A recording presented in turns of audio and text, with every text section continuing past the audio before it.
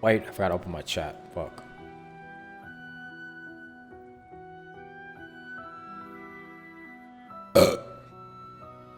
Excuse me.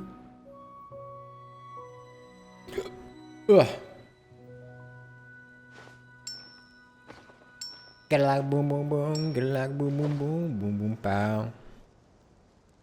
Boom boom boom. What?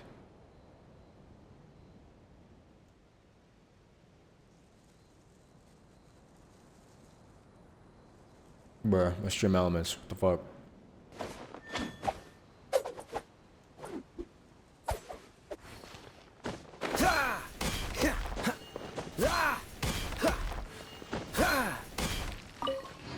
What's the hurry?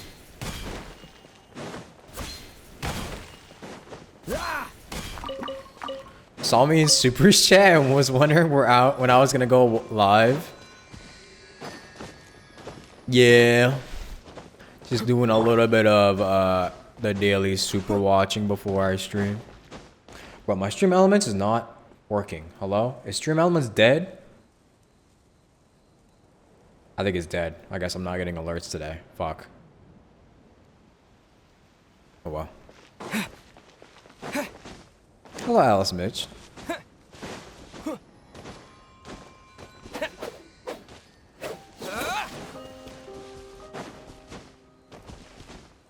Oh my god, how are you guys? How long has it been since I last streamed? I don't even remember. I don't even remember when I last streamed.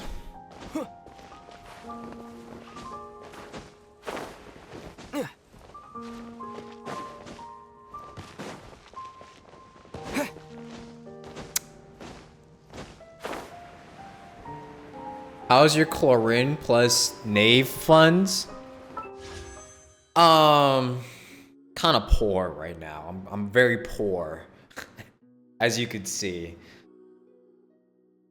You know what's funny? I missed an event. I missed one of the events. Like the last event for 4.1. I missed it. I didn't even play it at all. I'm so sad. I missed out on all those primo gems. And the funny thing is that I was planning to play it, but I was like debating on whether or not I should stream it or if I should just play it on my own because I didn't want to bother Celeste when I stream, and I didn't want to like open the stream, open the chat, have to talk through it, and have to like only stream an hour or so because it would probably be short. And so I debated that until I completely forgot about it. And look where I am now. I don't have any more primo gems. The poetry one? No, I did the poetry one. It was the one after that.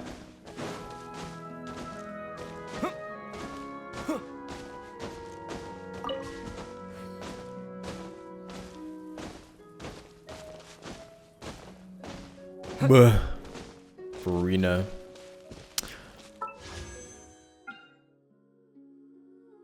The one with the team setup, I think. I mean, whatever event it was, I'm pretty sure it didn't have any dialogue or anything. But I missed it. I'm sad. Wasn't it a combat event? I think so. Am I pulling for Farina? I don't think I want Farina yet. Okay, I'm waiting until people come out with... I'm waiting until people show how good she is. If she really is like universally good, maybe. The only person I really want on this banner though is her. Charlotte. Only person I really want is Charlotte. Because of that feature that she has where you can like take a picture during combat. That's like the most useful feature ever for people who care about their YouTube thumbnails.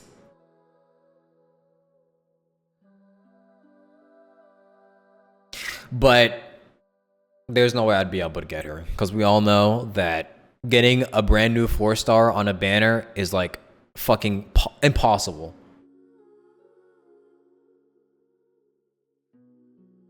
Shit is about as rare as getting a starter character 4-star.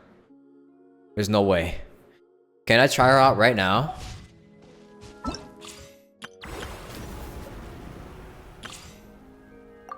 Try out Farina. Less than 15%. Yeah, I don't know if I want to play with those odds. I mean, I've been getting pretty lucky lately, but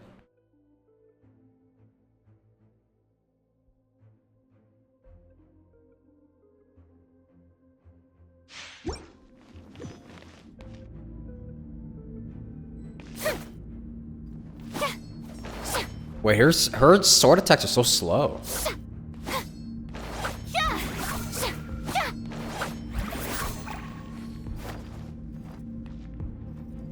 Why do they feel so sluggish? They're very cool though.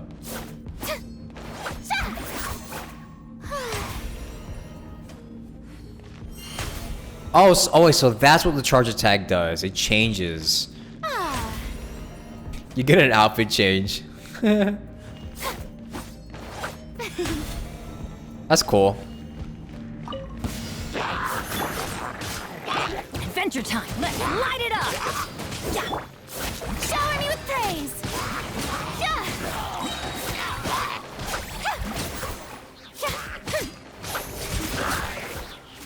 Everybody stand back. Let the world collide. Ow. Stop that.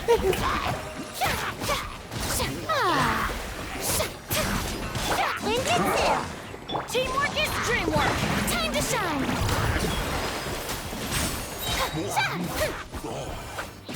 Her attacks are very dramatic. It's fun. Strike a pose. Everybody stand back. That's gonna hurt in the morning. Let the world collide.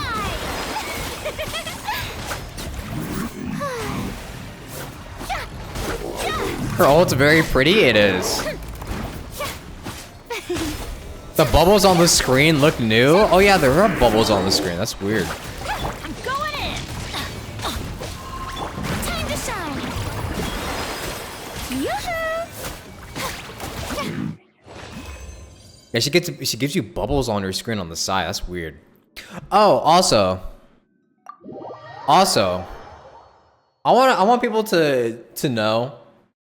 I want people's opinions. Do you guys play with or without Bloom for your graphics?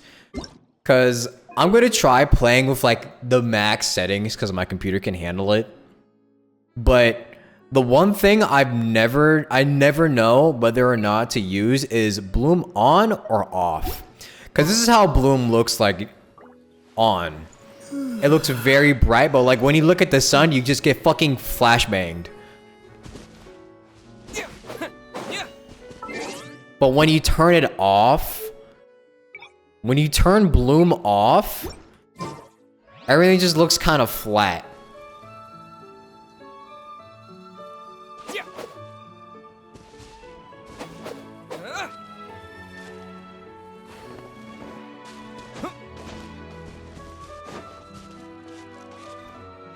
I don't know, I kind of want to try using Bloom again, because I used to use it back then.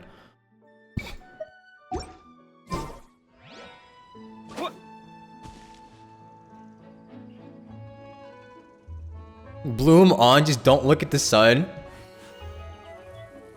True.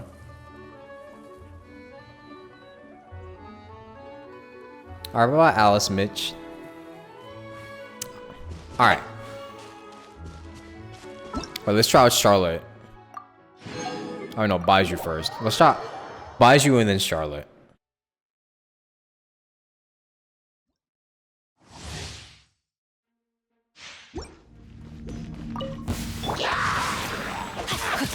You're in for a little shock.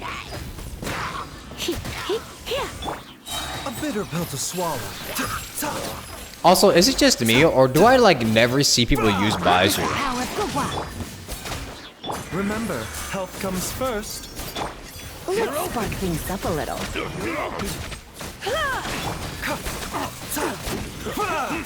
I feel like Baizu is like one of the least used 5 stars.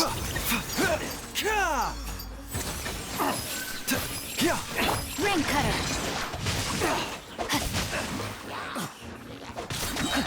Seems like an emergency. Mind the side effects. He's niche? That's kind of sad. Try not to enjoy this too Because we much. waited so long for him and now he's just considered as niche. The doctor will see you. Witness the power of bwaap. Know my sword. Mind the side effects. Did I ever finish Final Fantasy 16? I didn't. I haven't. I need to. I need to actually get off my ass and do it. But I have to do all these things first. I have to fucking play. I have to first finish the Archon quest video that I haven't finished for some odd reason. Actually, no, it's like no odd reason, but I haven't finished the Archon quest video that I was supposed to be done with like weeks ago. There's no excuse for that. Honestly, that's just my fault. I fucked up. But I'm gonna get it done. I'm gonna get it done. I fucked up. I will admit I fucked up.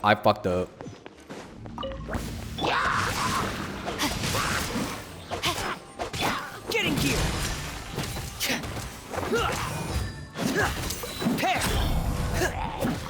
Ring cutter.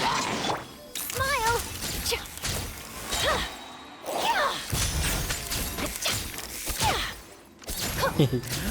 Her little pictures. Breaking news.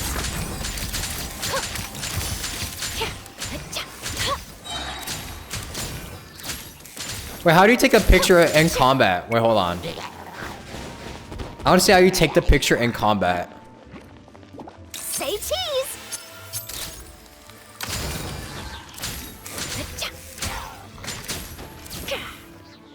It didn't work. Witness the power of bwaap. Wait, hold on. Smile. Do you need camera as an item? Hold on. Let me see if I could get the camera out.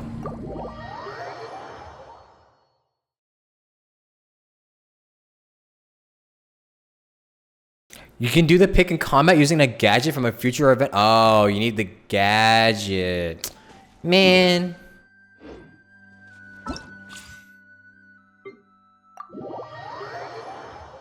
Frick.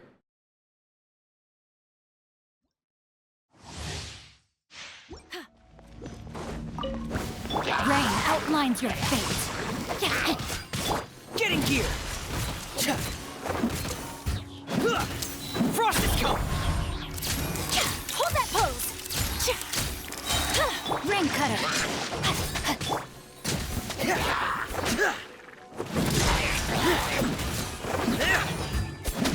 Did I already pull for Charlotte? No.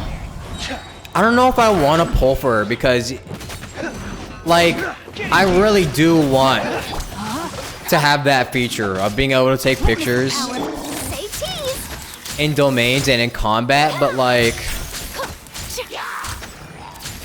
Hard-hitting exclusive. Know my sword. but it would be so hard to get, and I have to actually use wishes that I'm saving. Get in gear.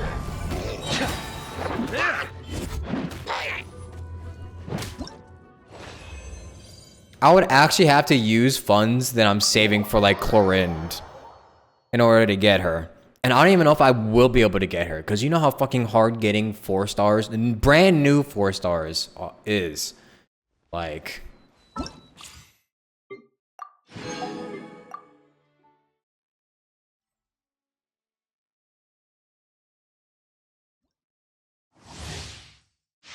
maybe though, maybe. I don't know yet. Absorption test. I'm thinking about it. Rain outlines your fate. Because who knows? What if I get lucky?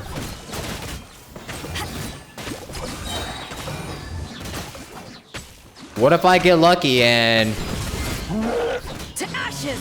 I end up getting Farina too on like very early pity? Stand clear.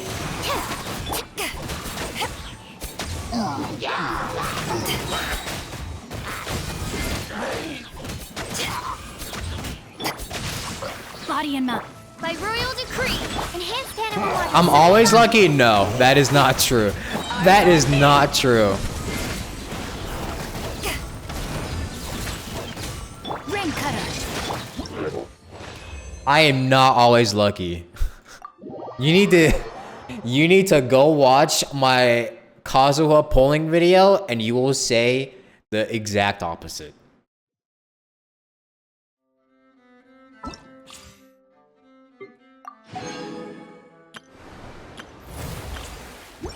Alright, how about we...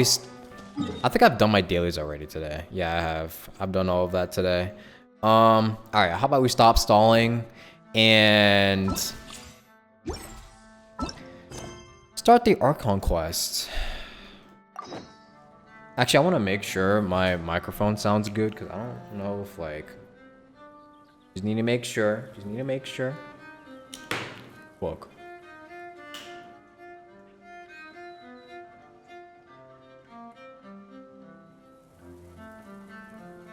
Boo. Boo. Just need to make sure that everything's fine.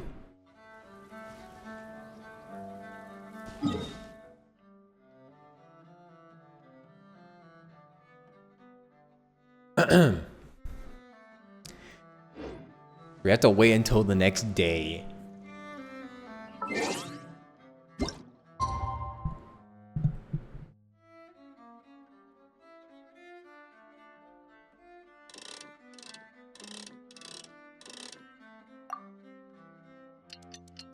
Am I doing it now? I am.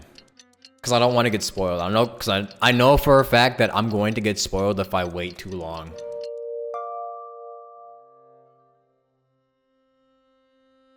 Did I see the Five Nights at Freddy's movie? No, not yet.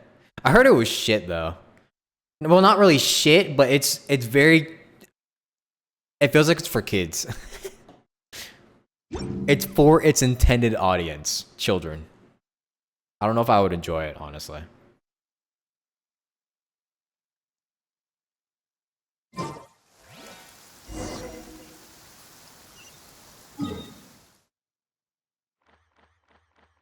Gotta go back to the Fortress of Meripede.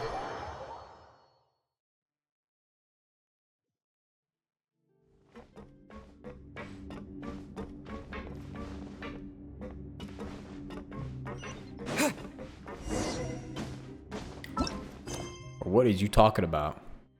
I'm trying to go to the dormitories, Paimon.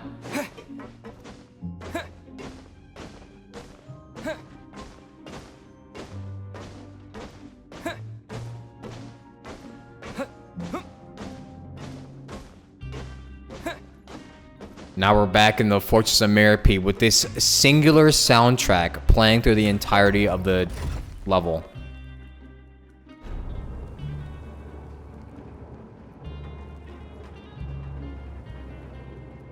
Why did they make only one soundtrack for the Fortress of Meripede?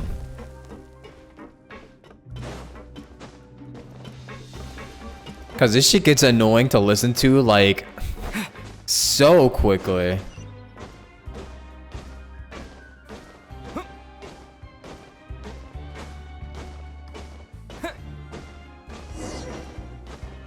Bro.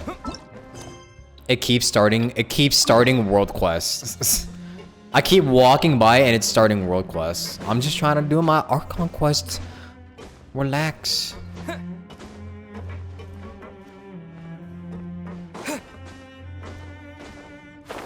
Oh shit.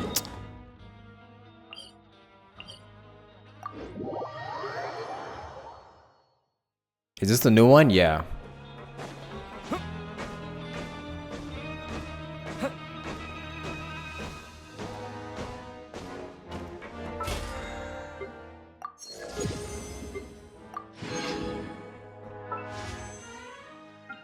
Let me get rid of these real quick.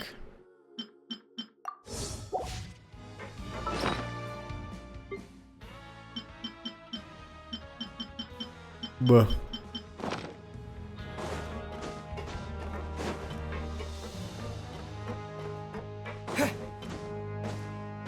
Did we just start? Yeah, we just started. We're just about to start right now. Right now. Some time has passed since the incident in the Fortress of Meripede, and your sentence here is almost finished. Now for a little rest after breakfast. This is the life. Wait a sec. Isn't something important supposed to happen today? Oh, today's our big day! We're supposed to leave the Fortress of Meripede! Come on, we've got to go complete the release procedures now! I'm free. I'm a free man today.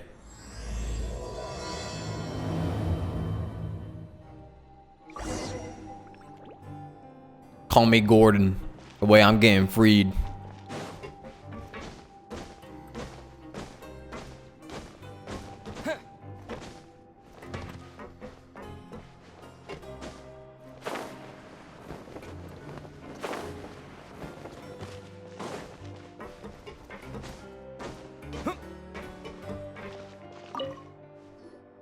Please sign here. This document will be effective immediately upon signing, and you two may exit the Fortress of Meripede via the regular channels. It's been so long since we've been to the surface. Let's hurry up and... Huh? What the? Are we already having an earthquake? What's happening?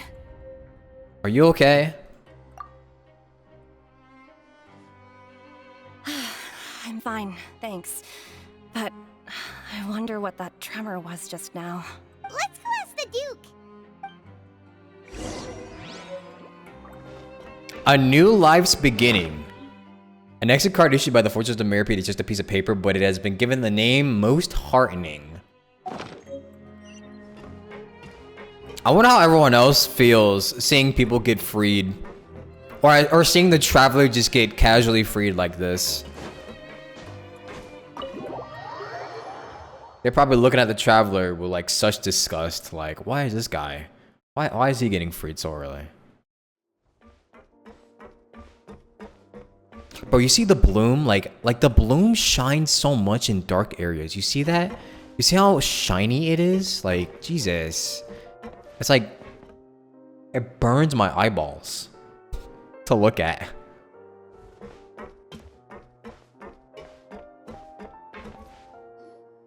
Your Grace? Ah, good to see you two. Is there something you wish to see me about? Did he not feel that either? What? Did he just not feel that tremor? Yeah, what was with that earthquake just now? Ah, that. The tremor didn't originate from the seafloor. In fact, it seems it came from the surface. Oh. Over the years of serving as the warden here, I've developed a sense for distinguishing between what occurs on the surface and what occurs underwater. Huh? Besides, Wait. the seal that Monsieur Neuvillette set in place won't fail so easily. How is that even possible? So the fortress is okay? If you recall our last incident, if there really were a problem, there would be crowds of inmates in a panic right now. Huh, you've got a point. Okay, seems we need to get back up to the surface and ask about what happened. By the way, do you know what day it is today? My birthday. I believe today is this month's pipe cleaning day. Wrong. It's my birthday. Everyone give me presents right now. Wait, seriously? Actually, today is the day we say goodbye to the fortress. Ah, yes. Have you completed your release papers? Yep. It's you two. Are you leaving now? Yeah. That's right! Today is our last day in prison! But now that Paimon says that, it doesn't feel like we were confined here. It's actually been pretty nice! A lot of people have helped us out. Oh yeah, Paimon feels fond of this place now! Then be sure to come back and visit. I'll miss you. Aww. If you've signed the release papers, then you're free to go. The guards will escort you out. You're not going to see us off? I knew you'd ask. All right, sure. Let's go. Well, you actually agreed. No worries, you must be busy. Paimon was just joking. Ah, so you do have a polite side, I see. After being down here for so long, I imagine you must feel like you're lacking companionship. Shall I come along too? No, that's alright. It's not like we'll never visit again, surely. I'm never coming back here. I'm never coming back to the Fortress of Meripede. Yeah, don't worry. We'll come back to see you. Paimon really likes the cafeteria here. The chefs sure do know how to make good grub. Unless they're giving me Primo Gems for completing quests down here, I'm not coming back. I hope you won't be here as convicts the next time I see you. We'll do our best to stay out of trouble. Well, it seems our work in the Fortress of Meripede is finished. That's the end of another chapter in our journey. And since Nervalet was the one who asked us to come here, we should probably go report to him now. Next up, the Palais Mermonia. You're going to see Monsieur Nervilette? Please pass on our kind regards. I'm sure just your regards will do, no? I believe it would be the polite thing to do. I wonder if we'll ever get to see them interact with each other. You're right. I've heard the Palais has been terribly busy these days. Tell him that I hope he hasn't been overwhelmed by the recent string of troubles. It would be nice to see them Sigewinne and Neuvillette interact with each other. Considering it seems like they both know each other very well. If you're concerned about things at the Palais, why don't you take some time to go up and check things out? I believe you should still have some vacation time to spend. Thank you for being so understanding. It means a lot. It's been some time since I've gone to the surface. I must say that I've started to miss it a little. They did in his quest? Aw, damn. Well, unfortunately, it's gonna take me some time to get there.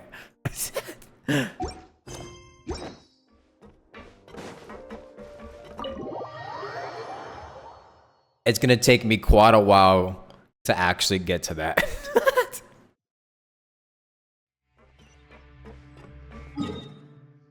I'm just gonna teleport all the way over here. I'm not walking. Screw walking.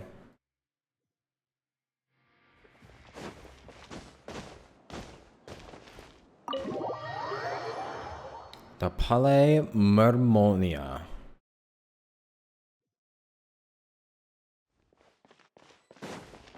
So nobody else felt that tremor? Like, everything's so casual. The Palais Mermonia sure is buzzing with activity today. Why does her voice sound like that? Wait. Halt! What? Oh, it's you two. Apologies. Monsieur Neuvillette did say you'd be welcome at any time. Excuse me, would you mind helping me take a look at this report? I'll be right there. Sorry, I've got my hands full here. You can see yourselves in. Okay, thank you. He's so cute. Everyone's so busy. Seems a lot has been happening.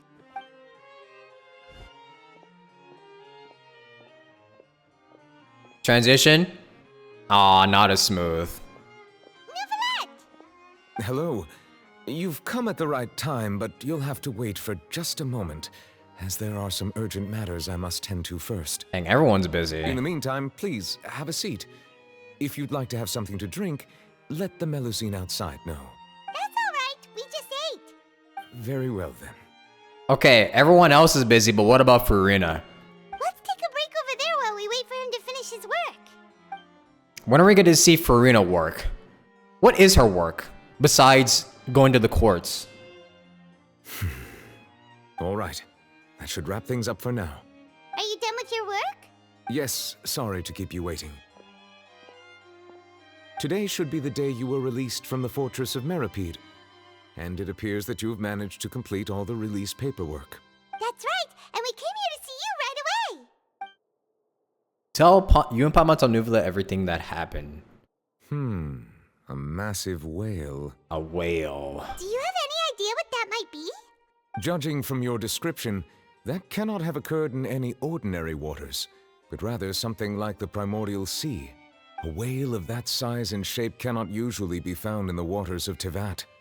Therefore, we can only assume that Child is presently immersed in primordial seawater. Yeah, I was right. Immersed in primordial seawater? But how? And is he okay? He's not from Fontaine, so he won't dissolve, but he'll drown. It's still water. Nah, it's still water, no. Most people wouldn't be capable of entering in the first place. I'm not completely sure how he could have gotten there myself. There's something we'd like to ask you about. Yes? What is it? What was that tremor we felt earlier? Ah, right! Paimon felt it too! We asked the Duke and he said it wasn't from underwater, so we figured you might know something about it. It turns out that I have just received a report about this particular matter. In fact, that's exactly what I was busy with a moment ago. The source of the tremor was here on the surface near Poisson. After the shaking stopped, the water levels in the Poisson area rose at an alarming rate. Oh. Uh-oh. The water levels rose? Oh no! What about all the people there? Fortunately, the water levels only rose for a short period of time and have already returned to normal now. However, I still have a bad feeling about the whole phenomenon. That is a bad omen. If the change in water levels is connected with the leaking primordial seawater, then the situation in Poisson may be much worse than it appears. Yeah, are you sure you guys don't want to put up like some barrier or something? Navia should be in Poisson, right? We need to go check on her! It's true. I would also like to go there as soon as possible, but I'm afraid I can't leave just yet. We must immediately formulate disaster prevention plans for the surrounding coastal areas to avoid potential catastrophes. I'll have to ask you two to go to Poisson first. I'll meet you there to check on the situation once I finish things here. Alright, sounds good. There's no time to lose! Let's get going! Please be careful.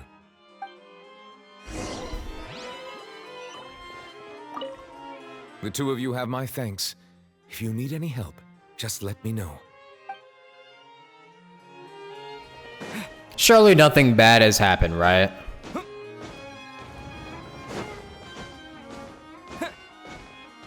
We're gonna get there, the water's gonna be fine, and Navia is going to be a-okay. She'll invite us over for some tea, maybe some more macarons, and everything will be okay.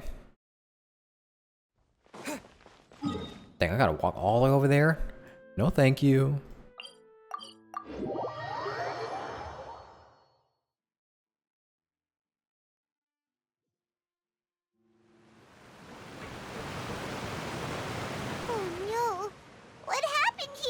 Oh, damn. All the buildings here seem to be in pretty rough shape now. There's nobody around. Were they all dissolved? No, let's not assume the worst yet.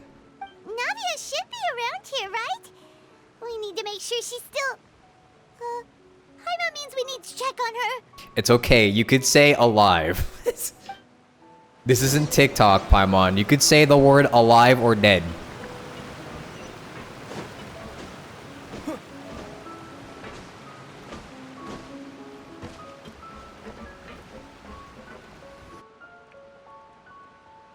We haven't seen a single soul all the way here. Oh, this is getting scary. What will I ever do now? Look, there's someone on the roof over there. How'd you get up there? Just stay put. We're coming up. Watch your balance. All right, just hurry.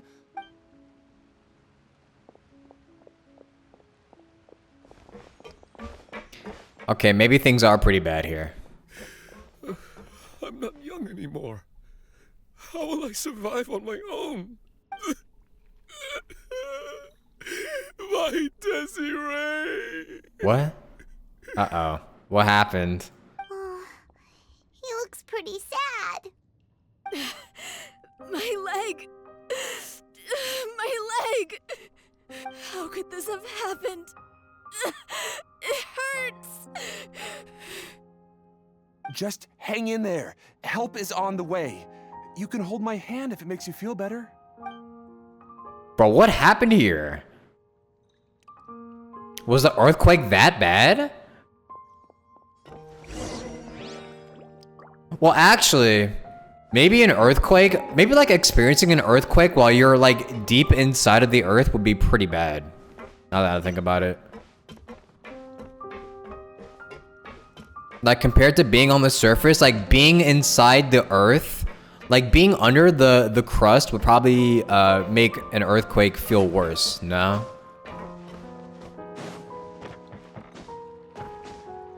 Navia better be okay.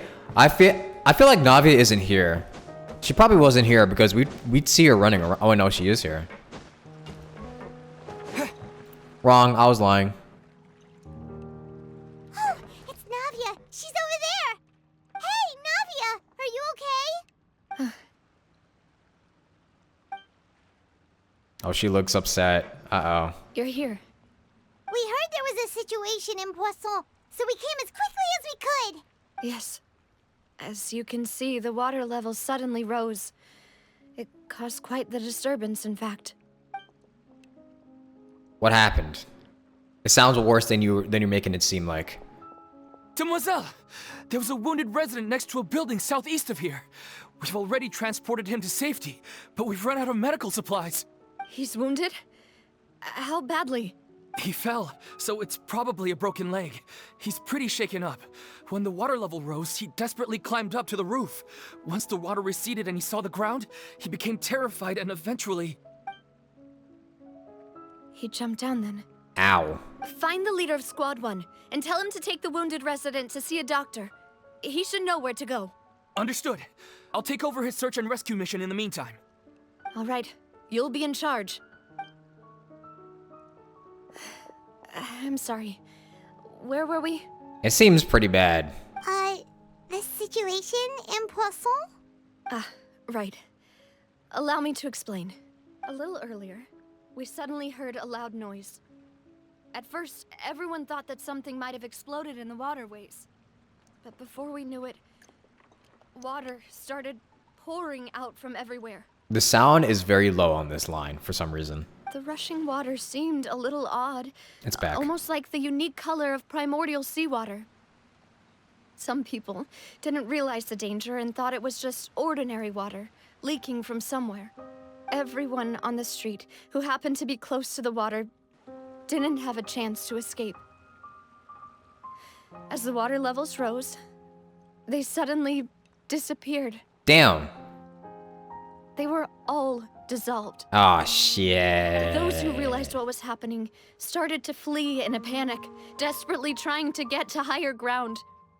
Many were injured in the stampede, and some people fell from significant heights. The Spina di Rosula initiated rescue operations as quickly as possible, but there have been a lot of casualties. Fortunately, the water began to recede after some time, and the chaos came to an end. Damn. The water that flooded the area contained primordial seawater, so the lower levels of Poisson are still hazardous. To ensure everyone's safety, I've asked the people there to leave as soon as possible.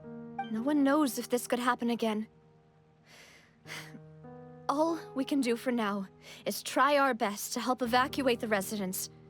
We still haven't completed the head count, but we'll have some numbers soon. Damn, so it's a whole ass tragedy over here. How awful. And all of this just came out of nowhere. It was quite frightening indeed. I only wish that everything that just happened was a bad dream.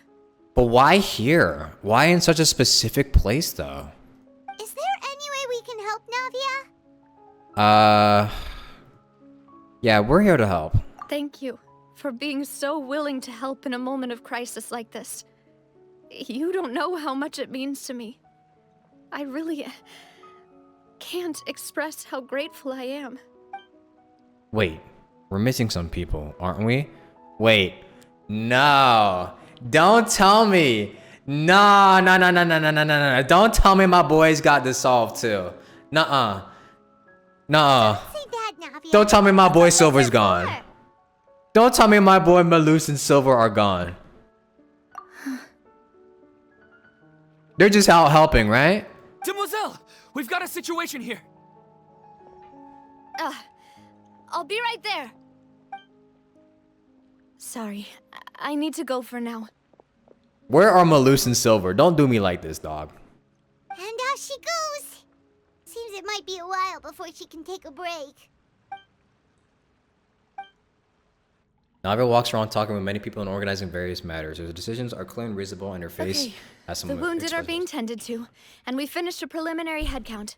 More support has just arrived, so I suppose I finally have a moment to focus on my own matters. Of course, we should remain ready for anything, and continue doing our best to rescue others. I'll be sure to have everyone at the Spina di Rosula ready to render assistance. Traveler, Paimon, would you two accompany me to my father's grave for a moment? Huh? Right now? I understand. Thank you. I've got a bad feeling. Where the hell are Malus and Silver? Please don't tell me my boys are gone. Not my dog Silver, bruh.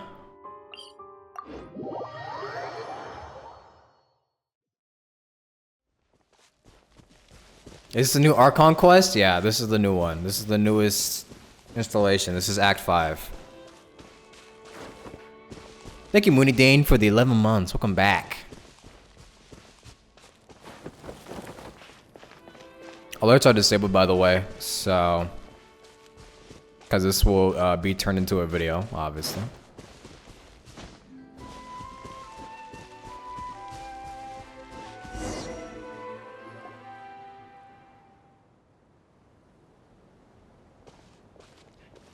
Not a lot of people here, huh?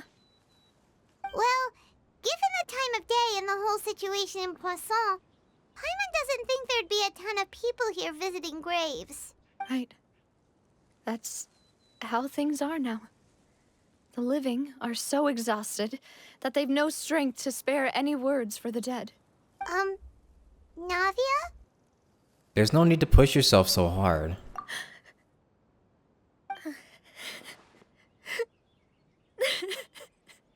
No. Navia, what's wrong? Sorry.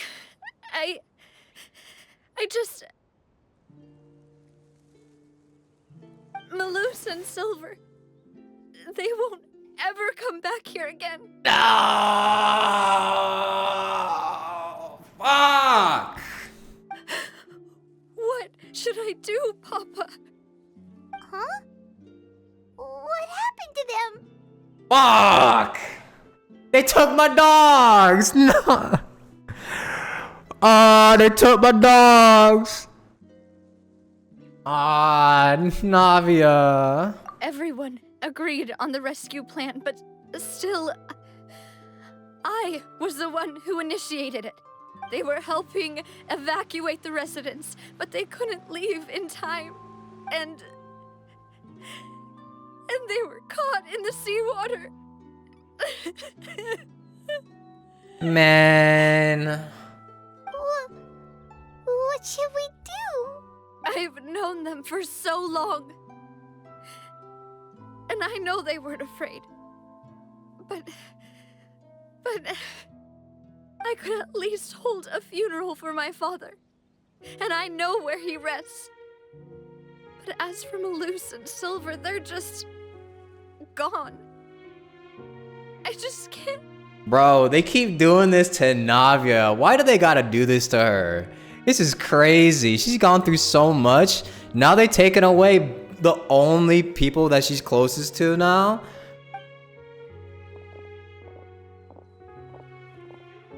Everything looks so clean after it rains. Even the gravestones. I didn't expect that you'd enjoy a glass of red wine in front of Master Callus's grave. I can understand. Besides, the scenery here isn't half bad. See, it's not just me. I always want to bring something when I visit Papa. Perhaps we might even have a picnic. He wouldn't be angry, would he? How could Master ever be upset with you, demoiselle? Yet the cemetery is the home of those who have passed, is it not?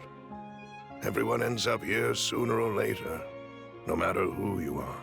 Buying yourself a plot in advance, are you? No need yet. But when I do, I hope you'll let me be buried beside Master Callus, demoiselle. Bruh. Hey, stop joking around. I'm quite serious. That way, it'll save us both the trip to see each other whenever you visit your father's grave. That makes sense. In that case, Could I be buried on his other side?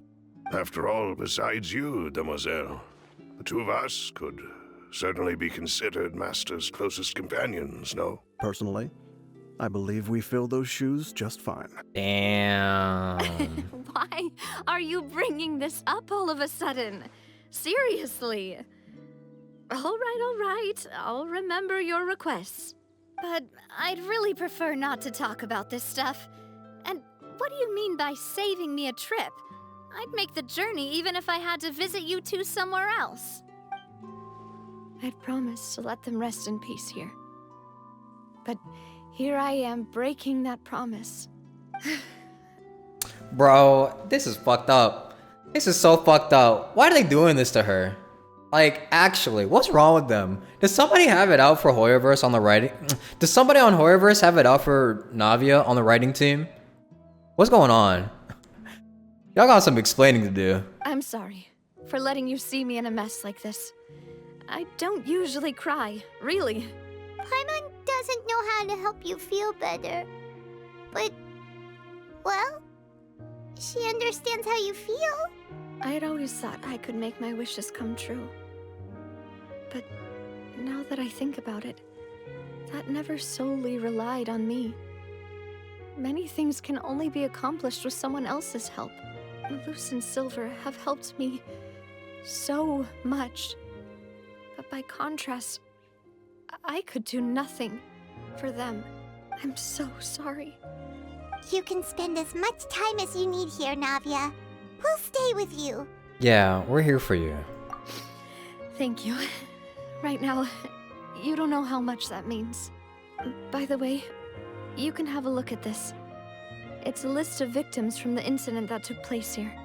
Obena, Khan, Burnett, Giverny, Francine, Karina, Daisy Ray, Joinville, Julianne, Esson, as well as Malus and Silver. That's a lot of people. So, everyone else is safe. But still... It's okay. I know what you're thinking. And you're right. We lost Malus and Silver. But we were able to save more than we anticipated. The overall outcome indicates that the cost was worth it. No one's sacrifice is truly necessary. Yeah, this shouldn't have even happened in the first place. Nobody should have had to die in the first place, bruh. Right. Don't think that way, Navia.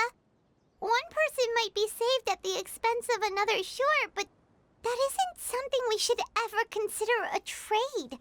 Malus and Silver were not the price for saving anyone. They're heroes.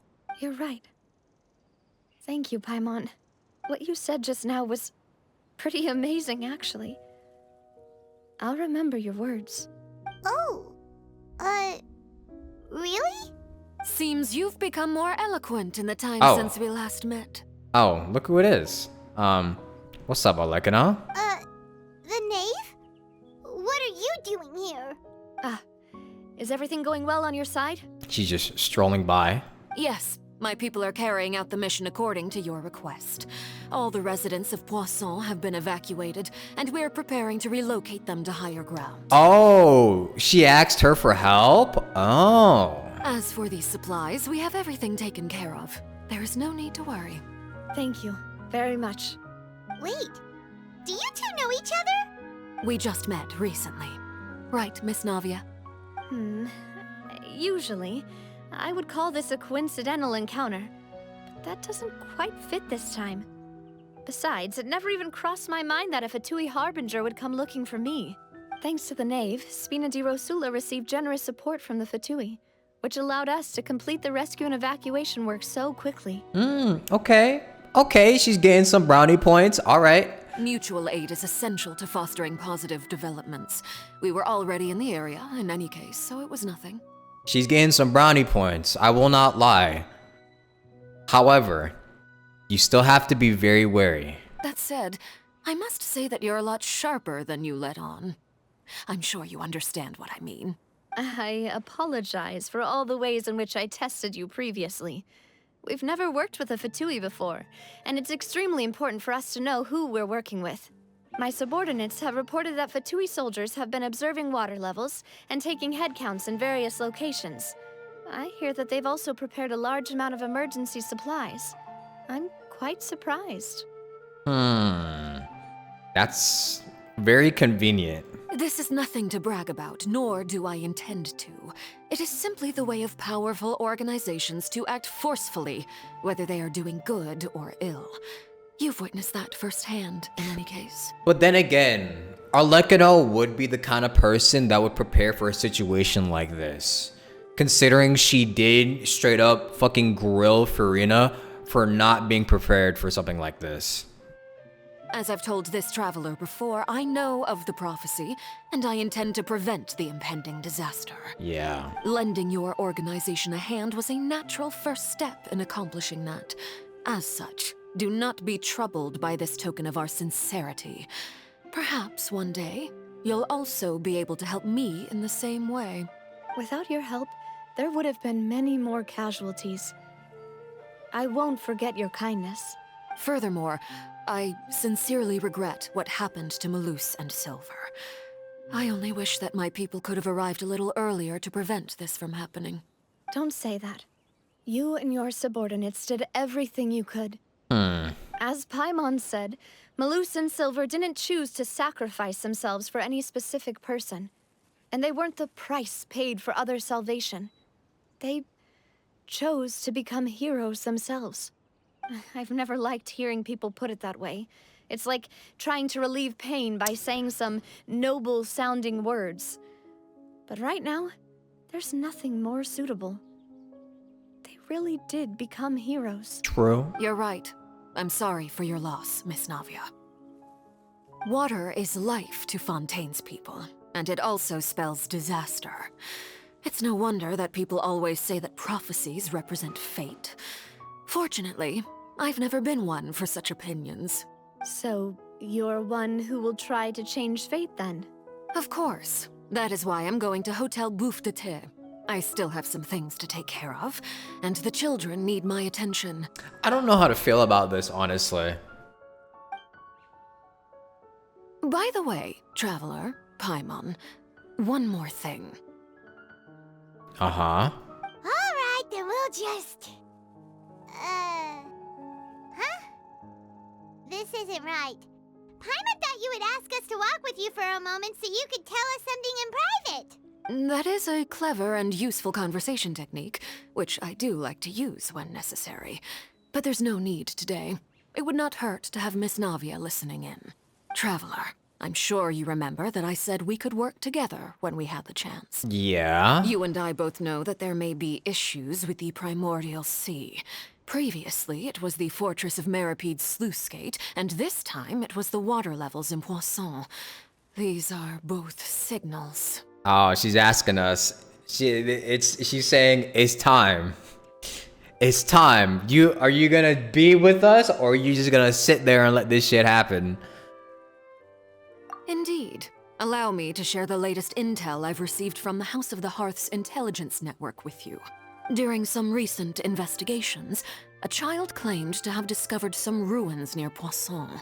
The ruins date back to ancient times, and seem to be worth investigating in many ways. Judging by the dating of the ruins, they may be related to the prophecy and the coming crisis. The situation is becoming more urgent, so any pertinent information will prove extremely precious. My people initially came to prepare for ruin exploration. Unexpectedly, this disaster struck. And at present, we're all busy prioritizing the rescue effort. So that's why the Fatui were already in Poisson. Okay. I wanted to take the children along, but unfortunately, Linny, Lynette, and Fremine have all been dispatched to higher ground to assist affected residents. Linny told me that outside of the house, the person they trust most is you, which is why I want to give you this task. Can you trust an outsider like me? The House of the Hearth's members see each other as family. But Linny, Lynette, and Fremine said that they also see you as such, even though you are not from the house. I'm sure you already understand how earnest they consider their friendship with you to be. Very true. Oh, that somehow makes Paimon feel kinda happy. The intel I just shared about the ruins could fetch a high price. But since the children consider you family, it's only natural that I freely share it with you. Okay. How ironic the wolf in sheep's clothing seems the more rational of them all. Well, yeah. That's how that's how the wolf is supposed to act in order to blend in, right? They're supposed to be rational in order to not stand out too much and be discovered. Got it! So all we gotta do is go to some ruins, right? We can handle that. Excuse me, but may I tag along? You wish to join, Miss Navia? But are you sure you're up to exploring some ruins? You need to rest. Well, I'm sad, yes. But I can't just go back and plop myself into a chair by the roadside and do nothing. There's no point in being depressed while we still have a disaster on our hands. As my father's successor, I must live up to the hopes he had in me. Besides, I'm also doing this for myself. I need something, a distraction, to keep my mind off Malus and Silver. Navia's strong, but she needs company right now. We can be that company if she goes to explore the ruins with us. Since you put it that way, I have no objections. What do you say, traveler? We'll go together. All right. The ruins are to the south of Poisson. Here's the map. Okay, the three of us will handle it. Come on, let's pack up and get going. I didn't expect her to be here this early. And I certainly didn't expect her to help her out like that.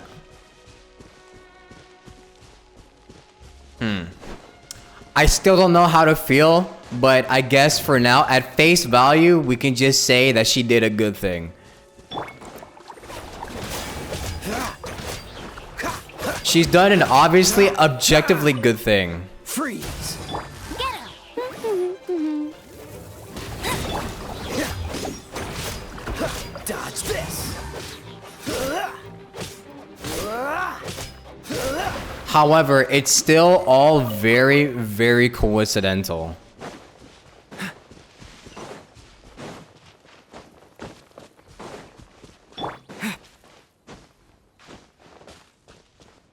Chest I didn't get.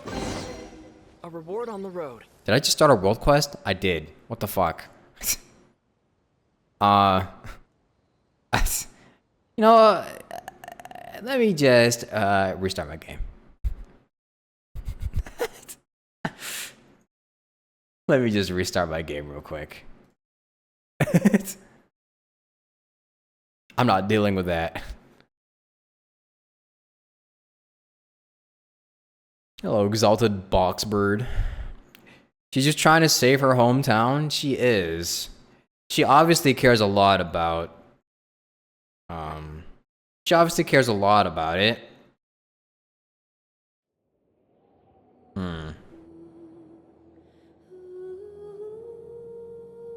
Where's the freaking Archon in all of this mess? That's a good question. Where is Farina? We still have not seen Farina outside of the meetings and the court sessions. Where is she?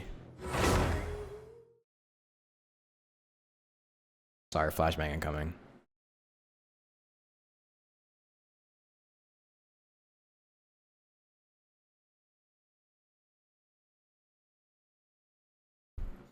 Farina be hiding in the opera house? Doing what though? Surely she's. Oh no, no way. It's bruh. Okay, salsa.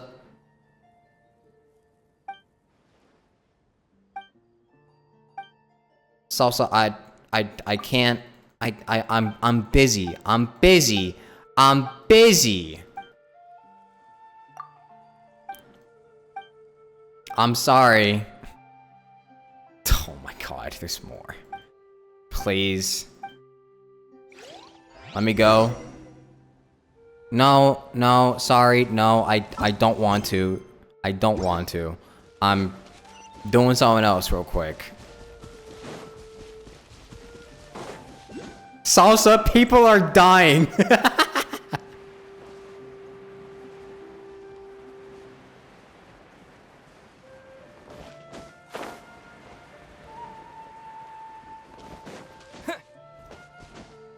We can go play with Salsa later, honestly. We've got more important matters to attend to. Someone who isn't a main character needs help, fuck that. Exactly. They've got their own time slot.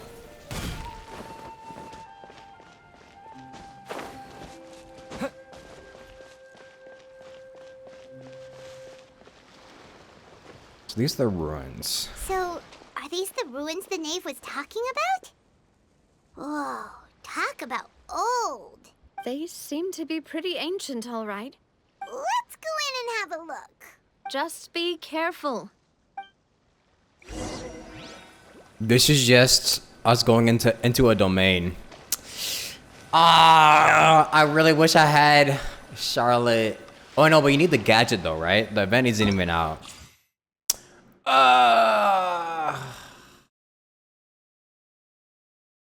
know what kind of sucks? Having to do this early. I can't take any pictures of the domain. Because, for one, I don't have the gadget, so I can't take pictures inside of it. And I don't have Charlotte either.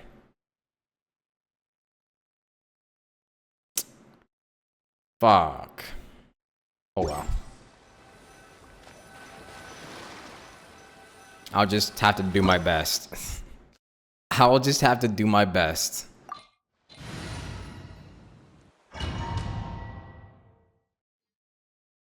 At the end of the day, the Knave's main goal is the Gnosis, but she's outright stated that she has permission to use the Gnosis for whatever she wants first, which is implied to stop the prophecy.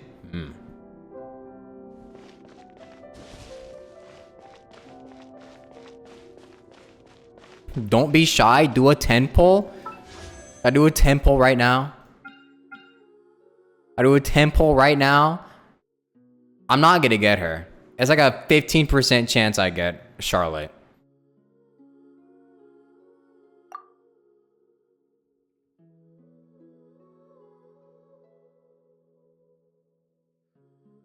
%15 is still a chance, but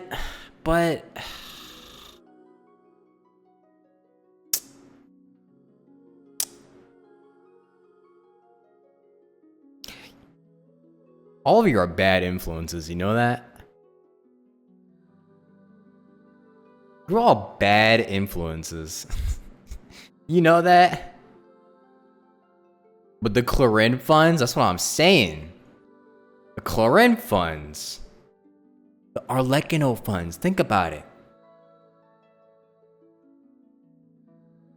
If Arlecchino comes out, think about it. Take the chance.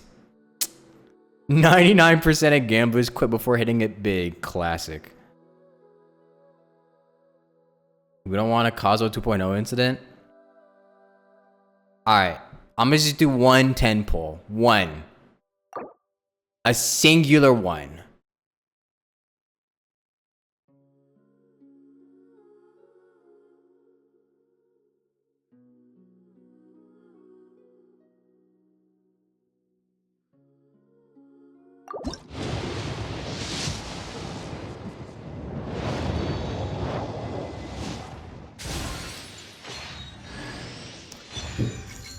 It didn't work. I'm never listening to chat again. I'm never listening to chat again.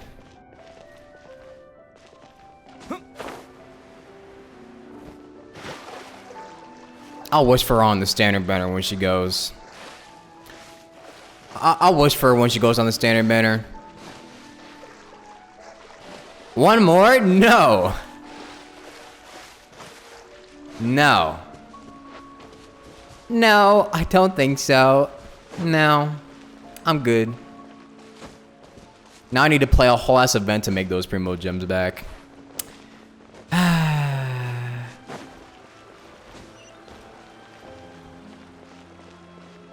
Oh shit.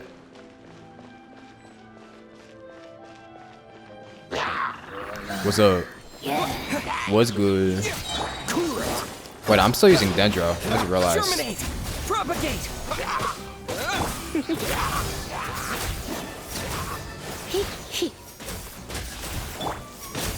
Scatter! Hey man, not my fault that Hydro is booty cheeks.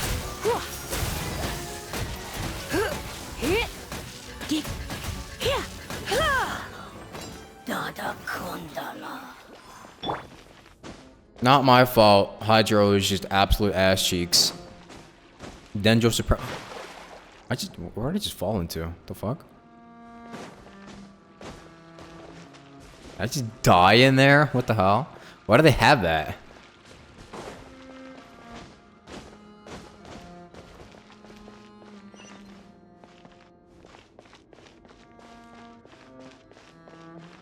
Don't worry, you're just building pity for Chlorine. That's just gambling addiction speaking. I almost died. I actually almost just fucking hit the side and died. And I can't climb.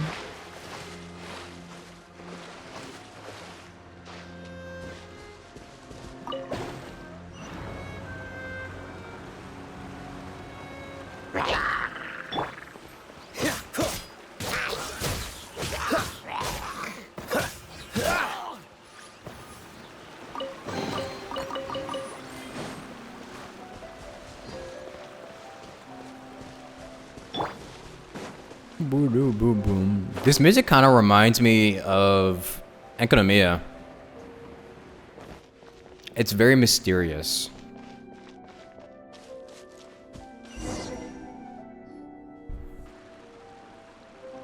This place has also been contaminated by primordial seawater. Yeah. And a lot of it, too. Damn. A Fontainian would most likely dissolve the moment they fell in. Hey, come on. Don't think like that. These are bad thoughts, Navia. Let's calm down. You should go back to safety. Right. You can't go down if there's primordial seawater. It's too dangerous, and it won't be any help for you to just stay here. Don't get by my wrong. We're not saying you're useless. It's just that... No, you're right. I can't do anything in this situation. I'll leave this to you. From the looks of things here, maybe there's no way back. Yeah. That complicates things. Maybe the only way left is forward. Did we get led into a trap? In that case, do you want to wait for us here? The water levels here are unstable, and there's a chance the water will rise. So staying here wouldn't be safe either. I'll go together with you. Perhaps we'll find the exit just up ahead. Well, seems like there's no other option. All right. Come with us for now then, but please be careful.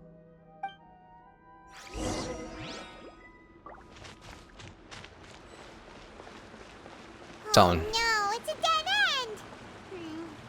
Let's try climbing over from the side. Do not dive into that way. Did you see that? Traveler almost just dove right into it.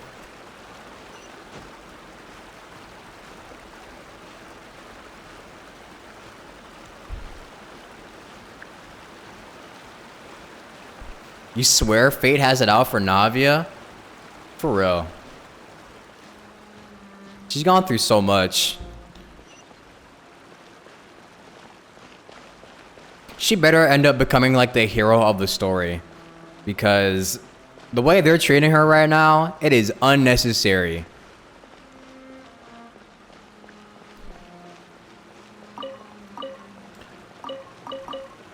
Why they gotta do my girl like this?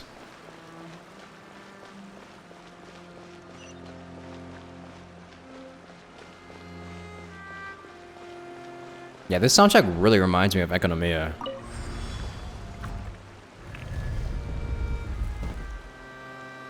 Makes sense though, because the people who produced Fontaine's soundtrack also did Enkanomiya's, I'm pretty sure.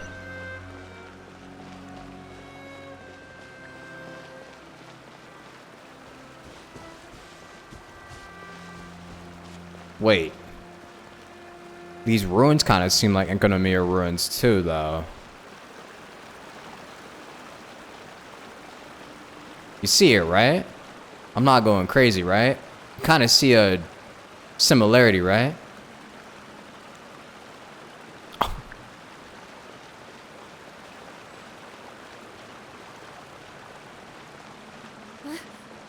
Oh shit! Something wrong with this bridge. That actually scared me.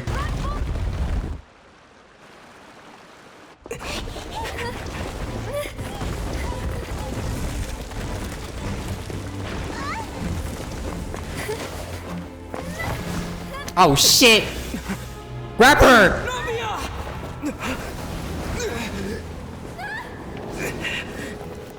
Grab her, please! Do not let her fall. Where did she go? You can't just show me that and then just cut to a fucking flashbang. Where did she go? What happened?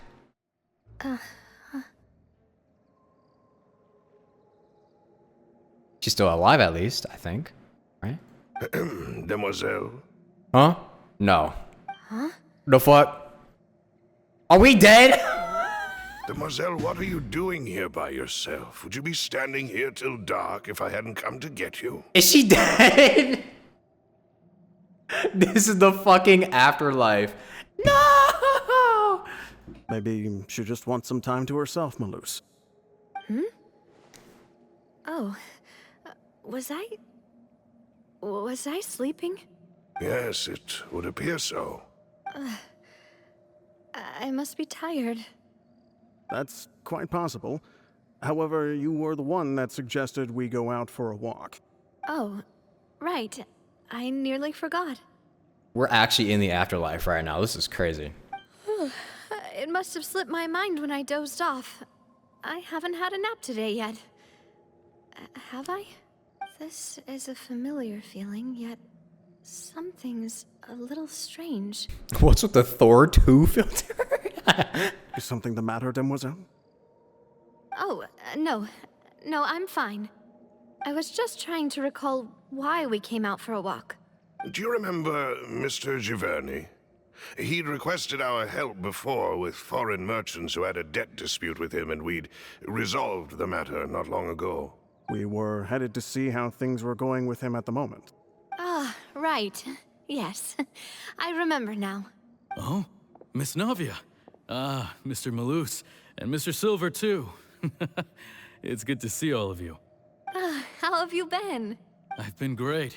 Thanks to your help, those bothersome merchants finally realized that I wasn't the one they were looking for. Why, I wasn't even the guarantor for that person. They were knocking at my door day and night. Even my neighbor, Obina, was getting fed up with them. Sometimes force is required to calm someone down and get them to listen to what you have to say. This is very strange. That's right. Oh, by the way, Burnett, what was it that you wanted to give to Miss Navia again? Oh, yes. One moment, I have it right here. Wake up! Miss Navia, these are some flower seeds that I prepared. Please take them. They're a very good variety, and they'll become very big and beautiful once they bloom. Wake up! I don't know what we would have done without your help, so this is a little token of our appreciation. I hope you won't refuse. Ah, did you cultivate them yourself? Thank you so much. I'll certainly take them. Malus, we do still have some empty flower pots at home, right? No, don't fall into it. Why, we can have as many pots as you'd like, Demoiselle. Wake up! Perfect. Wake In up! that case, we'll swap out some of the decorative plants for some of Mrs. Burnett's flowers. Very well. Wait, something seems to be off here. This isn't real. Excuse me, madam. If I'm not mistaken, your name is Burnett, correct? That's right. Is something wrong? No, it's nothing.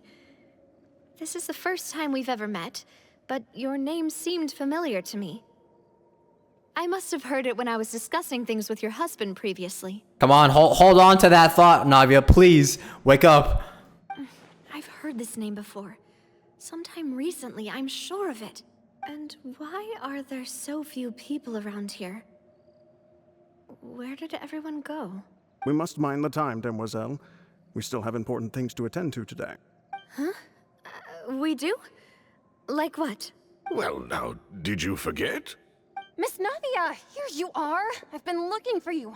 Please, come to the Opera House. Your trial is about to begin. Huh? Trial? My trial? Wait, why would I need to go to the Opera House? Yes, she's right, Demoiselle. It's just about time now, so we should get going. Oh? All right then. This is very strange. This is very, very weird.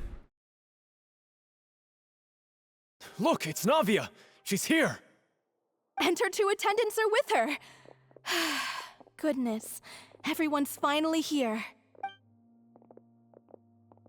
There's no one else in the crowd besides There her. are a lot of people here to see the trial.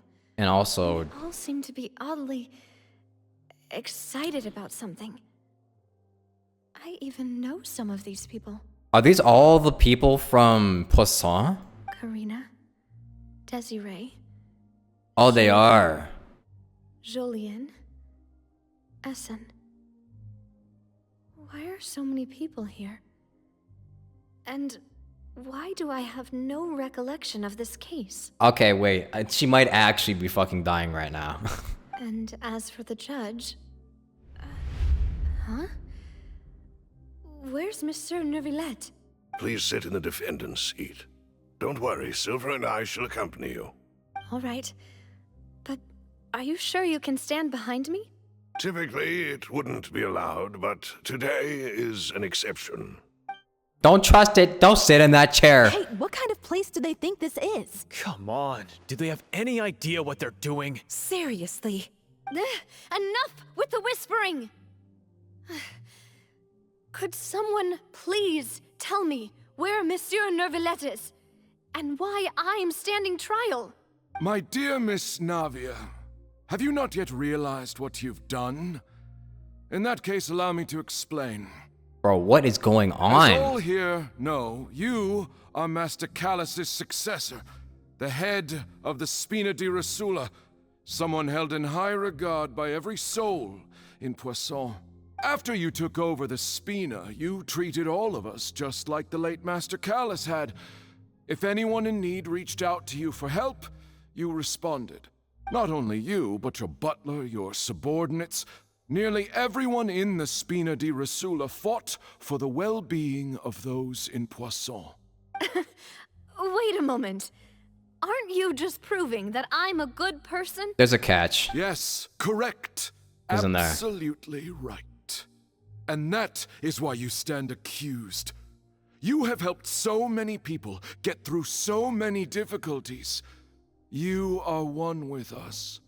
We are inseparable. What? We are one big family. All of us who are from Poisson, inextricably linked. And with you being so important, we couldn't possibly do without you. Therefore, this fair and honorable court shall declare you guilty, and you shall stay here. You will be together with us forever. Parasocial? Huh? What are you saying? Everything you have said is correct. I have indeed done a lot for my hometown, and I would be willing to be with you all, but what is the purpose of having me stand here like this? What is there to discuss? Ah, well, if that's what you think, then I have no further comments. How wonderful, Miss Navia! Uh-oh. I know all these people. Why are they laughing? I seem to remember now. Yes, I get it. This trial is... Wait just a moment. This isn't right! Wait, are they waking up? Malus? Wake up! What was that, Mr. Malus? Our conclusion is very clear and unanimous. Let the court judge her now. She's guilty! Stay here, Navia! You're one of us! Demoiselle, don't admit guilt. This trial means to keep you here forever. I wish to exercise my right to defend Our Lady. Mistress Ronville, you only know of Navia's goodness, but nothing of her utterly independent mind. She was born a free and independent spirit. She has never been tied down by anything. Indeed, even the death of Master Callus couldn't stop her. Talk to him. Her actions cannot serve as proof that she identifies herself as part of any group. She merely acted as an individual, extending her hand to help others. Please do not mistake her actions as being otherwise. That's my dog! That's my dog's right there! Really? As an individual, you say? Don't forget, we are all Fontainians here. This is the nation of justice, the nation of Hydro. Even if Miss Navia only voluntarily rendered her assistance, that doesn't change the fact that her beautiful soul must return to everyone. Water accepts all, blends with all. It will surely accept her kindness. Everything is measured here in the nation of Hydro, and in the end, everyone shall meld together. Thus, when a unanimous opinion emerges, that opinion represents justice. Now I speak for everyone. Our opinion is consistent. Navia should stay. We and Navia are one. And you would call this justice? Preposterous. You Talk to merely him. jealous that Demoiselle still has a chance to exist as an individual. Talk! Have you forgotten how much you all once longed to become individuals, to become independent? Cook! Do you mean to defy our justice? If your justice is flawed, then why should we acknowledge it? As you said, we can also have our own justice. Silver and I shall defend Demoiselle. And that is how we will enforce justice. My head... It hurts. Demoiselle. It's working though, it's working. Silver, it hurts. My head is spinning. All I can see is stars swirling in front of me. I remember now. Everything that seemed odd from the very beginning. Karina, Desiree, Joyville, Jolien, Essen, and Mr. Giverny and Mrs. Burnett, who we met earlier. Even Malus and Silver. They're all dead. I don't want to admit it, but they're all dead. These motherfuckers dead as shit. Don't be afraid, and don't admit guilt. We will protect you to the very end. Absurd! Who are you to say that she cannot be judged? We are the majority, and in the nation of trials, the majority is absolute justice. We are the will of all.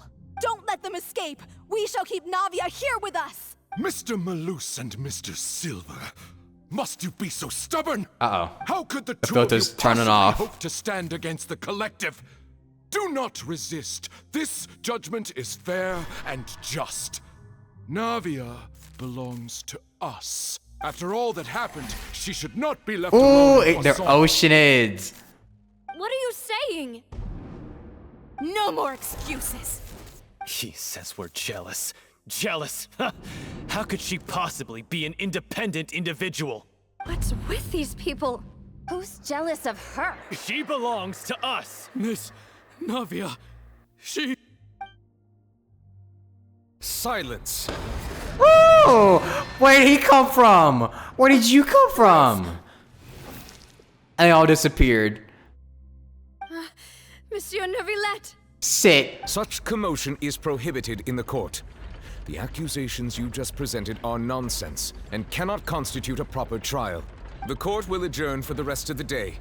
In this, I shall hear no objections from any unauthorized party. Our thanks, Monsieur Neuvillette. Please leave with me, Miss Navia, while there is still time. But... Go on now, Demoiselle. This is your only chance to leave this place. What, can't bear to leave us behind or something? Malus. My apologies. I couldn't resist making one little joke once I realized that... No, I don't want to this say shall be goodbye to our last them. goodbye. No. I don't want to say goodbye. Silver. Quickly, you must come now.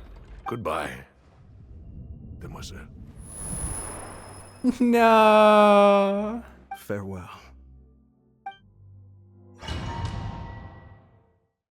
My dogs.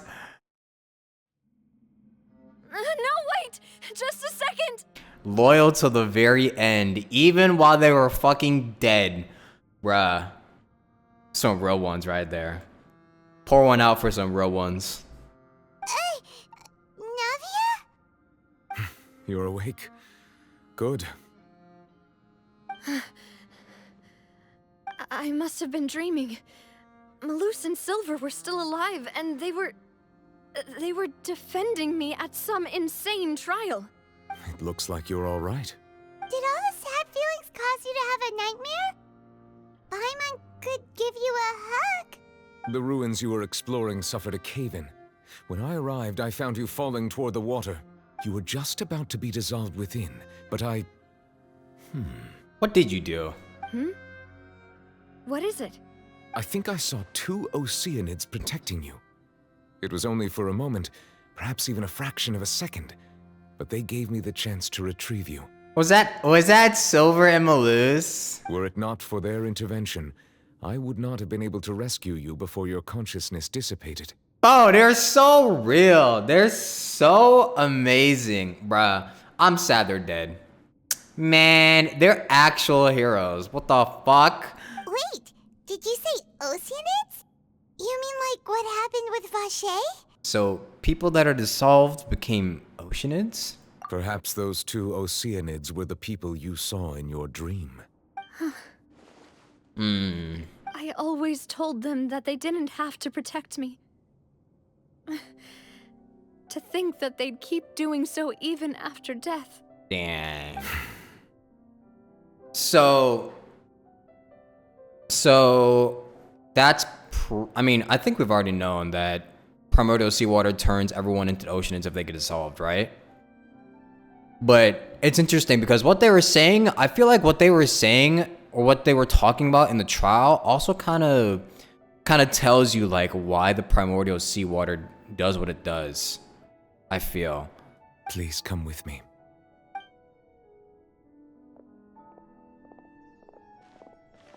Neuvillette, are you okay? Oh, I am quite all right. Perhaps there's something we could chat about? Why do you look so stiff all of a sudden? Oh, Paimon knows. You're the type who feels awkward when there's nothing to talk about, right? I merely thought that we should give Navia some time to herself. Huh? Why didn't you just say so then? Don't you think it's even more awkward to call us over like this and then have nothing to talk about? No. I suppose so. By the way, Sigewinne sends her regards. Ah, Sigewinne. I hope all is well with her these days. Her work in the Fortress of Meropide has not been too much for her, has it? No way, don't worry. She's doing fine down there. She's an amazing head nurse. I see. Well, that is good. I have always worried that Sigewinne would need a lot of time to understand the world of humanity, just as I have. Oh, and the Duke also says hi. Even though Sigewinne made him do that. He hopes that you haven't been overwhelmed by all that's happened lately. Thank you. I have indeed been busy lately, and I also hope that everything is going well in the Fortress of Meropide. He still doesn't know what to talk about. Let's chat about something else then. You're the expert here, Paimon. How about you come up with something? So, Neuvillette, you're probably quite the swimmer, huh? Alright, you know what? Never mind. Let me take over. Give it to me. Yes, of course. Give me the baton. This isn't going anywhere. Let's try something else. How did you find these ruins? Did the knave tell you? Yes, in fact. I had arranged to meet you in Poisson, but when I arrived, I discovered that the Fatui were helping the residents evacuate. They had even transported a large quantity of supplies to the area. Amid my astonishment, I ran into the knave, and we had a chat. She informed me that she had asked you to investigate the ancient ruins here. Yeah? Yeah, we originally planned to meet up with you, but we thought you might still be busy with all those official documents. We didn't think exploring the ruins would take very long, and who would have thought you'd wrap things up so quickly? I hope Navia can get back on her feet. It's really funny how... I'm sorry to have kept you all waiting like that. I'm feeling much better now. I guess we should get going again. Will you come with us, Monsieur Neuvillette? Yes, if you wouldn't mind my company. Yay! Another one joins the party! Let's get going then! Yay! Now we don't have to worry about dying. It's really funny how only now Paimon just doesn't know how to make conversations at all. She'll talk like a million miles an hour when it's just the Paimon and Traveler. But when it comes to talking to Neuvillette, oh.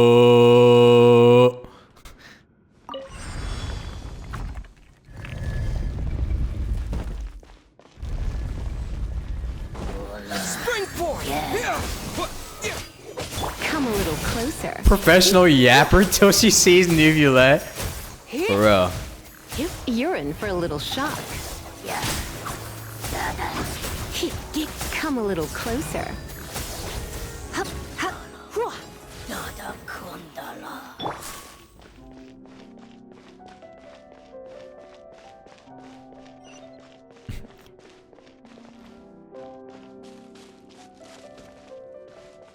Yapatron 5000 meets socially awkward dragon.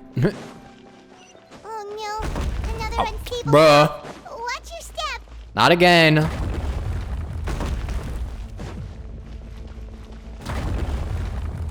Right, maybe we should have sent Arlecchino into here. Why didn't we send the Fatui into here? Why's it gotta be us? Cause look, now we're clearing the path for them. Now they don't have to worry about stepping on all these goddamn unstable paths. There are rocks falling over here. We're literally just doing the work for her.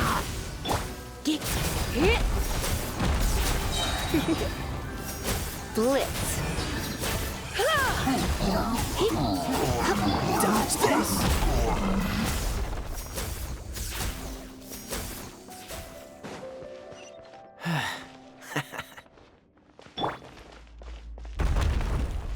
Ooh.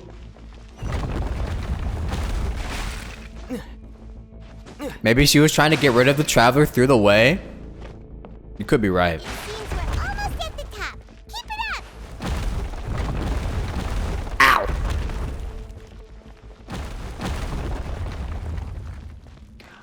I almost fell to my death and got crushed by a ton of rocks.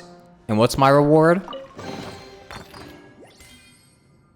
2 Hydro Sigils and 5 Primo Gems. Thank you, Hoyoverse.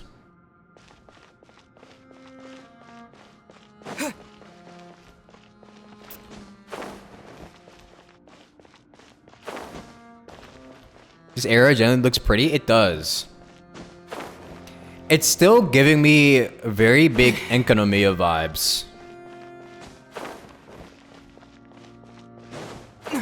Like the music to even the architecture, it's very, very similar.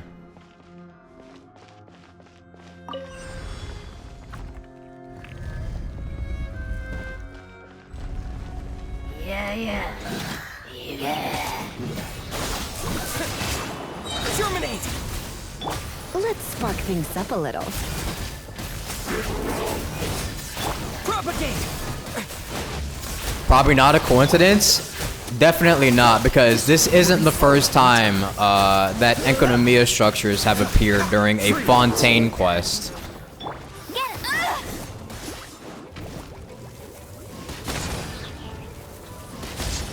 Dodge this!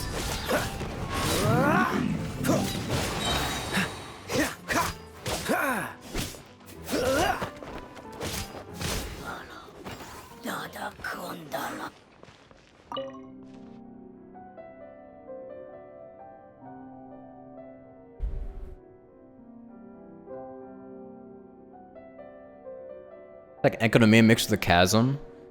Yeah, they both give off a very mysterious vibe, so I agree.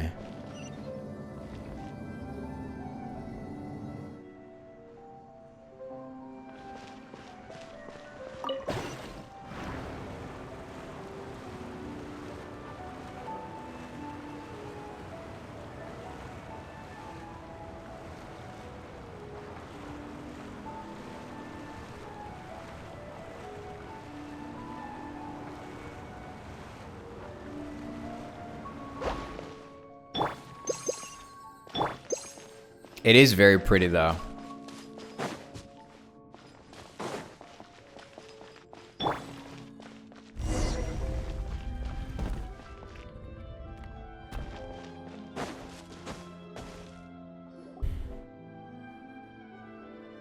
Looks like we've reached the end.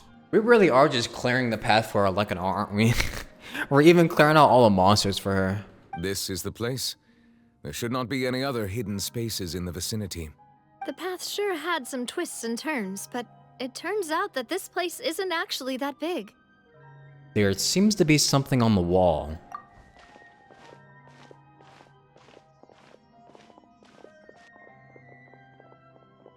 Ooh. Stone slates. It seems like they were put here as an offering. Could we take them down and have a look? Are these depictions of the prophecy? Perhaps we should just leave them be for now. There are 4 locations in total, but only 3 stone slates. The slate that should be in the first empty spot is missing. The surrounding walls also show signs of damage. There's something written below. Let Paimon see. Reason dictates that this nation be destroyed. I shall record the history of its future here in its past. Say what? So basically it's basically writing down.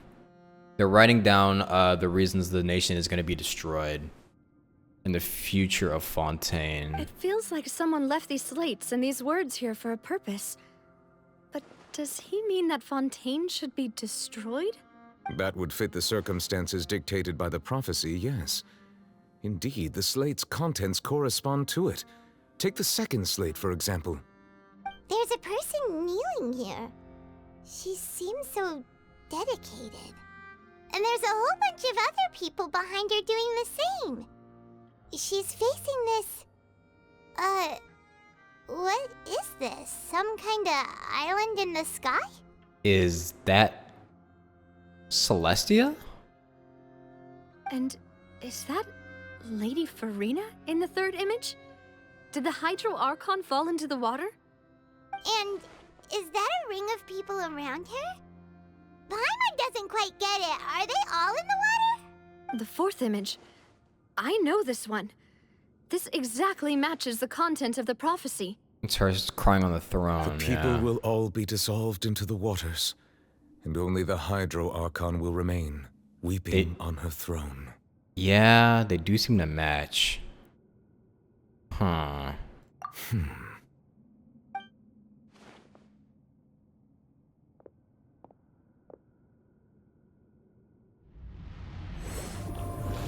What is he doing? He can do that?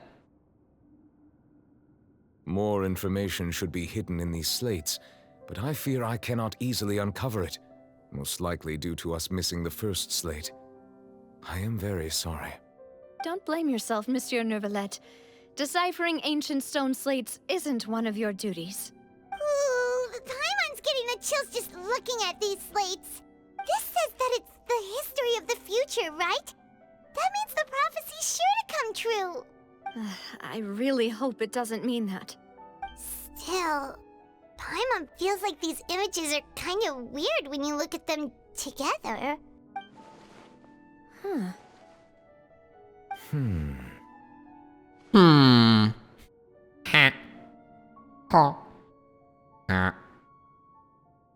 The issue is the order of the third and the fourth images, right? That's right! If the images are in chronological order, shouldn't the fourth, the waters drowning Fontaine, come before the third, where the Hydro Archon herself falls into the water? And yet the order is reversed here. The second image is also quite concerning. What sin are the people in the images confessing to? If we go by timing, Lady Farina only emerges in the third image. That means that the person in the second image might be the previous Hydro Archon. Egeria, then. Makes sense. I had never met her, but her appearance here does match the records. The previous Archon kneeling before the floating island in the skies, as if confessing a sin. Did she herself commit that sin? And if not, why would she be in such a posture? What if it's not? What it's probably not her own sin, but the sin of the Fontainian people, no? Because didn't they say that Fontaine is going to be swallowed up because of the sins of Fontainian people? Also, I'm still wondering why these ancient stone slates are here at all. Judging from their contents, could this place be the origin of the prophecy? Does that mean that someone, or some people, once saw these slates? But who would have created these slates and left these words here? It seems that any further clues will have to come from Farina. All right, bust her out. Come on, get her out of her room already. In that case, there's no time to lose. There's nothing else to be gained here, so let's head back first. We've been waiting this long for her to get out of her goddamn room. Can we please get her out? Yeah, we better get somewhere safe for now. Honestly, who created the slates doesn't matter now. The real question is whether things will truly play out as the prophecy foretells or not.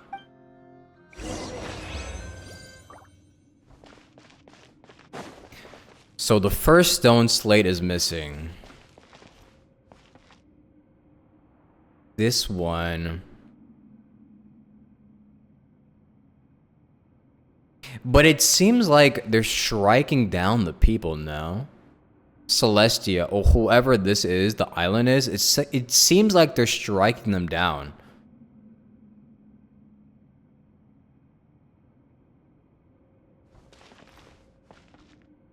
And then this one with Farina in the water.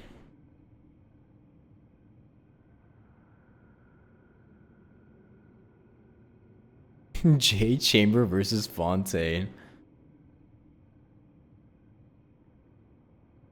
Maybe it was the moment that gave the Fontainian people their sin.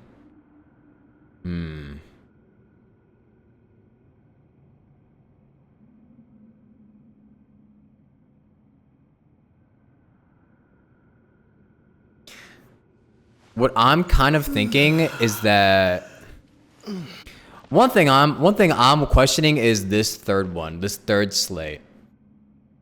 This one is the most interesting because what the fuck does this mean? Was Farina created? Was Farina created because of the Fontainian people's sins?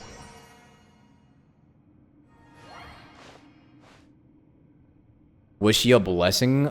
Was she like a blessing by Celestia? Or maybe a curse? I don't even know.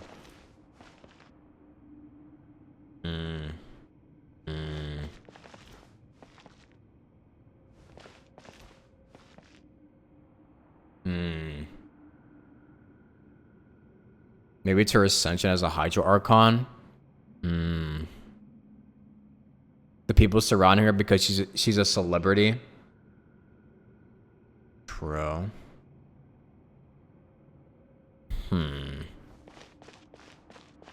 If she's in the water, are the people around her Oceanids? We would have seen it though, no? We would have seen them as depicted as Oceanids, right?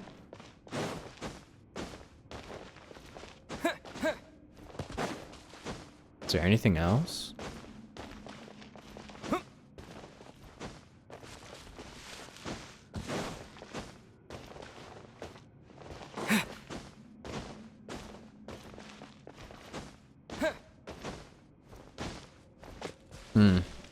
Hard to theorize.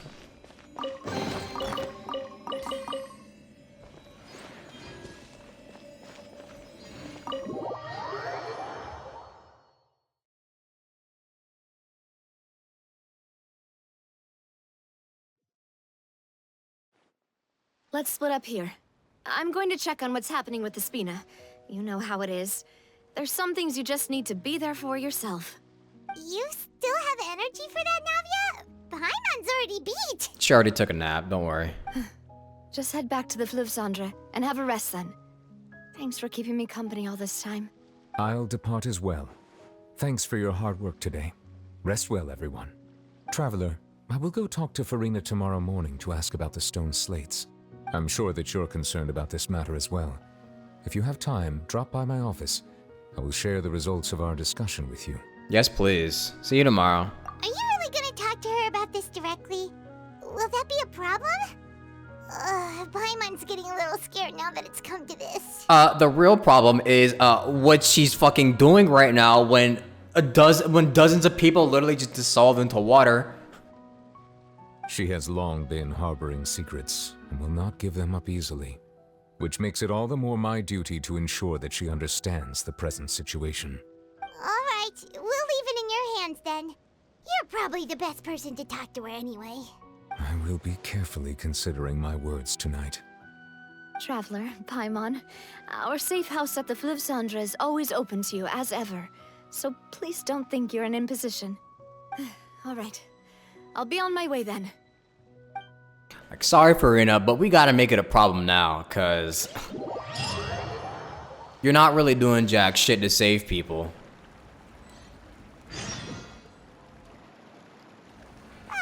We're finally back! Welcome back. At least not We got yet. a special menu prepared for you two tonight. Yay! And there's good food too! Navi, no, the boss is the best. You did great as well, Paimon. I'm being a bully now? I mean, like, okay, but at what point do you become fed up with what's happening? Because, okay, but to be fair, I mean, I don't know if she owes us. I mean, she kind of does owe something, you know? Like, we haven't heard a single word from her ever since that incident, nor have we seen her around, like, before this, outside of the courts, nor in Nuvulet's office. So it's just kind of weird. It's very, very strange behavior from her. Not to say that, like, not to, like, try to bully her into doing anything, but it's just, you know, like, where's the accountability? What's going on? We need some communication. Ooh, desserts! Nice, these are all Paimon's! Paimon's already starting to forget what happened today. Oh. Oh. Voice. Is that who I think it is? Hi, Mona. Huh? Miss Mona Magistus. It's you two. What are you doing in Fontaine?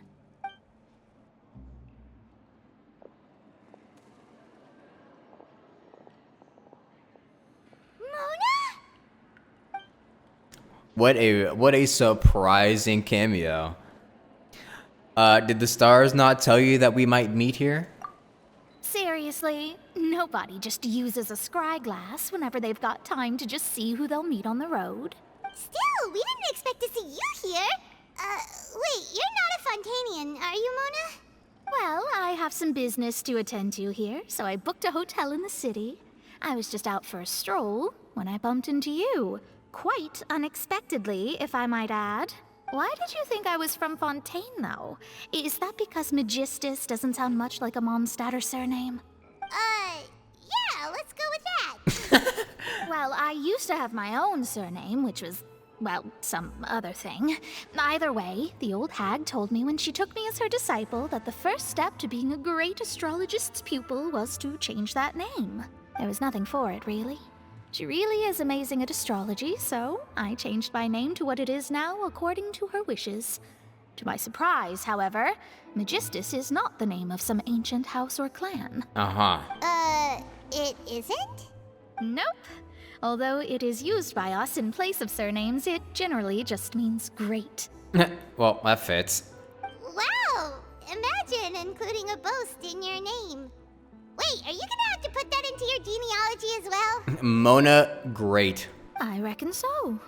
In any case, I'd give my disciple a name like this as well, if I were to take one. And may I ask what's your master's name? Astromancer Barbaloth Trismegistus. What does that even mean? Whoa, that's a long one. Does it also mean great or something? My name means Mona the Great Astrologist. As for the old hag, hers is, in plain speech, the thrice as great scholar of the stars. Just take it as a title specific to astrologists. Doesn't really have a ring to it, but... Thrice as great? That's so petty. I know, right? That's just how she is.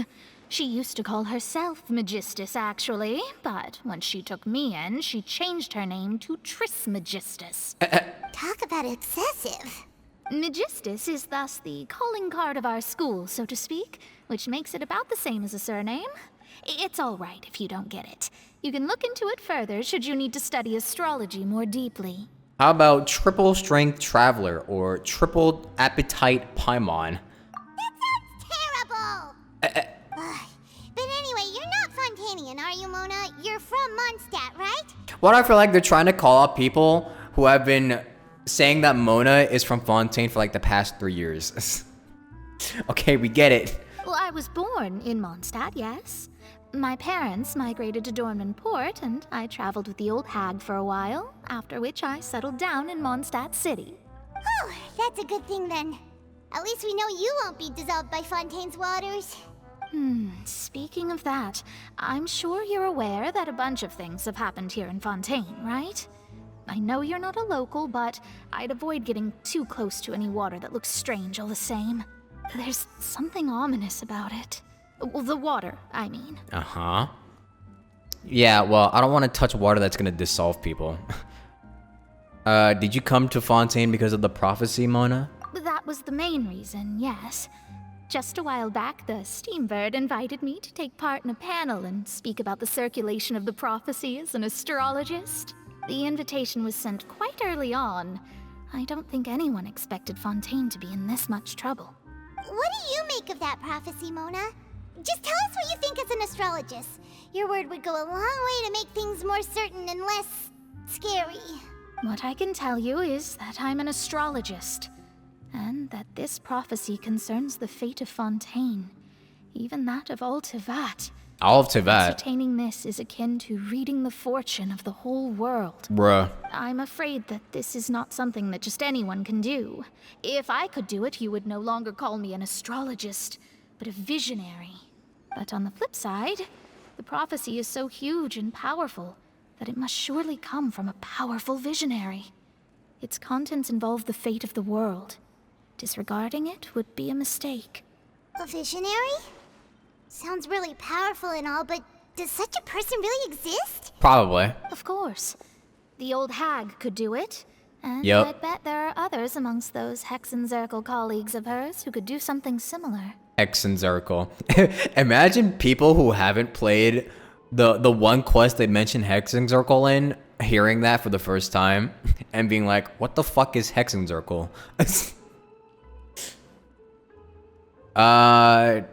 Could you help me get in touch with your master? Huh? Are you sure? All right, I'll help you. It isn't often that I see you with such a serious look on your face. I'll tell you once I hear back from her. Thanks, Mona. You're amazing as always. Oh, well, this is something only I can do after all. So yes, your praises are quite welcome. That's the greatest of astrologists for you. Of all the people we know, you know the star's the best. So wait, can we actually meet someone from Hexenzirkel? Indeed. That's the spirit. Oh, sorry. I came to see what all the commotion was about. If there's anything you need, do not hesitate to inform the Spina di Rosula. Oh, whoops. Guess we were getting a little too carried away there. Well, I'll go tend to my own business now. If I receive any news, I'll be sure to come find you two again. Bye, Mona. And there she goes, quick as rushing water. And here we are with the Spina guy giving us suspicious looks. Well, we were making a ruckus. Try to keep it down next time, Paimon. If Paimon hadn't spoken for you, it'd be you getting all the weird looks. The things Paimon True. Why don't you just speak up for once, huh, Ether? That's more like it.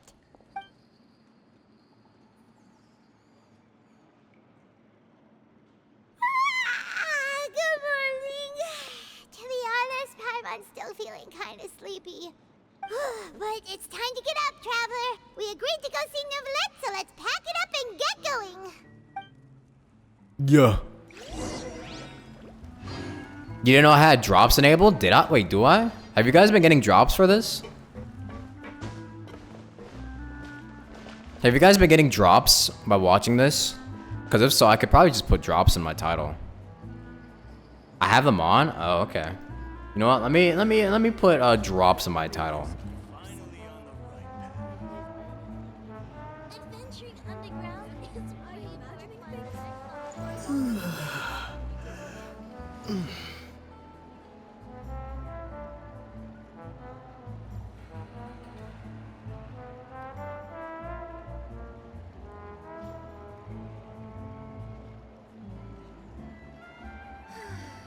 People here really need to get more sunlight. I guess I'm finally on the right path. Buh. Adventuring underground is way more fun than I thought. Where's all this standing making me dizzy? Buh. Screw it. There we go.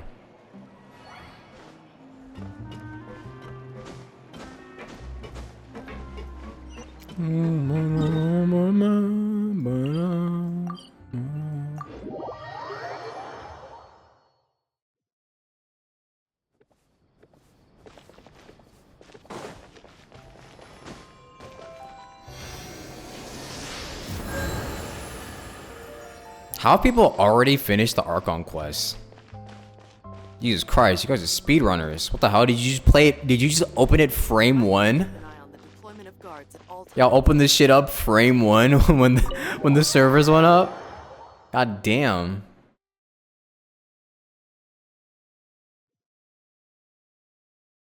Different servers likely? Yeah, probably.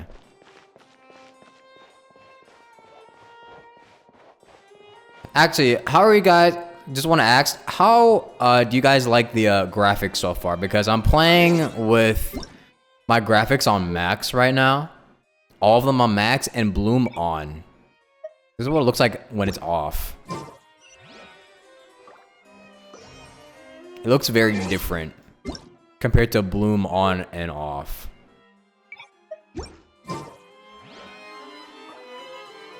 It's so bright.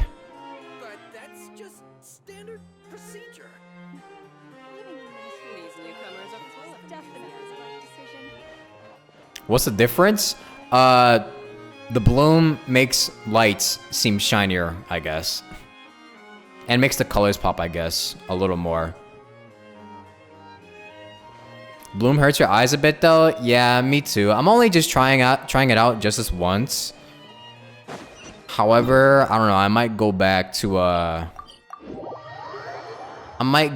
to turning it off later on. I don't know. I'm just testing it out.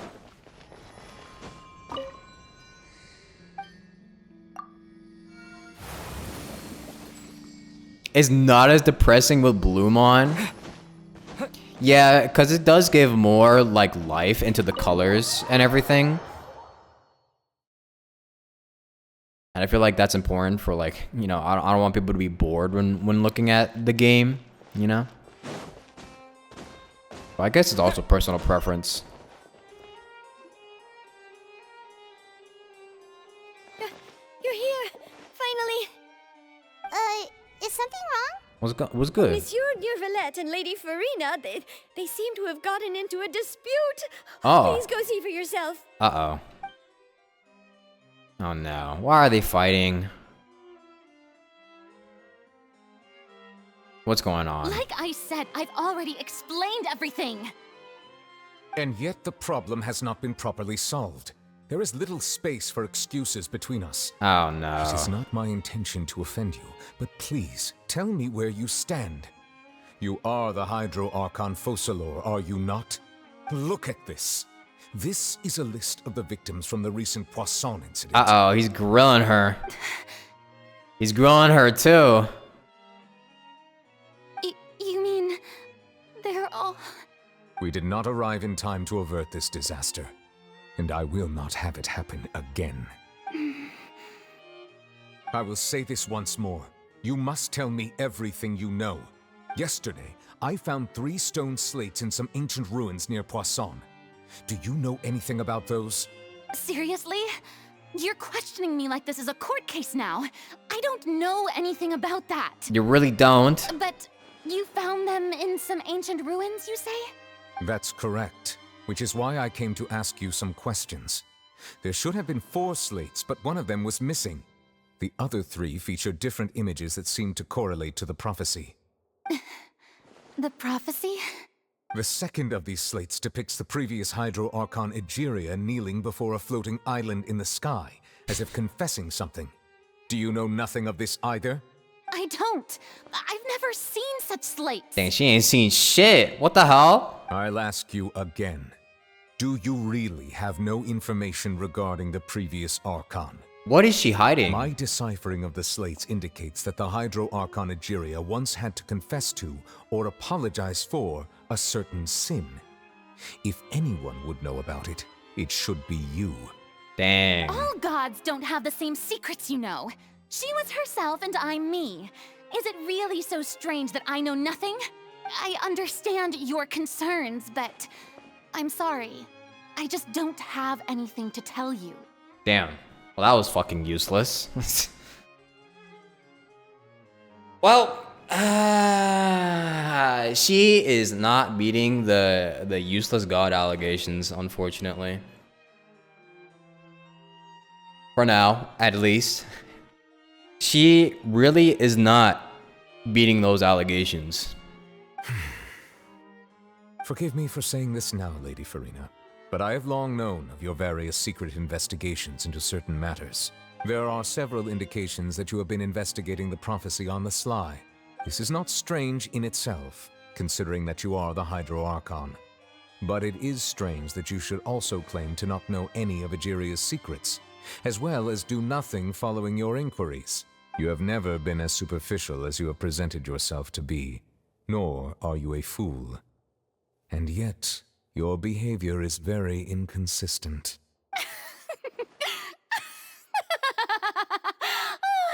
So you've been watching me all this time, have you? I didn't think you were that type. You...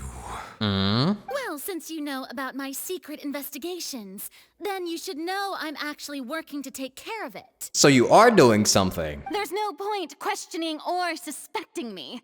You're the Eudix, but you're still my subordinate. You should be following my lead. Just trust in me, your Archon, and do as I say. Never mind whether you can truly convince yourself to or not. It'll all turn out fine. That's all I have to say. We do not discuss this matter again. Her demeanor changed real quick as soon as he mentioned that. Oh, the opera's about to start. Toodles! She changed up. She switched up real quick.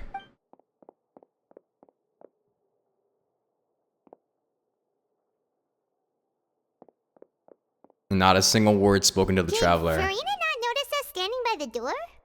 Wonder what's up with her. She was smiling. She didn't seem in the mood to care if we were listening in or not. Did that seem like a smile to you? It didn't seem like a smile to me. That was some K-drama scene. They had to slow down and everything. All you needed is a couple more zoom-ins. A couple more zoom-ins and like some dramatic music. And there you go. Put that into K-drama. She really vetoed him? She really did. It seems like, okay, so it kind of does seem like she does have a plan. At least. She's... Actually, it's hard to tell. Because... So...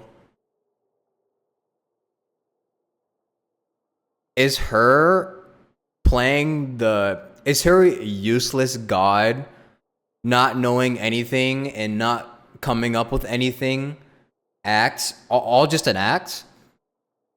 Is she just playing all this shit up? Is she just pretending to be useless? It kind of seems like it. Seems to be deliberately hiding something. I assume you've been outside for a while now? Oh, you noticed. Seems Farina didn't even realize we were here. She was in a great panic, though I cannot discern the reason. Our discussion reached impasses time and again, a state of affairs that we cannot allow to continue. Still, I do not understand. Dialogue is the basis for understanding, so why did she keep refusing to engage? I'm afraid questions alone might not suffice. We need to make her understand how dire the situation actually is. Everyone in her inner circle has noticed that she is hiding some secret. The issue is her attitude. I fear that she will not reveal anything unless absolutely forced to. We may have to create a situation in which she will have no choice but to speak. Yeah, but how do you do that? Because even while he was grilling her, she was like, even after he did blow her little cover, even after he did mention that she was coming up with a plan behind the scenes, she was like, you need to follow my lead. She was fucking snapping at him. She snapped back. So how do you snap at a god? Oh? Like what? Normally, people will only reveal the truth when standing trial. Perhaps we must have the Hydro Archon experience just such a scenario. But Farina's seen so many trials, and she's really good at dodging questions. How do we make sure that she won't just slip away at the first chance she gets? We will need to consider this thoroughly, join forces with various parties, and then do what we can. If at all possible, I would prefer to recuse myself from this affair, but we must prevent the prophecy from coming to pass. This may be cruel to her, but all Fontaine is in crisis. The information a god possesses is too precious, and so we must take a chance on this. In that case, we will need help. But who will lend us their aid to do such a thing? Oh, I think I know who to call. Somewhere on a few days later on a boat somewhere in quiet Poisson. Well, that's everyone, huh? Who do we just call? Speaking of which, it was pretty smart of you to think of hiding here. Poisson was just involved in a disaster, so it's presently devoid of people. That naturally makes it the best choice. Okay. And here you are drinking tea like it's the most natural thing in the world, huh? That's what families should do. Sit and enjoy a leisurely time together. It's nice to enjoy tea here, you know? Care for a cup? Lend me your ears, everyone. Or perhaps one of you might like to start us off. How about you, friend? Fermine. Me? No, I don't think I can. He's shy. Then, how about you, good sir? Who? Oh. I fear that I will cause the mood on this boat to become as somber as it is in court. Well then, I guess we're lucky we've got a local like me to organize things. Wonderful, the spotlight at last. I guess I'll be facilitating things from here. No, I was kind of expecting Alekino to be here for some reason, but that's kind of doesn't make any sense, so. That was a little long-winded, don't you Oh, think? hi. Oh. What's up, Clarin? You might be right. Anyway, to cut to the chase, our friend here, the Traveler, has brought us together to discuss something. The actual whole gang is here. The only one we're missing is, Alekino. As for what that is, well, let's start by saying that we'll be pooling our efforts together to create a series of traps. Farina, you're not invited. You are not invited into this. Oh, how intriguing. Well, it's just an expression, really. One that I just learned from Chlorand, and used on the spot. So, let's invite her to explain in detail. A round of applause, please. Yeah. Huh? Didn't you say that you would be facilitating this? Oh, come now. Your work doesn't involve much public speaking, right? This is a good chance to practice. You might even pick up some fancy oratory tricks to impress your boss with in the future. I see. And what does my boss say? He is glad that you consider him your boss. Do go on.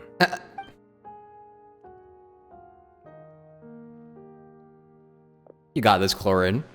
In that case, do any of you have experience hunting? Somewhat. Not that I recall. Fremine and I once used a wooden stick in a basket to catch wild rabbits when we were younger. As for Lynette, oh, right. You were sick that day, weren't you? I've also gone diving to catch some fish before. Does that count? I'm afraid not. You may or may not have heard, but Fontaine once played host to a group known as the Marechaussee Hunters. Though that was their name, they did not hunt animals, but rather various monsters left behind by the ancient dynasty of King Remus. Today, Fontaine's monster population has already thinned greatly, so the hunters have blended back into society, taking up arms in other lines of work. They even left a unique methodology of hunting in their wake. A trap comprises of the following components: bait, a trigger, and a containment device. Sometimes a lethal implement will also be necessary to deal with the prey. So, if we were to build a trap together, right now, what would you choose to build it with? I don't know. Leaves? For me, I would prefer something basket-shaped. Pigeons and rabbits will see the bait and naturally enter the snare. Our line of work requires a deft hand, and we're some of the best in the industry, so you can count on our techniques. You used some of those techniques while moving the people of Poisson, didn't you? My subordinates mentioned that you even performed some magic for the bawling children. Yes, and I even managed to gather some intelligence in the meantime. I'm quite the multitasker if I do say so myself.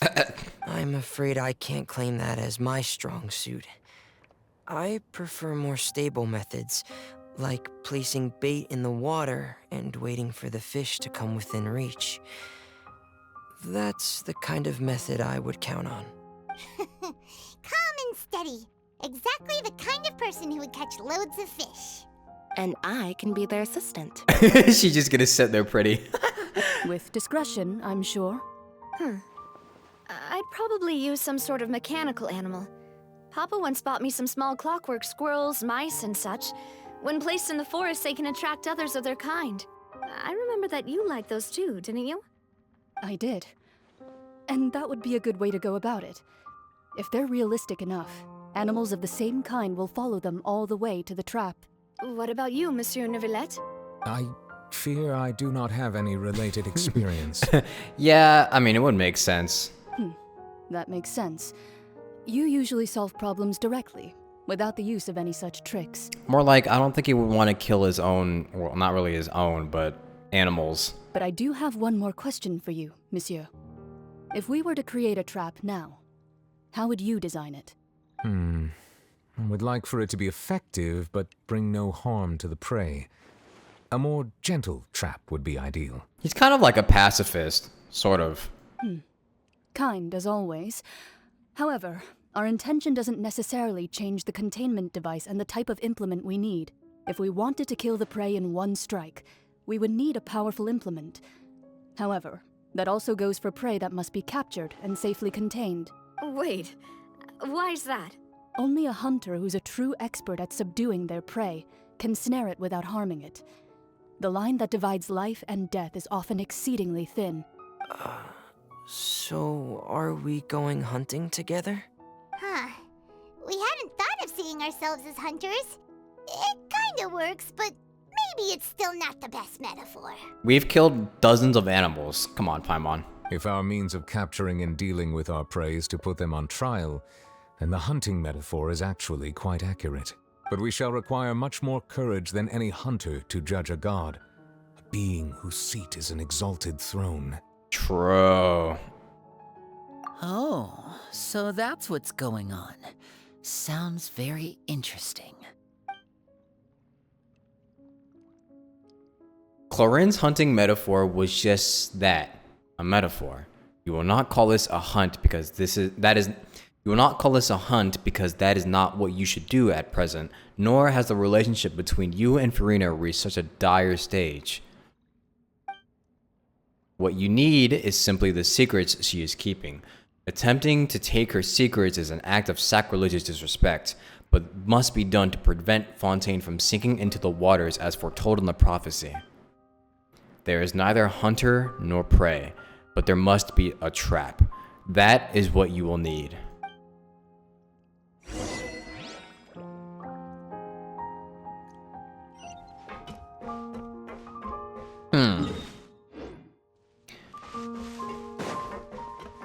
So we gotta somehow find a way to outsmart Farina and to giving up her secrets.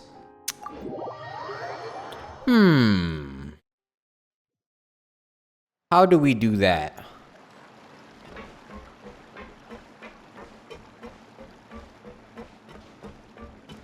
How do we outsmart a liar into telling the truth?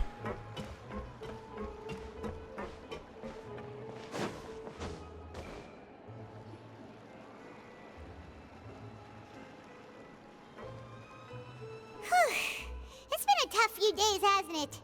So much has been happening. Those meetings sure did make me hungry. Paimon didn't think the meetings would go on for so long, but everyone seemed pretty fired up, huh?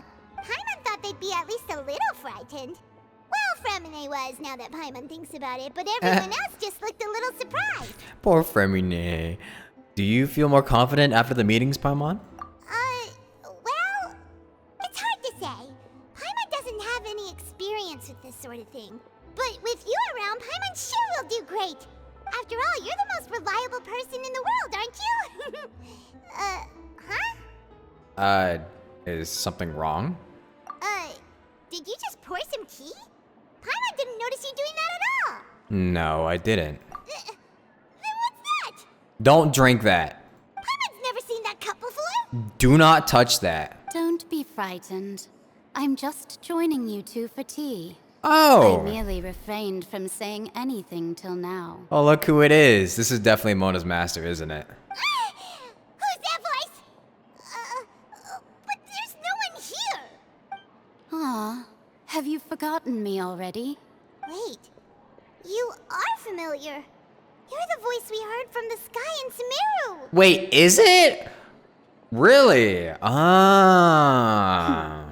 The voice from the sky, I fear that description is wrong. Though, not completely wrong. You're feeling lost now, just as you were feeling previously. I sensed that confusion and thus came to you. Guiding people is an irresistible hobby of mine, after all. Who are you, and what do you want with us? Consider me a passerby, just accepting a commission from my friend's disciple on a whim. Wait, so it's not Mona's master. Okay. Friend's disciple. So this is one of the friends of Mona's master? The enigmatic N of the Hexen Circle? It's Nicole! Nicole! Allow me to ask you, will Fontaine's prophecy come true? The prophecy. Yes, what has been prophesied will be fulfilled.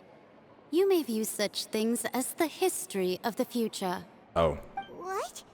Then is there any way we can stop it? I believe you have witnessed a failed attempt with your own eyes. Can everything in Tevat so easily be changed? There it is again, fate.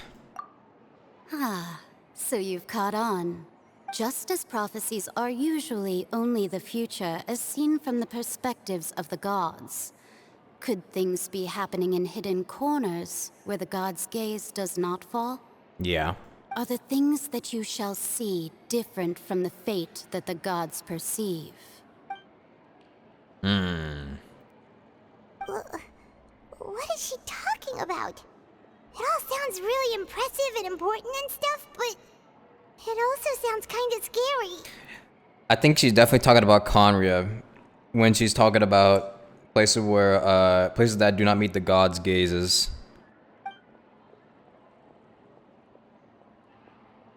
The tea in the teacup is just about gone as well. I believe that you understand, right? Some things are insignificant, but others you must reach out to change. Ultimately, fate shall serve as your only guide, no matter what will happen in Tevat's future. All you need to do is to play your part. This was good tea, by the way. Thank you for your hospitality. Well, that'll be all for today. So is she invisible right now? How does she drink that? The voice. It's gone. Mage N. Is this the clue you're leaving for us? So I guess she's basically just saying just let it happen. Just play our part. What?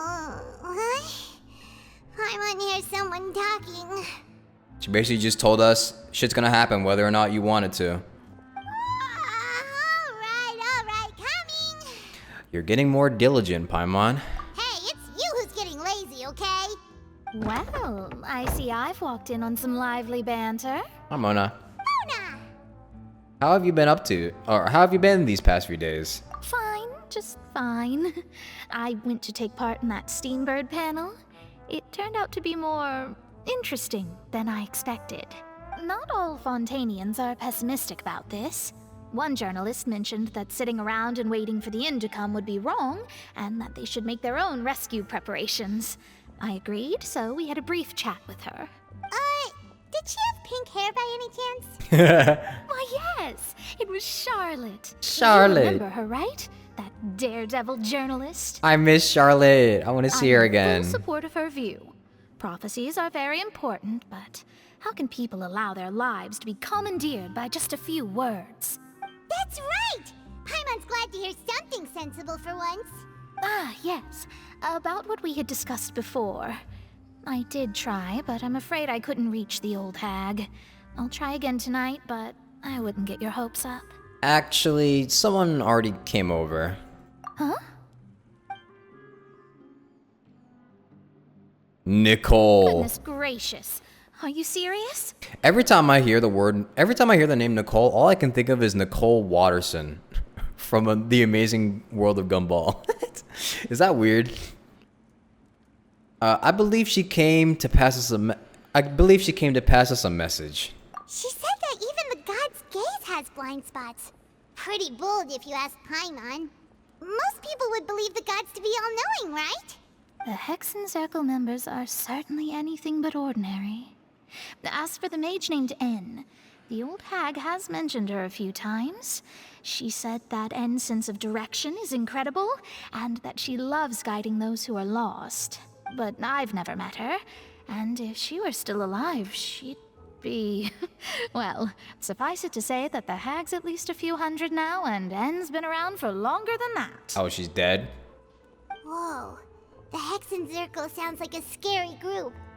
But they must really stay in shape to live so long. Their abilities alone are pretty terrifying. If she came to see you personally, then the problem you're facing must truly be of great importance. Damn, it would be nice if people who have never heard of Hexen Circle before now would get some context. I wonder what they could have added or kept in order to give the people who might be confused about it. Well, it's not like Paimon could understand anything she said. Yes, she was quite cryptic, but I suspect she means that there is still a way to turn things around. She didn't say when or what that would be, though, so perhaps it is something that you cannot know right now. True. Her words were meant as a helpful hint, but when will we realize their value and meaning? Was that the best answer that my question could have gotten? Traveler, Paimon, are you two all right? Oh, we're fine. We're just a little down right now. It kind of feels like the end is coming, you know? The end is near. I see. I feel that same sense of desperation, too. I guess you could consider me someone who has often witnessed fate. So far as I have seen, it cannot be swayed. But even so, I still hope for and believe in miracles. Astrology is eternal and rational, but fate may not be. It is cruel, but it can also be beautiful. Perhaps that's what En was trying to tell you. Not to lose heart, and to believe that what you are seeing playing out before you is not yet set in stone. I did originally think of steering clear of all this, but I couldn't. Even if this is all futile, I still wish to help everyone. If we don't struggle to the last, then how can we face the end when it comes? Huh. You do have a point. There I go, talking about astrological principles again. Sorry about that. The moment I start talking about work-related stuff. I need to get going. Don't worry about it, Mona. And thank you. It was worth trying to comfort you, even if only a little. I believe that you'll help those who are struggling in the same way I did. I suppose that might be why we always seem to meet by coincidence. By fate itself. Paimon feels kinda moved by what Mona said. But also kinda sad, too. Hey, Traveler. Paimon suddenly feels like going outside for a walk. Let's go. Let's walk around the city, shall we? There's a few spots we always like to walk by. This is getting very interesting.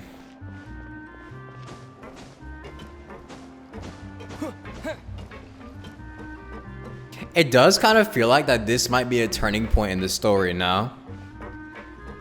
Because if it's true that that the prophecy is also, or like the event from the prophecy is also something that could affect Teyvat as a whole itself, that could just end up being like a turning point for the whole story, no?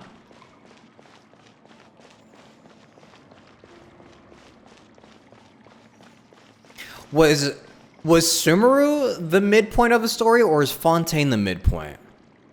I forget.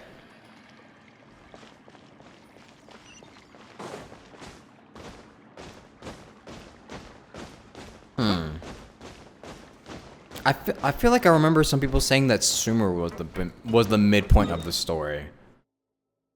But I think it makes more sense for Fontaine to be the midpoint now. Sumeru, I'm pretty sure. Because we have 7 regions, but that's not including Conria.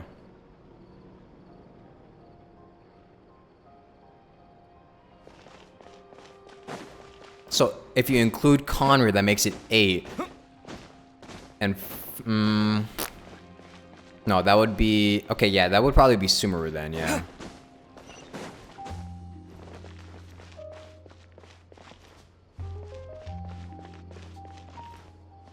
We might have Celestia at the end too. Huh? True. Our names are written in this newspaper.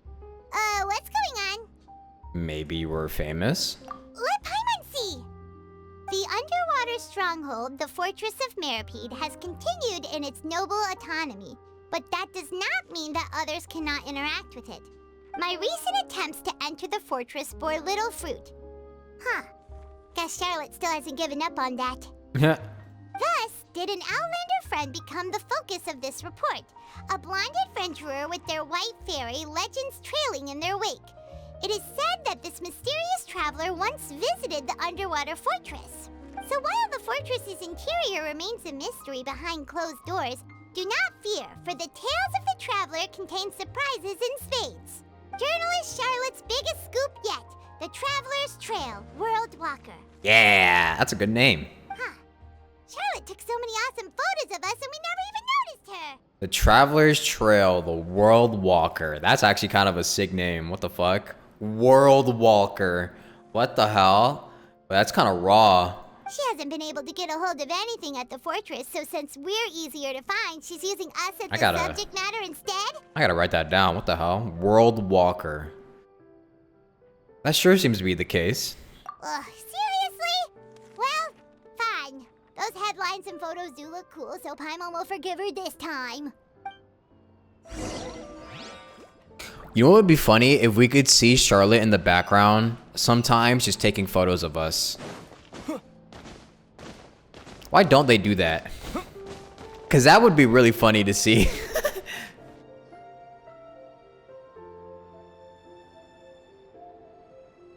We're here! Paimon's hungry. Should we go in and get something to eat?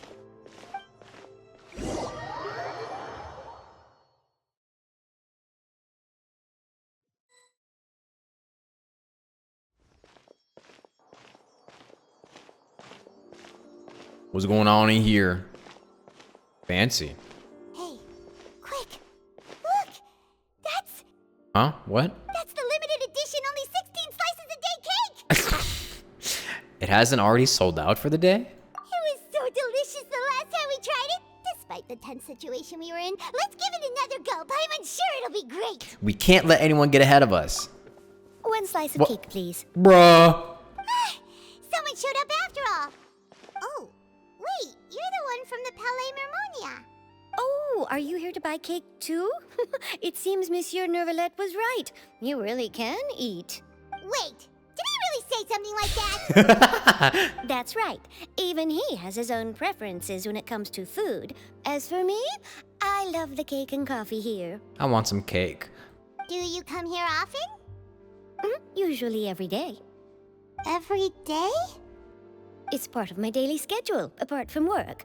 I shall have my cake and coffee. Huh? Then what if someone told you one day that this place would be closing soon, and you wouldn't get to eat cake here anymore? What would you think? Yeah, dang, what's with the depression, Paimon? You good? But why would it close? Well, Paimon doesn't know either, but maybe the waters will rise tomorrow. You know, like in the prophecy. Oh my god. Paimon, are you okay? Paimon, do you need a hug? Oh, the prophecy. To be honest, I haven't paid much attention to that. No, still, even if there'd be no more cake tomorrow, that wouldn't keep me from having some today. She's so real for that. No, it's the same for eating in general. You might not be able to eat tomorrow, but if you can do so today, then you should carry on. That's what people call living, you know. Wow, wait, she's actually spitting. Hold on. Huh. She's actually spitting right now. I mean, that's a philosophy to live by, though. Don't be sad. Excuse me, could I have 2 more slices of cake to go? Yeah, because, like, why think about the end when you could just live? Live in the moment. These 2 slices are for you. Sijuin said that this kind of expression you're making is what humans call being sad. It's like, like, damn, the world's ending? Okay, well, might as well buy some ice cream cake. Oh, you know Sijuin? I sure do. She was born before me, and she sometimes comes to the surface to teach us things about humans. She said that humans are creatures that are saddened easily, yes, and you can only lift their spirits by feeding them delicious food. So please join the kids here. Aww. I've got something else to do, so I'll be going now. You two try to stay in a good mood after eating, all right? Bye. Aww, he's so cute. I love Melusines, dude. It's so adorable. And there she goes.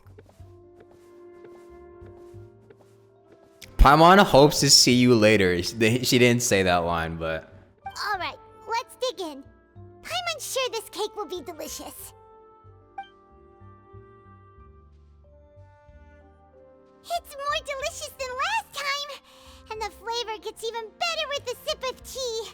It sure would be nice if we could come again tomorrow. Why are you saying this as if you know that the world's gonna end tomorrow, Paimon? Sure would be nice if we could always eat delicious food here. Dude, what happened with... I think Paimon's depressed. I think Paimon literally just got depression from this.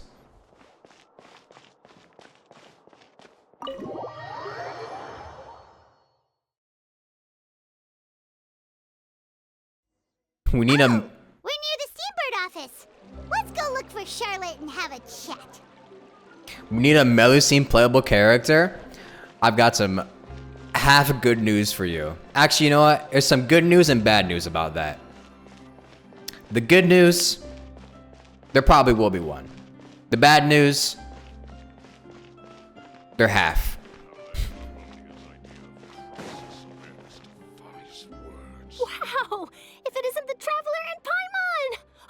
seen the article I wrote about you? Ha! You've got some nerve! You just used us to make some quick mora!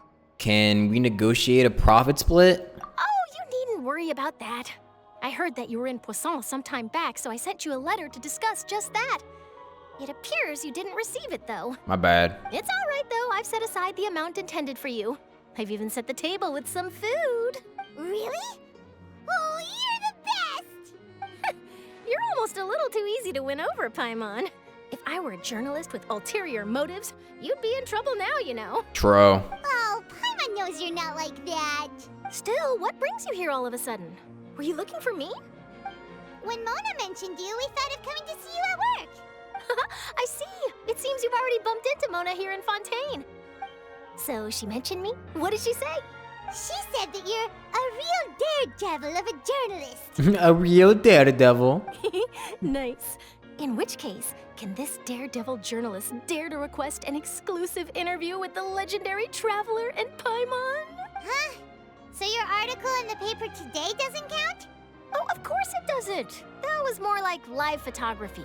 Bruh. What I'd like to do is dive deeper and ask you to talk about the things you've seen and experienced. You seriously want to interview me?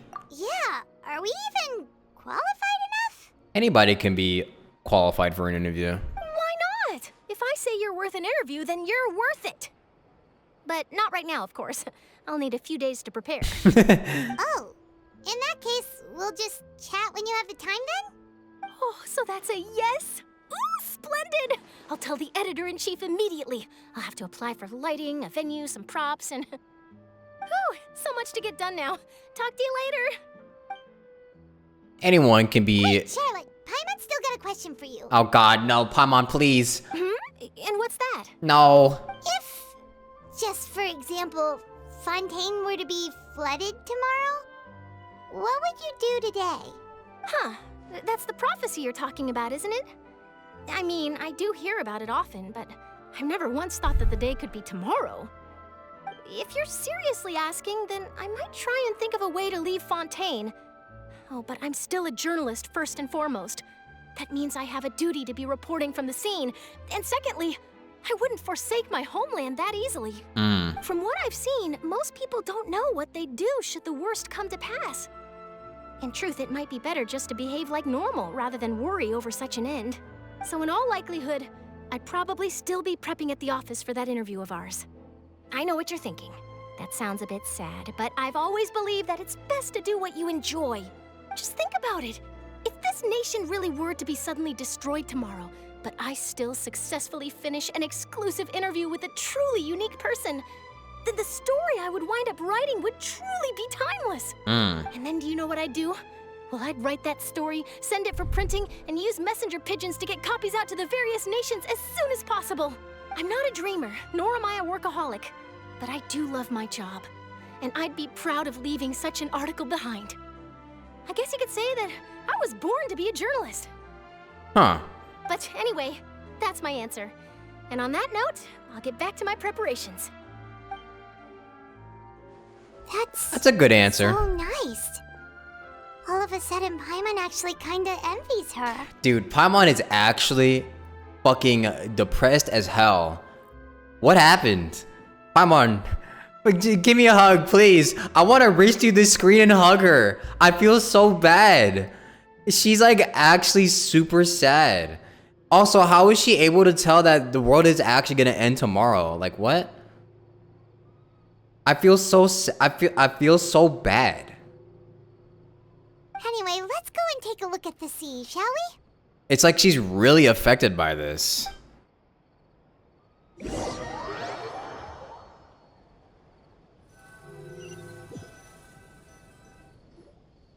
sea breeze and scenery can be a pretty soothing combo, huh? All this stuff is catching up to her. All these tragic events is it's really catching up with her. Paimon's been thinking. Yes. If it wasn't Fontaine, but all of Tevat that would be destroyed tomorrow, where would we go and what would we do?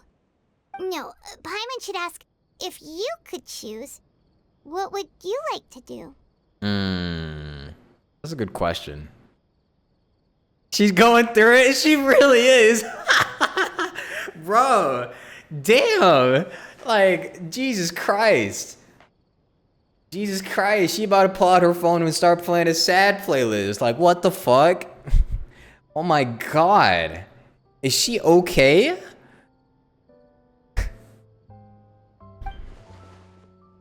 If I could choose, huh? It's just like Charlotte said. Suddenly trying to consider what to do is pointless. We've always been moving to the next destination, so we haven't spent much time thinking about these kinds of things. We didn't have to either, with us always being on the road and whatnot. Well, until that moment comes, I think I'll keep journeying on. You mean, still traveling? Yes, cherishing every single moment that I have to look upon this world. That is true because, I mean, if he ever gets his powers back, he can just go to another world, right?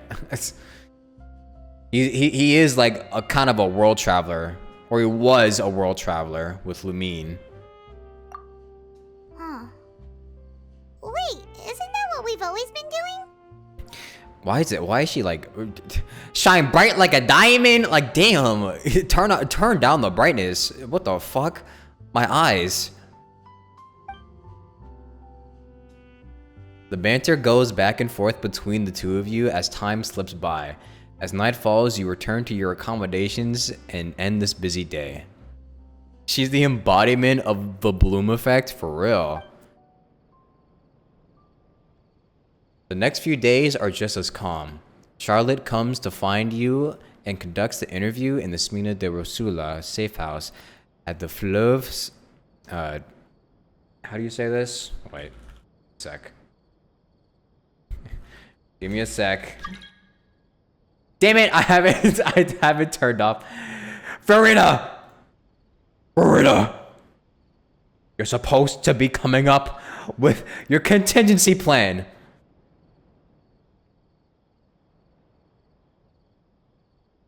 Hold on. Let me see. What is this? Fleuve Cendre. Wait, no. Fleuve Cendre. Bleu Cendre. Navia, having finished her business in Poisson, even drops by to take a photo with the two of you. All goes well.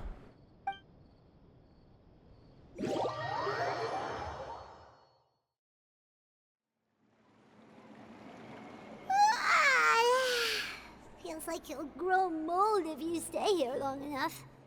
But it's still better than the Fortress of Mirapede, that's for sure. It's not only damp there, but salty too. Salty? Ah, so the two of you are still here. Wonderful. Oh, you're from the Palais Mermonia, aren't you? Yes, I'm Isadora. Monsieur Nervillat sent me to look for you two before.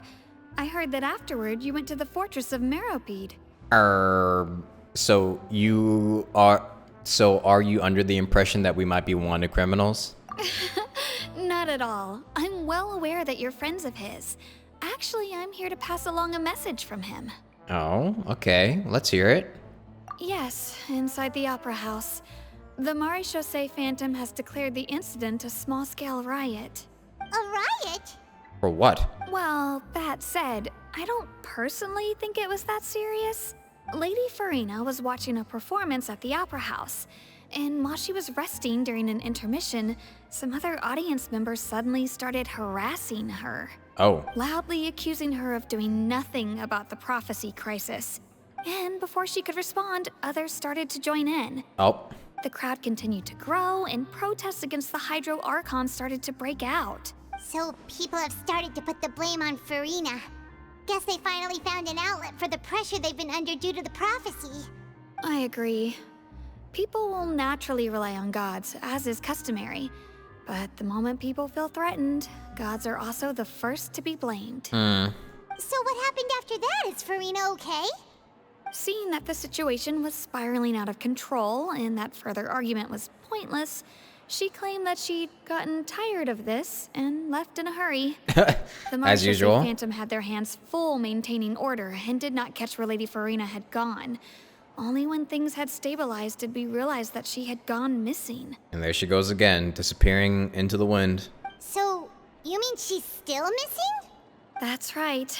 The Marechaussee has dispatched many people to search for her, but we don't have any leads yet. Oh, so she actually did disappeared. What the hell? That said, I don't think there's much to worry about. She is a god after all. Even if she were to fall into the hands of rioters, what could ordinary people do to her? I think it's more about a god disappearing in a time where the nation could be swallowed up by the sea at any moment, but I understand the situation. Good. Monsieur Nervillette sent me to tell you about the situation, but he didn't say anything else. Don't worry, this is more than enough to go on. Thanks for keeping us informed. Ah, is that so? Well, all right then. In that case, you two take care. I'll be heading back to the Palais now. Well, Sounds like we should hurry over to Poisson then. so this is probably a part of the plan, isn't it? You sure caught on quickly. Also, thank you, Gerberio, for the prime. Thank you. Welcome. If we know Farina, she won't try to fix things in this situation. Instead, she'll look for a place to wait out the heat. And as we also know, she may be loud and dramatic, but she doesn't have a heart of stone.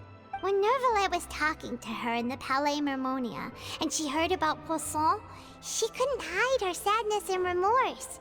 It would be hard for her to ignore being accused by the public today. Paimon thinks Farina's probably taken the opportunity to slip away to Poisson and try to relieve the sense of guilt that she's feeling. What if she went into the fountain? Well, what do you think? Paimon knows the answer, of course, but Paimon can do the analysis to back it up, too. Cool, huh? I see becoming a detective's done you some good. In that case, there's not a moment to lose. Poisson, here we come! Poisson.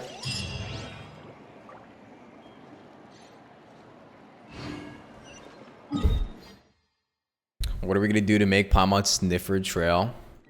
I don't know. They've been coming up with a plan these past few days, yet we haven't heard a single word from it. It's all been off screen, so I wonder what the plan actually is. Deserted. Guess all the survivors must have evacuated already. All that's left here are signs of devastation. Could Farina really be here? Let's try to find her as soon as possible.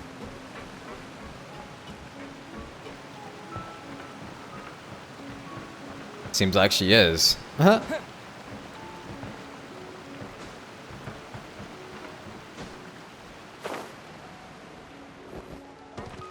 Farina, what you doing here? Feeling guilty? You alright?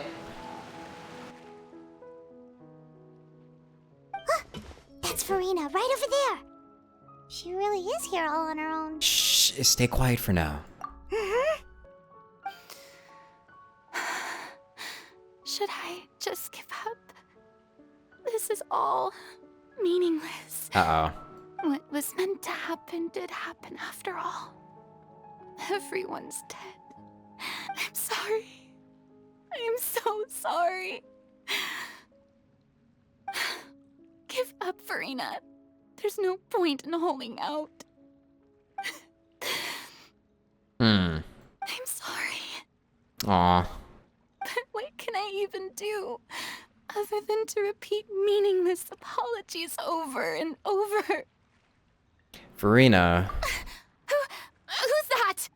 Don't worry, Farina. It's just us. So it is you, blonde traveler from another land. Why, I almost thought you were someone from that mob of my ignorant subjects. Come to kneel and beg for my forgiveness. Okay. Farina, you were crying just now, weren't you? The tear stains on your face are obvious. What do you mean, tear stains? Oh, I remember. The show at the Opera House earlier this morning was so moving. I'm still trying to process it. You could try your hardest, Farina, but we saw. Who did that uncivilized rabble think they were? Disturbing my enjoyment of the arts. They even dare to tout their Archon. I must teach them a lesson. I can just imagine their twisted and frustrated faces once they realize that I'm nowhere to be found. Oh, and I'm sure Nouvellette and those people from the Maréchaussée Phantom are freaking out right next to them too. You're actually beyond devastated right now, aren't you? Stop trying to act tough. Like, come on, girly. Come on, girly. Everyone's got feelings. We all got them. Of course not.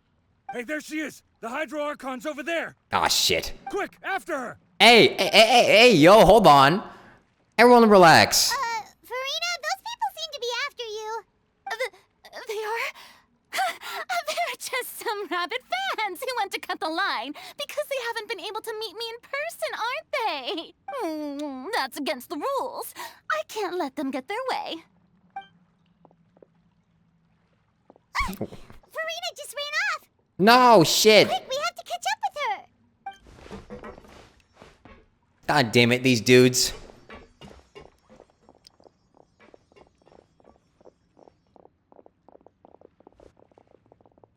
Bro.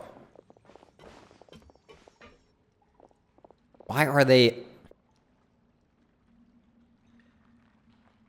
slow asses. Dummy. You love her voice actor? Be the place, right? Hey, Farina! Yeah, she's doing an amazing job, I will say. She has done a phenomenal job voice acting Farina. There's a good hiding spot over here. Quick, come to Paimon before the rest of them catch up to you. What is this place? What? Hurry, they're almost here. Fine. I suppose haste is warranted. Lead the way.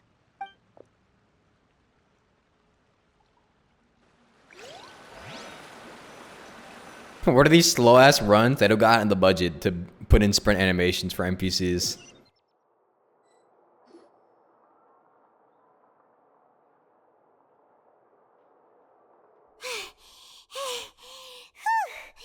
Paimon's exhausted.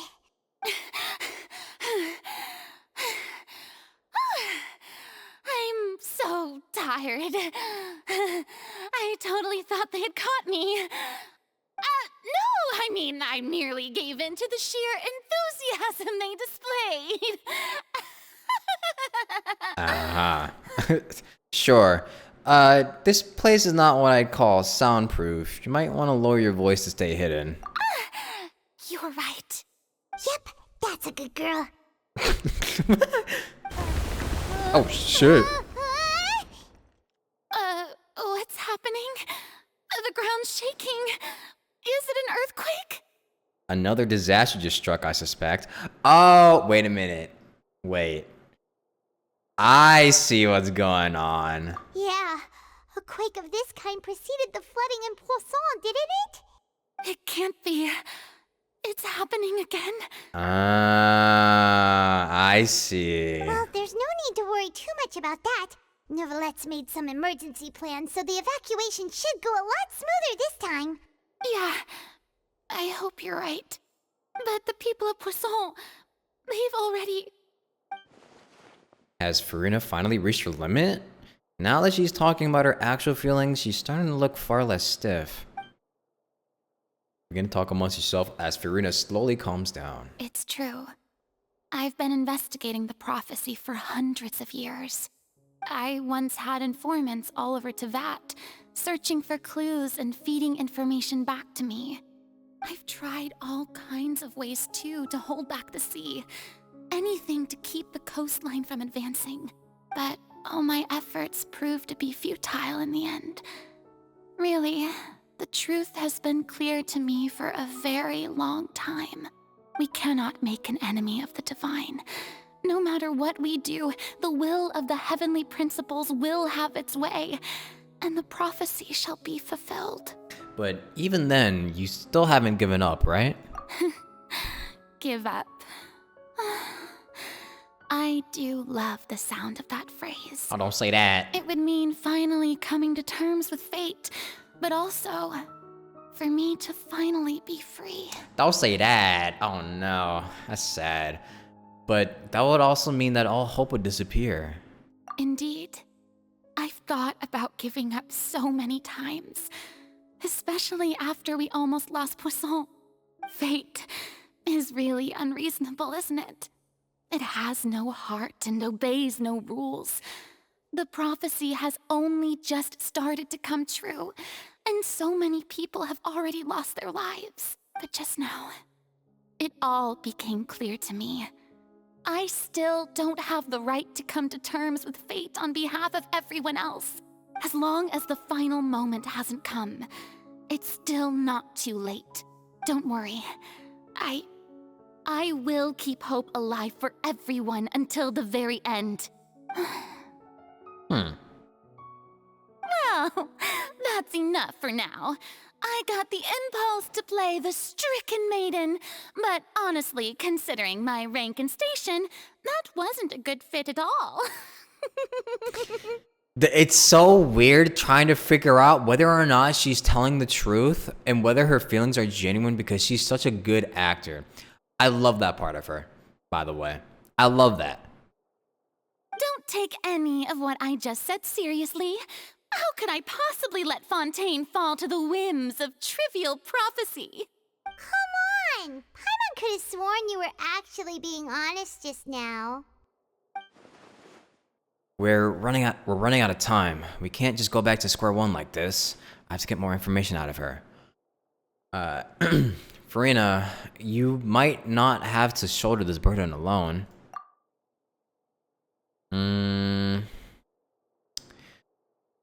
Although I don't know what you might be keeping from everyone, your people are more willing to share your burden with you. Share my burden? That's impossible. It was fated right from the start that this would be my duty alone. But even if your burden doesn't need to be shared, you can still choose to confide in someone. This is like advice you would give to someone with depression. Just share it with me. I'm what you call a witness. A witness? Yes. I've heard that you came to Tevat from beyond the stars, yes. In other words, you never belonged here. And if Tevat is, in its entirety, a show on a stage, then you're just a spectator, aren't you? If that's the case... Uh-oh. There's no time left. Please, Farina, just spit it out.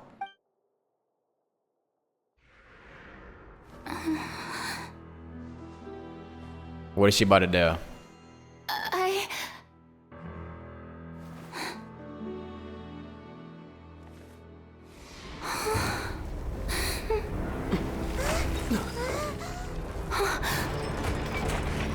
Oh, the trap is activated. Ooh, the court is now in session. Uh-oh. Shit, we ran out of time though. We didn't get the answer we needed. Ladies and gentlemen, this concludes my opening performance. Now, without further ado, we may proceed to the trial of our god. So, this is what it is. Yes, you deserve praise for the effort you took to raise the dramatic stakes. Do not forget, however, that I am Fosalor, the god of justice, the embodiment of justice itself. Does it not strike you as even the least bit absurd to bring the very concept of justice to trial? May I interpret these words as your refusal to stand trial? In that case, you will have the opportunity to defend your honor through a duel. Whoa! Wait a minute, hold on. Wait, we're going hard. I can play after work today. Thank you, Vatakaza, for the 26 months. Welcome back. Welcome back. Wait, we're going in hard now, though. You would draw your blade against a god? Ooh, she's serious. I see. It seems like you have made up your mind.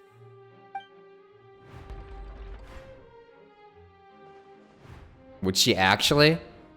No. Paimon can't believe it. She just surrendered. What the heck is going on? Did I just see an Archon surrender to a human? Wow, how utterly humiliating. Lady Farina, what is the meaning of this? Shh! It would seem that there has been a misunderstanding. To be clear, the raising of both hands is not always an indication of surrender. Then what is it? Looking for excuses again, huh? I raised my hands just now to indicate my acceptance of the trial. No duel shall be necessary. She just be making up bullshit. There she goes again with that bullshit. I will admit that I've been running away for a long time. I'm sorry, everyone.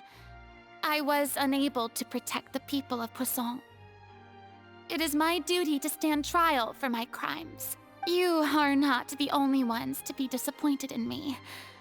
I, too, am exceedingly disappointed in myself. But now, it is time for the Hydro Archon to show you her courage and resolve. What do you mean by that? I, Farina, will use this trial to show the world the true meaning of justice. This time, I will protect you. Also, I like the framing of the cleaver in the background. Applaud and rejoice. One of the most outrageous and fantastical arcs known to the opera epiclese is now unfolding before your eyes. Mark my words.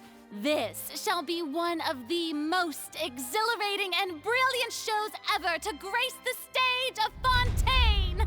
The trial of the Hydro Archon, Focalor, will now begin! Woohoo!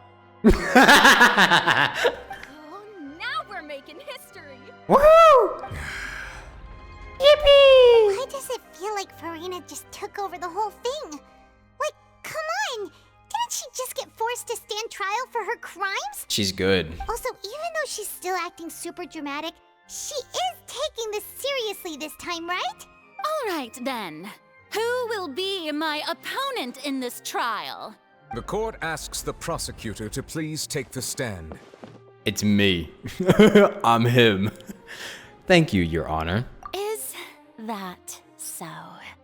Very well. Then please speak, witness of Tivat, my accuser and fated opponent. We were so close to getting her to tell the truth, and it still turned out like this in the end. It's okay though. As long as we can defeat Farina in court, we'll still have a chance to figure everything out.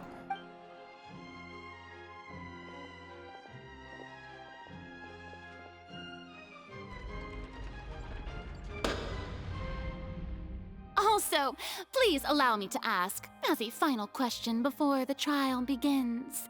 Just how much work did you do to force me onto this stage? Well, we did do a lot of prep after the meeting that day. I can go over the tasks assigned to the Spina di Rosula, since they were rather straightforward and easy. Navia, the president of the Spina di Rosula. Most of the people who participated in the disturbance this morning were my subordinates. Makes sense. They changed into plain clothes and came to the Opera House as regular audience members, waiting for the perfect opportunity to incite insurrection against you. The people's resentment against their Archon has been building as more and more of the prophecy is fulfilled. A spark was all we needed to turn smoldering anger into a flame. Moreover, according to our understanding and analysis of you, when something like that occurred, you would likely flee the scene and head to Poisson by yourself. True. So, we arranged for a second group to lie in wait there. So, you mean, the ones who scoured the settlement for me were also from the Spina? Yep. And their goal was to force you to step into the giant magic box so you may personally participate in the greatest magic performance in all of Fontainian history. Capturing a god. That's right.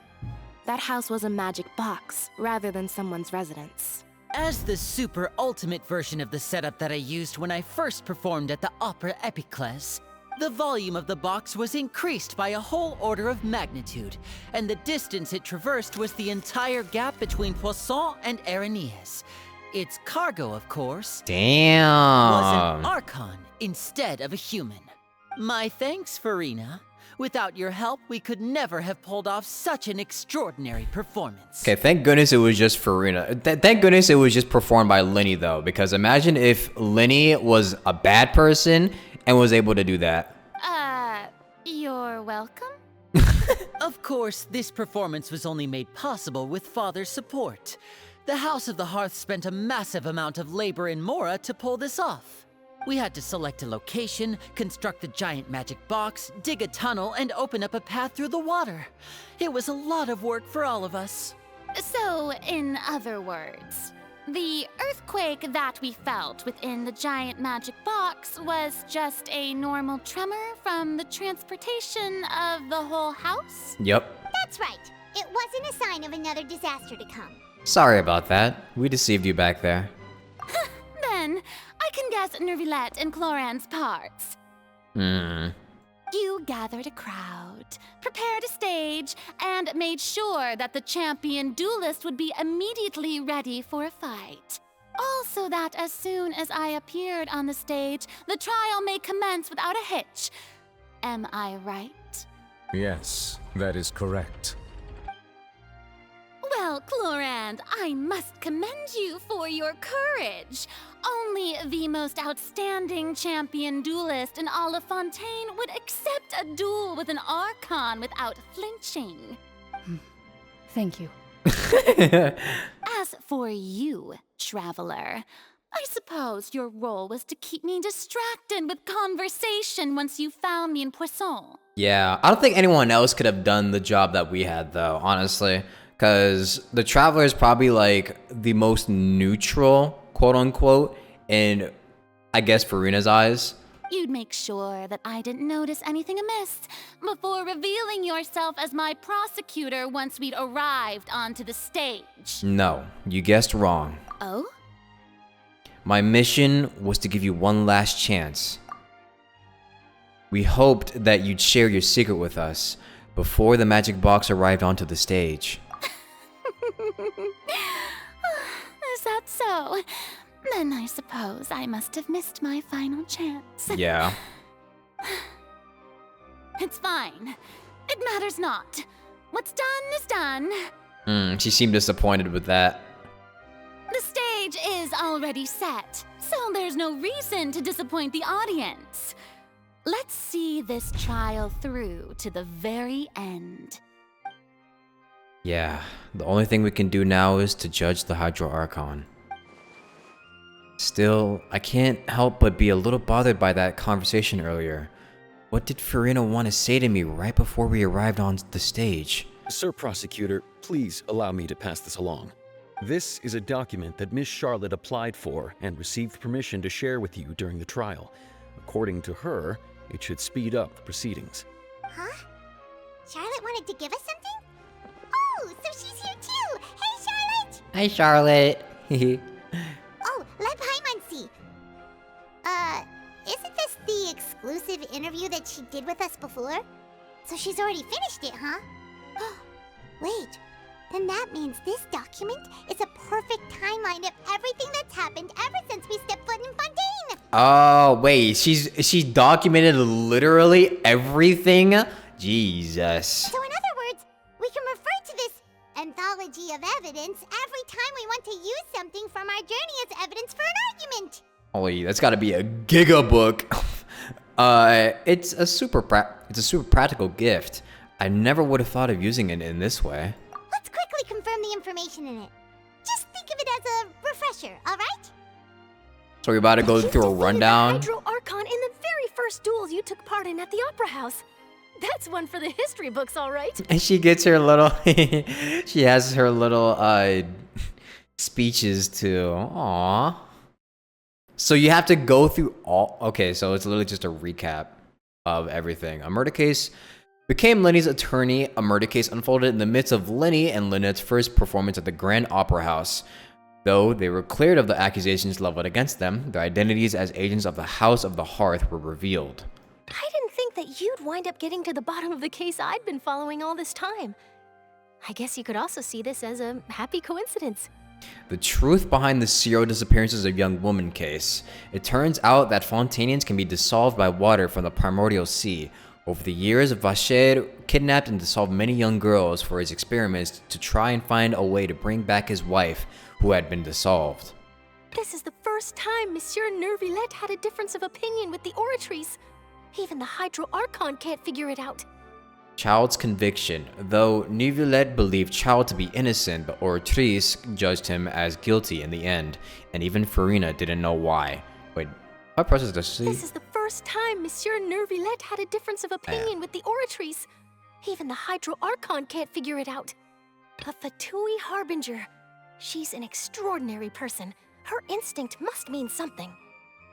The meeting with the Knave. During the diplomatic meeting with the Knave, she revealed that she had already probed Farina on her own and believed it is possible that not only is Farina not really the Archon, but that she is actually afflicted with some sort of curse. Wait, so Charlotte was listening in on that too? What the? Wait, where was she during that?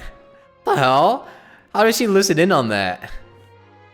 Wait, Charlotte is actually insane. What the hell? Huh. The fortress of Meripede was almost destroyed in a single day. That I didn't witness that scene personally will always be a source of professional regret, I think. The intrusion of the Primordial Sea into the Fortress of Meripede. The entrance to the Primordial Sea is sealed beneath the Forbidden Zone in the Fortress of Meripede, and recently, the Primordial Sea has nearly broken out. It was only temporarily pushed back by Neuvillette's power. According to Monsieur Neuvillette, both Child and that whale should have been in the Primordial Sea at that time. The whale in the dream. You saw a child floating in the sea in a dream, as well as an indescribably massive whale. I nearly lost my awesome friend Navia. To be honest, that still gives me shivers. Navia falling into the seawater. While exploring the ruin near Poisson, it began to collapse and Navia fell into the water containing primordial seawater. Only the protection of the dead members of the Spina de Rusula prevented her from dissolving. Oh wait, maybe this isn't no, I got it wrong. This isn't her like being sneaky. It's from the Traveler's interview, basically. The Traveler interviewed her. The Traveler was interviewed by her and he basically told her everything, I guess. The words of someone as extraordinary as a witch can probably only be truly understood when something surreal happens to you. Tea time with N. N communicated with you by connecting your consciousnesses. She believes the prophecy will certainly happen, but that you needn't give up all hope.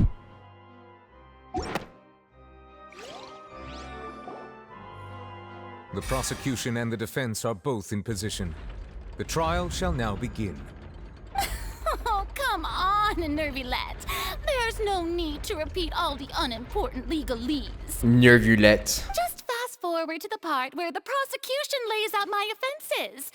As the defendant and the lead actress of this performance, I still haven't even been informed of my supposed guilt in all of this.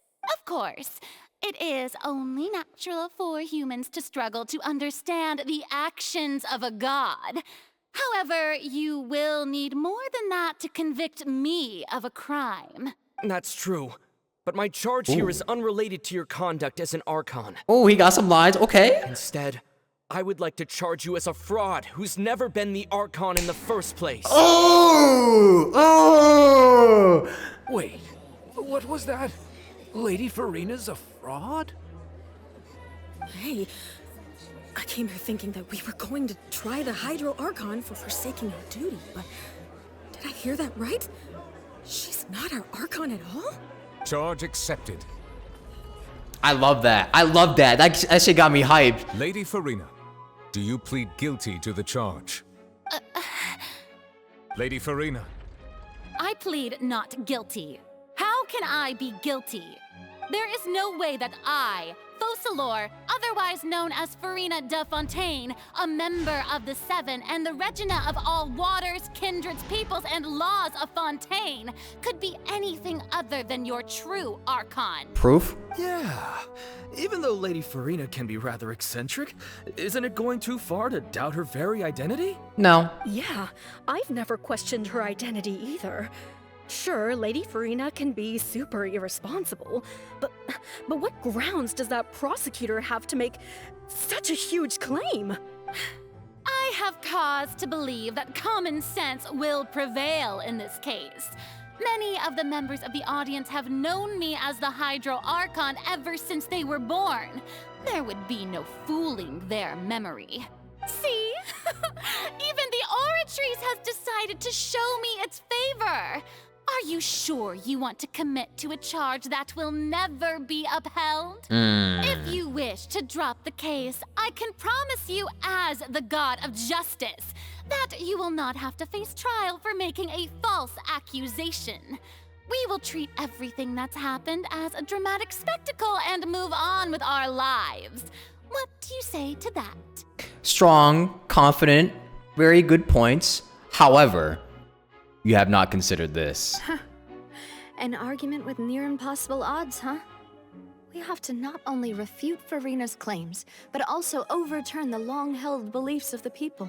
The Archon, the people only see you as their Archon because that's their long-held belief. Well, I tried to give you the chance to surrender. If you must persist, then let me ask. If you believe I'm not the Archon, then what manner of being do you think I am? A faker. And if I was not the Archon, then how did I manage to live for over 500 years? You could be a puppet. I've got to think carefully. What do we know to be special about Farina exactly?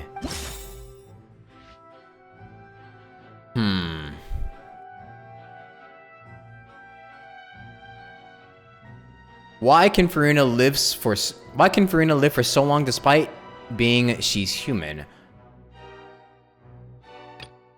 Irrelevant. Okay.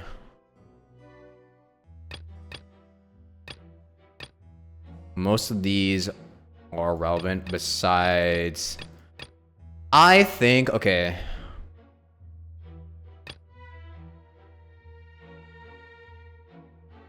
We could use evidence from Arlecchino. She's afflicted with some curse. Maybe she was cursed by immortality. Could use this first. First of all, you may be a member of another long-lived race, which would allow you to naturally possess an extended lifespan. And second of all, even if that wasn't the case, there could be other ways to extend your life. Such as a curse. Who gave you that idea? Was it the knave? You'd sink so low as to use a harbinger's words against me. How does she know it was the knave? It doesn't matter who gave us the information. What matters is the veracity of the claim. A curse? I once thought it possible that the aura of an Archon might naturally resemble a type of curse. But in light of this claim, perhaps what I sensed was not your divinity, but a curse after all. This would be solved if anyone in this entire... This would be solved if anyone in the entirety of Teyvat actually met each other. You sensed it too, huh, Neverlet? So, Farina, instead of an Archon, could you just be a cursed human? Lady Farina is actually a human? Well, it is true that it's extremely difficult to tell humans and gods apart just by looking at them. It's not impossible. True. Oh, even the Oratrice moved. Well, don't start celebrating too early now. Even if I have been carrying a curse like you said, how does that prove that I am merely a human being? Besides, everyone knows that the main difference between a human and a god is the possession of authority. Gods can do what humans cannot. That's why they're worshipped as gods. For centuries, manifestations of my authority have served the nation of Fontaine. One need only to turn their eyes towards the Oratrice Mécanique d'Analyse Cardinal in this very opera house, or consider the indemnitium that is used in every aspect of life. Actually, about that, it seems like she's already forgotten. Wait, that one trial proved the opposite. Furina actually has no control over the Oratrice at all. Child's conviction. Pretty obvious. She's Catherine. You tried to reference the Oratrice, but weren't you as confused as all the rest of us when the Oratrice declared Child to be guilty without any proof? Otherwise, you should have come up with a good explanation for that by now. Didn't I make myself clear at the time? The decisions of the gods are naturally difficult for humans to comprehend. There is no need to provide an explanation. Lady Furina, I believe a reminder of your current circumstances is in order. While the court is in session, the principles of justice and the law must come before all else. While you are an Archon, you are also first and foremost the defendant in this trial. Ooh. You will prove yourself unable to defend against the prosecution's charges if you continue to withhold vital information against the rules of the court. Grilling her. I never thought you'd use that kind of rhetoric against me. That was no trick of rhetoric, Lady Furina. I've merely reiterated the rules of the court. Rules that all should respect and follow. Yeah, the ones that you've upheld for like over 500 years, too. So, you neither knew why Child was declared guilty, nor did you understand the structure and operations of the Oratrice. Instead of having been created by you, the manifestations of authority you mentioned have been made by the real Hydro Archon, haven't they? The real Hydro Archon. Well, now you're really losing me. It is true that I did not know why the Oratrice gave out a guilty verdict that day. But the Oratrice handed out that verdict unilaterally, and it has been operating independently ever since it was first created. You can't argue that just because a divine creation is flawed, that the god behind it must also be no god at all. Yeah. She's still throwing out all kinds of excuses. Seems like she's confident that we won't be able to produce proof that she has no power over the Oratrice. It's all just a front. Sure, we can put the Oratrice aside for now. But then, Miss Furina, could you give us a brief demonstration of your power as an Archon? Ooh, I want to see this. I want to see this so bad. Show me what you could do, Furina. Can you do water tricks, huh? What can you do? Power as an Archon.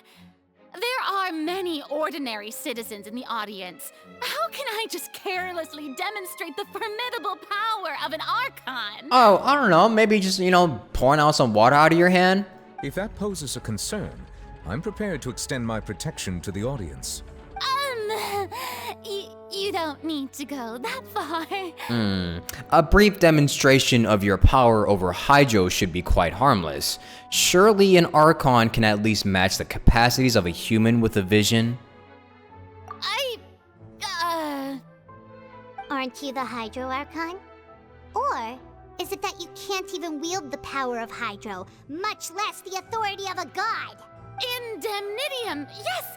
It's all because of Indemnitium! All Archons derive their power from the faith of the people, and I've converted the people's faith in justice into Indemnitium! She's not wrong about that. Thus did I give up all of my divine power to provide everyone with energy for their daily lives.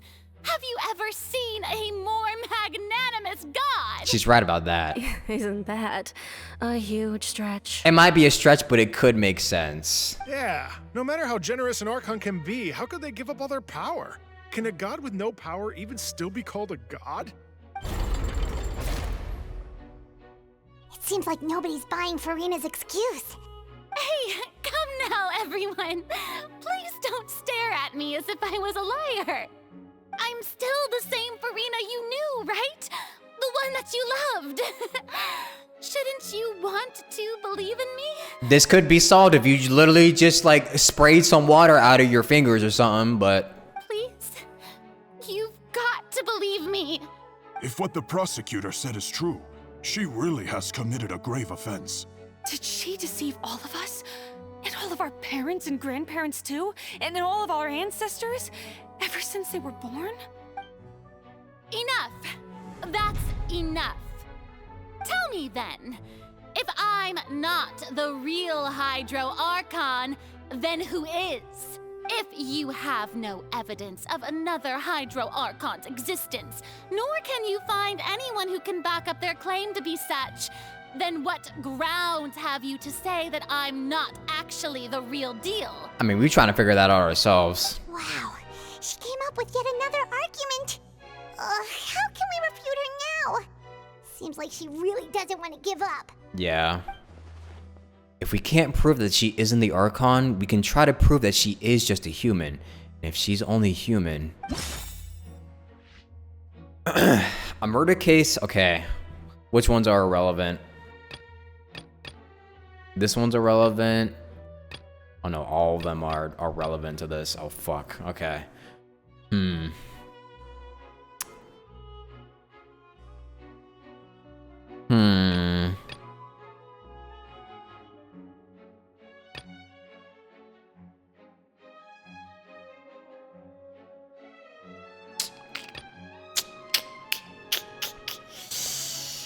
What evidence can prove that Furina is a human? Wait, this actually is a little bit difficult. Hold on.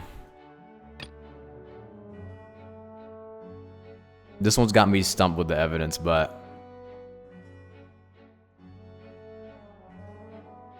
What could prove that she's a human?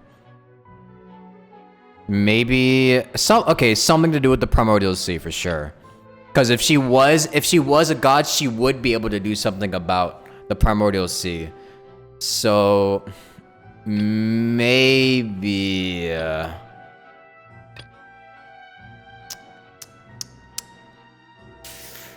I'm thinking it might be this one. Because if she was a god, wouldn't she go down to the Fortress of Meropide to at least help out with the situation? Why the fuck was she just all the way up there on the surface, just chilling, drinking tea, eating cake, doing whatever, while the entirety of the fucking Fortress of Meropide was about to blow up and all the seawater was going to dissolve all of Fontaine? Let's see, let's try this. That doesn't sound right. Nah. Paimon doesn't think this clue can be used as compelling evidence to build our case. So this isn't it.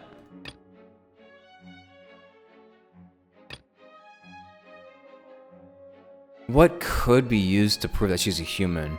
What would prove that she is a human in all this evidence, though?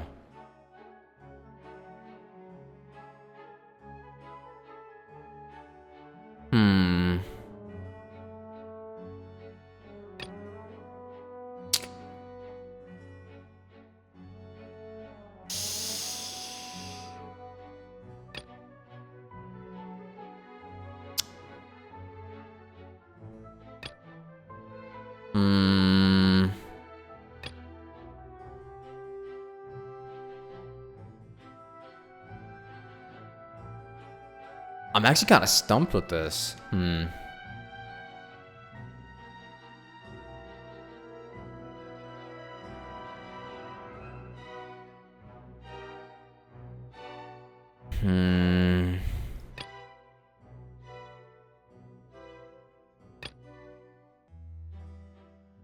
Because these don't make sense. These wouldn't prove jack shit. So I guess by process of elimination we have to try Navia. That doesn't sound right. Paimon doesn't. So what is it? Is it this one?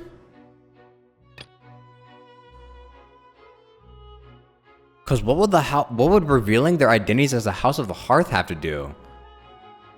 Wait. It has been established that Oh. all Fontainians can dissolve in water from the Primordial Sea. And that means... Since you insist on claiming to be a god and not a human, then there's a method that you can use right here and now to eliminate all suspicions of you being the latter. Miss Navia, please apply to serve as a temporary attorney for the prosecution before addressing the court. Though you act in partnership with the prosecutor, you must still adhere to proper procedure. Super sorry, Monsieur Chief Justice. I swear this really will be the last time that I'll speak out of turn. Now, I've brought some seawater from Poisson. As everyone knows, a massive flood struck the area not long ago, taking many lives, including those of some of my closest friends. So, Miss Farina, would you dare to touch some of this seawater? Oh, wait, are they trying to prove that a god wouldn't... Oh, okay, I'm dumb as shit. Oh, they're trying to prove that she wouldn't dissolve. She wouldn't dissolve in the fucking seawater if she actually was a god. Oh, okay, I see. I'm dumb as shit. If we are to believe that you are indeed the real Hydro Archon, touching the seawater would have no effect on you. All it should do is strengthen your case. But if you don't dare to touch it, then we would have basically proved the reverse. Oh, and I must remind you that after the disaster at Poisson, nobody wants to see any more people dissolve. I do hope you'll act prudently and choose the simpler path of admitting guilt. Navia from the Spina di Rasula. The Spina has governed Poisson for many years. I guess her suggestion is valid. If Lady Farina is indeed just a human, she's probably Fontainian like all the rest of us. Would she really dare to try? No, unless she wants to die. Well, she probably does, but, you know, I don't think she would risk that.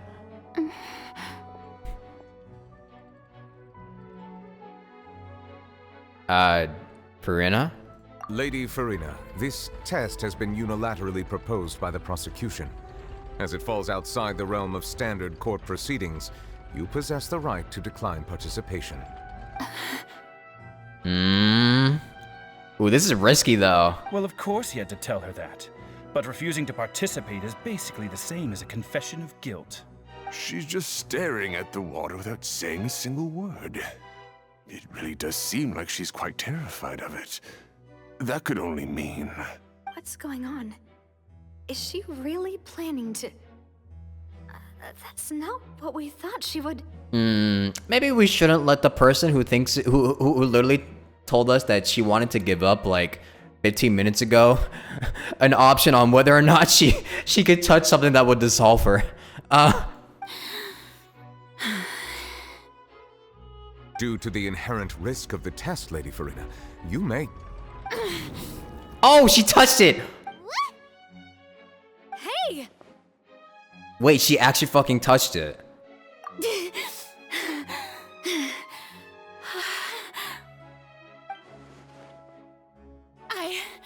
I'm fine! Look at me, everyone! My hand is still here! I haven't been dissolved! Will you believe me now? I really am your Archon! I'm nothing like a normal human who would fall apart as soon as they touch this water! Really? Was this not the most obvious thing in the world? Miss Siegewing? If you are present, Miss Siegewing, please come forward and attend to the defendant. Siegewing! Siegewing? Don't be nervous. It'll just take a few seconds. Let me see. That should be enough. Please announce the results of your evaluation to the court, Miss Siegewing. As everyone doubtlessly saw, Miss Farina was displaying symptoms of hyperventilation and flushed skin. These indicate that she was experiencing the adverse effects of exposure to primordial seawater. The extent to which she was affected is the same as other humans when exposed to primordial seawater of a similar concentration. Thank you, Miss Siegewing. Lady Farina. Oh, it's fucking... Oh, they fucking goofed her. Wait, that's actually smart as shit. Oh, wait. What did she just say? I didn't get dissolved. Shouldn't that be enough to prove my innocence? That's actually so fucking smart. Diluting the seawater so she wouldn't instantly dissolve. Wait, hold on. Well, considering your tendency to run from your problems, we did originally prepare a direct sample of the seawater around Poisson. However, after extensive discussion, we exchanged it for a sample that is not concentrated enough to dissolve an actual human. After all, on the off chance that something entirely unexpected might occur, Like what she just did. we don't want anyone else to lose their life to the sea. True. Oh, they cooked. Yeah, so out of regard for Farina's life, you secured a low concentration sample and asked the head nurse to serve as an expert witness. It's a great thing that the direct sample wasn't actually used. Farina could have... I can't believe you. Uh-oh. She's breaking. But what's really going on here? Farina can't have not known the consequences of touching that water as a human. This is too unlike how she usually acts. Unless it's actually more important for her to keep up her facade than to save her own life? But hadn't she given up on everything a long time ago? Listen to me, everyone. Please don't give me such cold and disdainful looks. What happened just now didn't prove a single thing. That's what I was saying before. It was really risky. It was really fucking risky to give her that option or that choice to touch the seawater, given that she literally said that she wanted to give up. Like, not even like 15 minutes beforehand to the traveler. That's crazy. Think about it. How can you conclusively prove that an Archon can't also be affected by the primordial seawater? Also, if I was really just a human, why would I dare to just put my hand in that kind of water?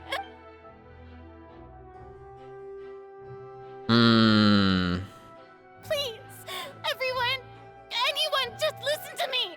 I swear, I really am your Archon.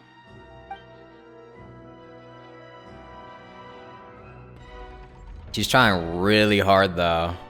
Nobody's buying it.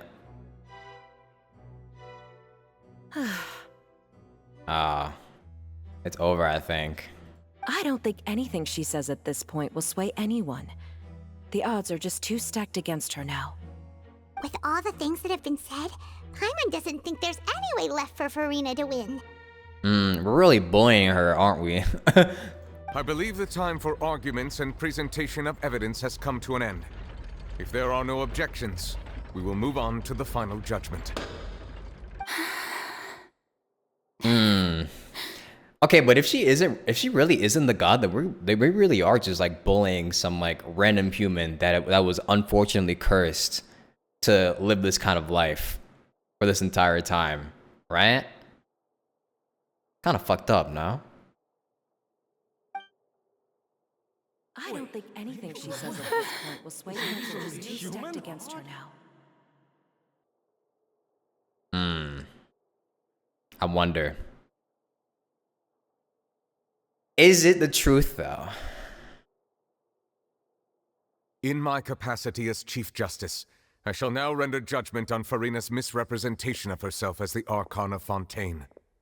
As a human who knowingly deceived her fellow citizens, Farina is... guilty. Damn.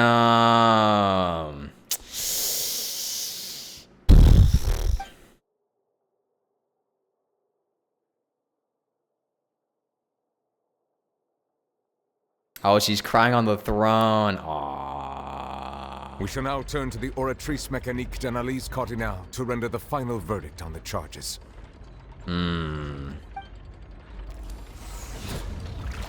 What does the Oratrice say, though?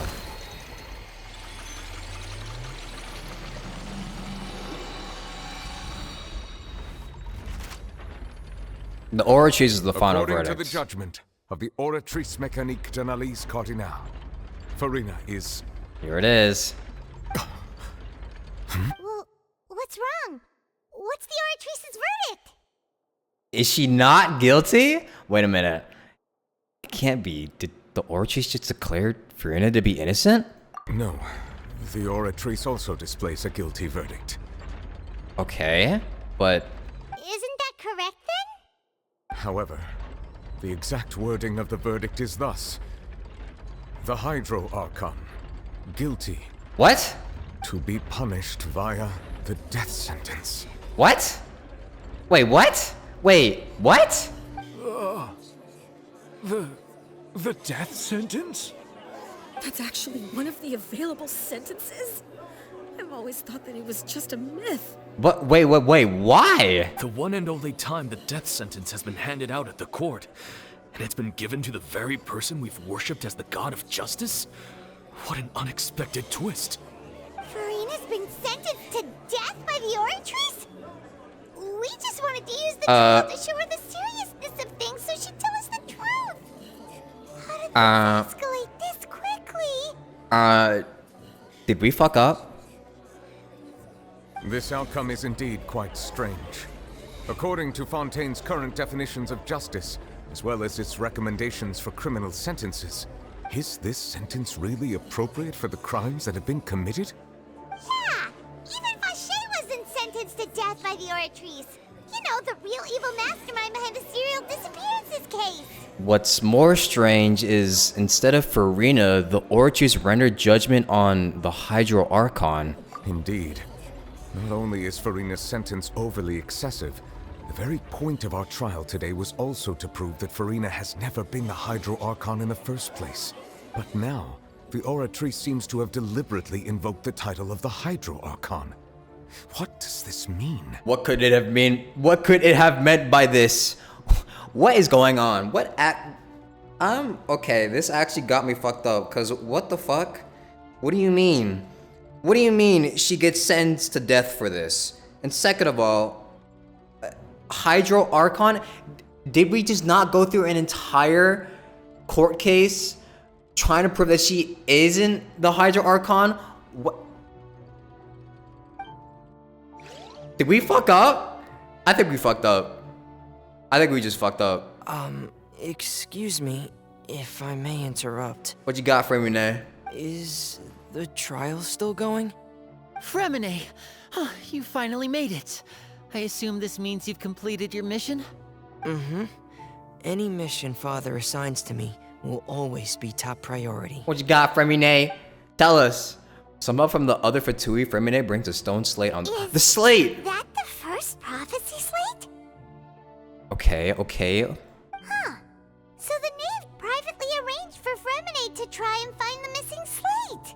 I looked everywhere and finally found it at the bottom of the sea. The sea? It took me a long time to get around some dangerous stretches of water. How did you lift that? Jesus Christ. A strong boy. But has the trial already concluded? Then doesn't that mean I've come too late? Oh no. Father will be disappointed in me. Don't worry, the mystery hasn't been resolved yet. It's still not too late for you to shine. Thank you for your hard work, Mr. Fremine. Please allow me to review the record left on the slate. Alright, the truth's about to be revealed. This is it. Traveler, I believe that you have already seen the other existing slates, and would like you to come here and confirm their contents. The truth is about to be revealed. Huh? So what do you see? What is it? This looks like... the previous Hydro Archon releasing her divine power, turning Oceanids into human beings. I believe I've now made sense of the Hydro Archon's crime. It has to do with Fontaine's lost history. Huh? Isn't the Hydro Archon just guilty of deceiving her people? Oh, wait, no, that's Farina, and we've already proven that she's not the Hydro Archon. Yeah? So when you say Hydro Archon, do you mean the real Hydro Archon we've been kinda talking about? In truth, everything that you've encountered in Fontaine up until this point can be traced back to the contents of these stone slates. However, I'm uncertain as to how much sense they currently make to you. An association between the contents of the slates and the events in real life. Okay, let's try to recall the contents of the other 3 stone slates. Paimon will do her best to help you remember. I've got a good visual memory. I'm going to fail. Select to check the descriptions on the stone slates to extract the key information from them. You can find scenarios related to the stone slate's contents and the incidents recorded in the interview notebook. There you can verify said content. As the verification process continues, the fountain water level in the menu interface will rise. When you have finished verifying all the stone slates, the truth behind the prophecy shall be revealed. The first stone slate describes what you just said. It seems to show the previous Hydro Archon using her divine power, and then the Oceanids turn into humans. Does that mean that Fontainians are transformed Oceanids? Oh, Paimon wasn't expecting that. But if Oceanids can turn into humans, then perhaps this process can be reversed as well. Oh. The second stone slate shows Celestia floating in the sky, and the Hydro Archon and her people worshipping it together. But the heavens still brought judgment down upon them. This must be the point when the Hydro Archon and the Fontainians were branded with their original sin. Does this mean that the original sin and the Hydro Archon sin are the same thing? The third slate shows the Hydro Archon sinking into the sea surrounded by many people. That reminds Paimon, didn't we also watch that happen to someone else? Well, the fourth slate is the prophecy the Fontainians have been talking about. People dissolving into the sea, the Hydro Archon crying on her throne, and so on. We didn't believe that such a crazy disaster could happen at first, did we? But after that incident, it was just a question of when and not if.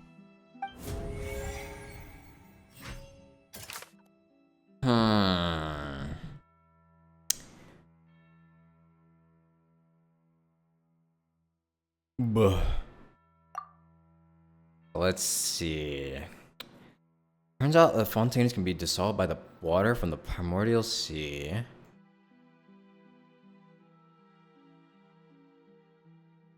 Okay, wait.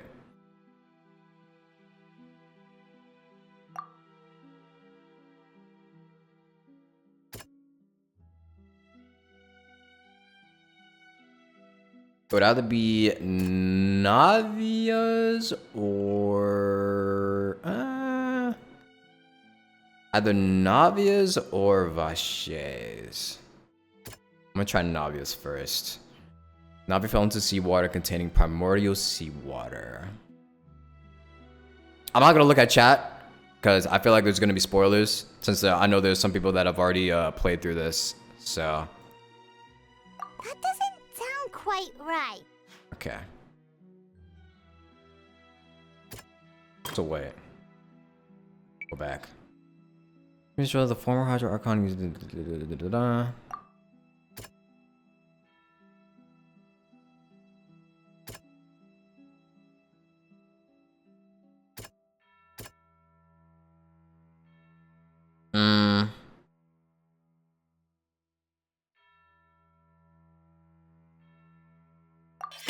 We know from the case of the serial disappearances of young women that Fontainians can be dissolved in primordial seawater. And the first stone slate tells us that long ago, the Hydro Archon used her power to turn Oceanids into humans. This might be the reason that Fontainians can dissolve.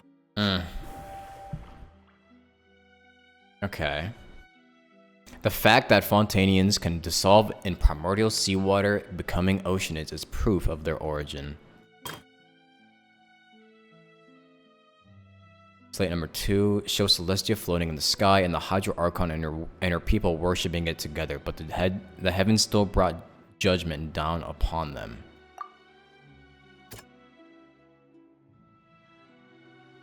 I like this music in the background.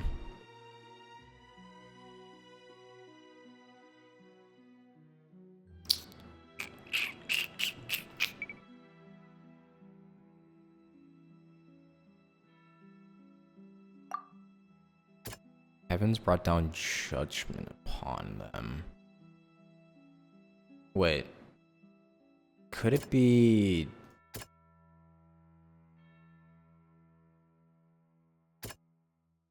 I have 2 guesses.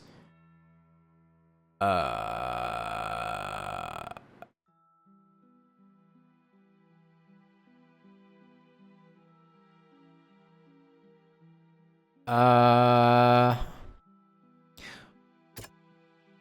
kind of want, I don't know why, but I kind of want to guess Child's.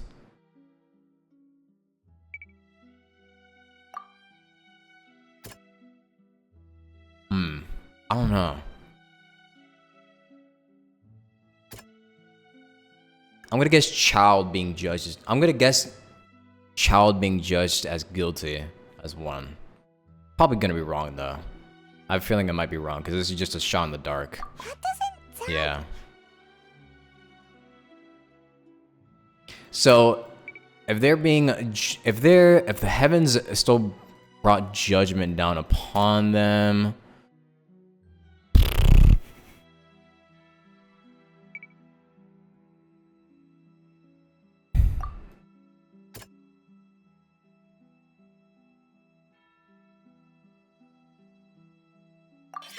Perhaps what is about to take place has all happened before. That was The my true second guess. sin of the Hydro Archon that Nervalette mentioned, and the original sin cast down on the people of Fontaine by Celestia, as recorded on the stone slates. That was my second guess, but I wanted to guess Child first because I don't know why. I just had like a dumb intuition. All right. Slate 3 shows the Hydro Archon sinking into the sea surrounded by many people.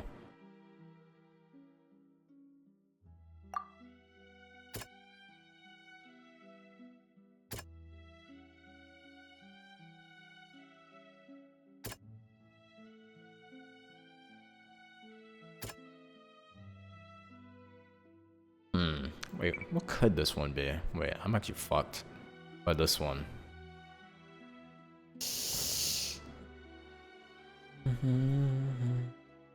Just Hydro Archon sinking into the sea surrounded by many people.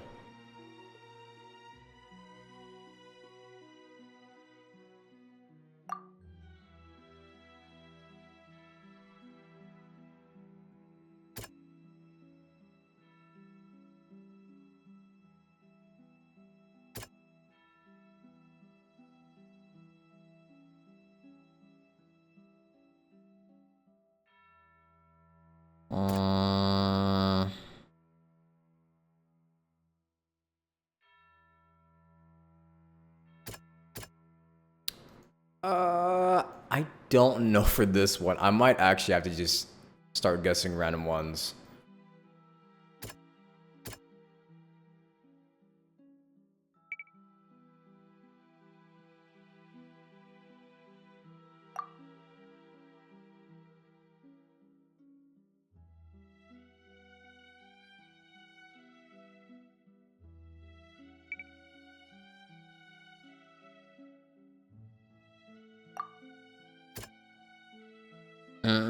I don't know for this one. I'm just start guessing. This is gonna be our first guess. Navia falling into the water. Oh, It's okay. not as simple as falling into the sea. When Navia fell into the sea, her consciousness was subjected to judgment. The stone slates show the people gathered around the Hydro Archon in the sea. Could that be alluding to the same thing? Okay. All right. And then we have the fourth slate. It shows a scene that is basically identical to that described in the prophecy circulating throughout Fontaine. Fontainians will eventually be dissolved into the sea, and the Hydro Archon will sit alone on her throne and weep.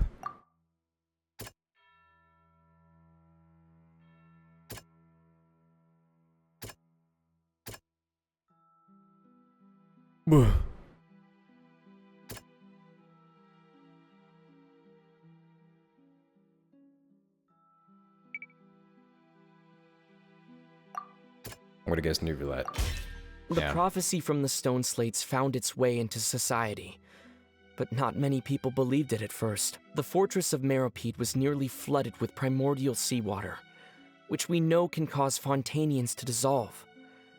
It seems increasingly likely that the prophecy may come true. If we hadn't dealt with it in time, things could have gone very badly. Yeah. They'll dissolve into the primordial sea but won't cease to exist.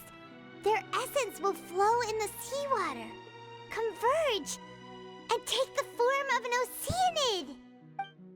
The Hydro Archon was sentenced to death in court, shocking everyone present. Perhaps this means that her sin was actually Fontaine's original sin. Wait. Oh, wait. So, I see. Navia fell into the water inside those ruins, and she nearly dissolved.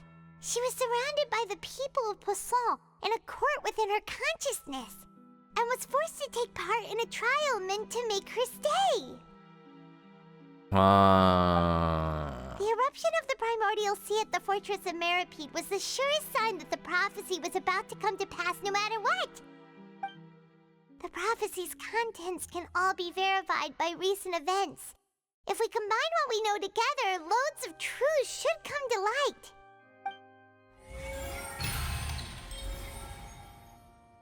I think I'm getting it.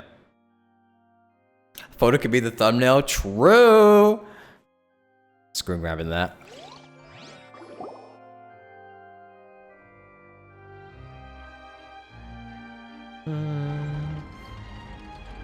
Huh?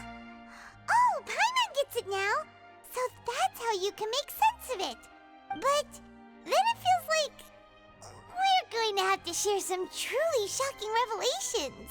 Yeah, basically we fucked up. Let's hear them. We fucked up. The first slate reveals that Fontainians are not real humans. Incredible. Linny, did you hear that? We're not real humans. All Fontainians were originally created by the late previous Hydro Archon, with Oceanids as their basis. The evidence for that can be found in how only Fontainians could dissolve in primordial seawater, and how all the girls Vacher dissolved were also turned into Oceanids.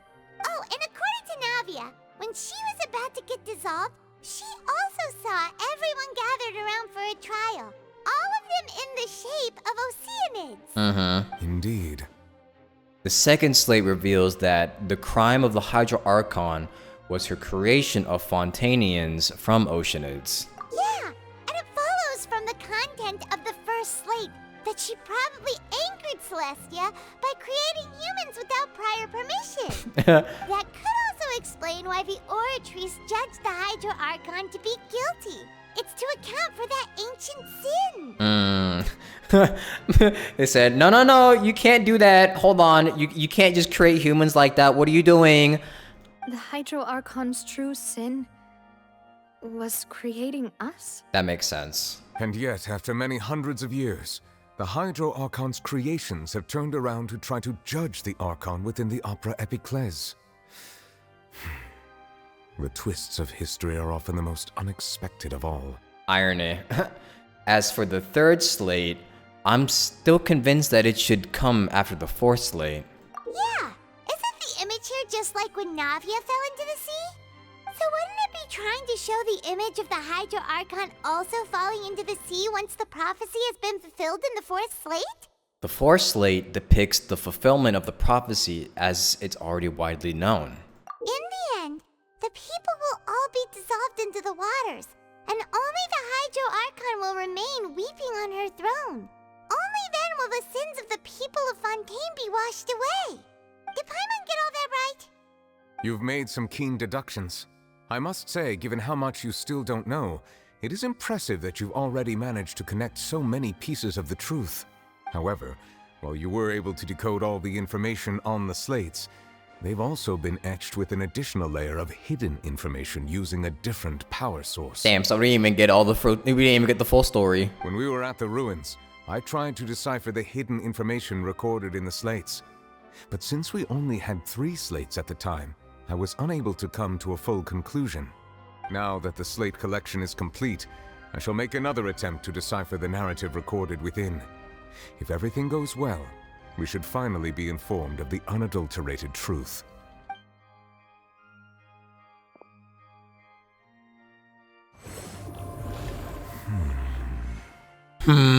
It's D-Bass. I wish I could do that.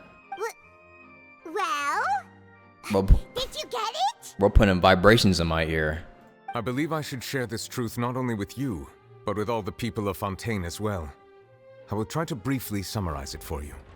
Your hypotheses regarding the origin of Fontainians and the sin of the Hydro Archon were both correct. Damn, so all y'all Oceanids? That's crazy.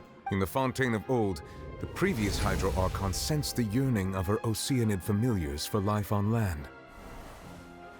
Mm-hmm. The Oceanids were enamored with the beauty and romanticism of human beings, and wishing to have those experiences for themselves, expressed to the Hydro Archon their desire to become of a similar kind. However, even though water as an element is intricately linked with the power of life, the Hydro Archon, as one of the seven, did not possess the authority to create a new form of human life. Not one to give in, she eventually found a way to create permanent humanoid bodies for her familiars by appropriating the power of this planet's primordial sea. She poured primordial seawater into the Oceanids' blood vessels, creating humanoid mimics in the process. But if Fontainians were to ever come into direct contact with water from the primordial sea, the power within their bodies would escape these artificial restraints and return to the sea. Yeah. As a result, their forms would collapse, and they would be reverted to their original forms as Oceanids. Kind of like how water would, you know, regular water physics. Of course, the Hydro Archon never received permission from the heavenly principles to create a new human race. Okay. Okay. And thus, the Hydro Archon and all of her creations came to shoulder the original sin of appropriating the power of the primordial sea. So what, were they like, are they like culturally appropriating human life? What? Is that what they're trying to get at? That is the true history of how the people of Fontaine first came into being. Cancelled. So we were all Oceanids before we turned into human beings? Got it. We gotta cancel these Fontainians. That's way too much information for me. What the I think fuck? I'm just going to pretend that I never heard a single thing. My existence is not for you to appropriate. Wait, but if that's the truth, we can't let the Hydro Archon be sentenced to death. After all, her only sin was creating us. This really might be too much information for your regular Fontainian, but it does answer a lot of our questions. Alas, your hypothesis regarding the third and fourth stone slates was inaccurate. The slates' respective positions are, in fact, correct. So they are in the right order? Then what's the third slate supposed to represent then? A key point of the visual on the third slate is how all the individuals depicted in the water are humans rather than Oceanids. They have not been dissolved, which implies that the water depicted in this slate is not water from the primordial sea. The nation of Fontaine is the nation of Hydro, as well as the nation of trials and justice. Instead of being the literal element, the water in the scene symbolizes judgment and justice. You may also recall Navia's experience. When she fell into the sea, her consciousness was surrounded by that of many others who intended to hold a trial to determine her fate. Therefore, the meaning of the third slate is that the people of Fontaine shall try the Hydro Archon at the court of justice. Damn, so it really was, this shit really is fate. This shit really was meant to happen. Oh, I'm so sorry, Farina. I'm so sorry. Damn. Yes, it refers to our present situation. I think I'm following now. So, what you're saying is, even though we decided to put on this trial to avoid fulfilling the prophecy, Shit don't even matter. in truth, everything we've done has happened exactly as the prophecy foretold. So now, it seems, we're the ones making sure it comes true. Damn, my fault. What should we do? My fault. I don't know. It feels like there's no way out of this. Huh. No matter what, the prophecy will be fulfilled.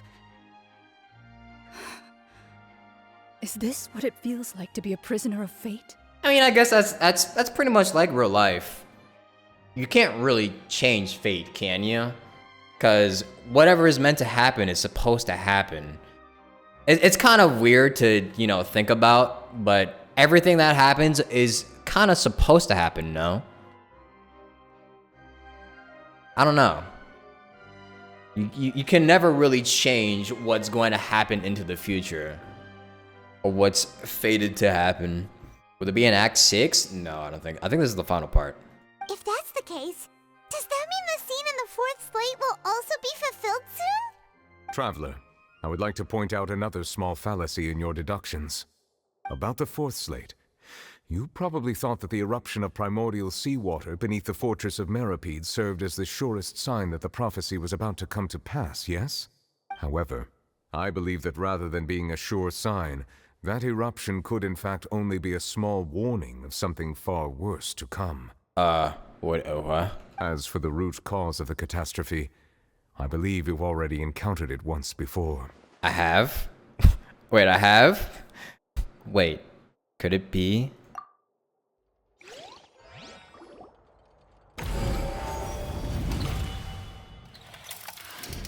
This eruption was just a small warning of the things to come. We must find the root cause of the disaster.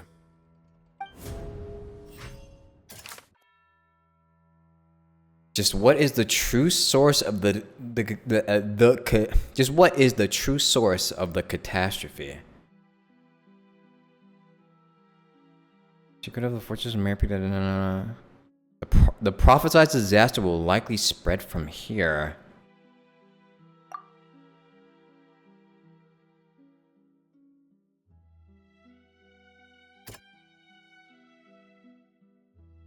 Oh, wait a minute.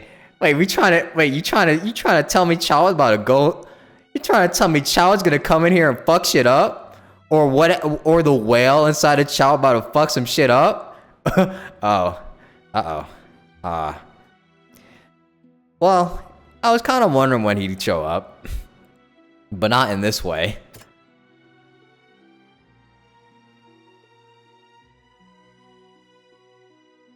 Well then.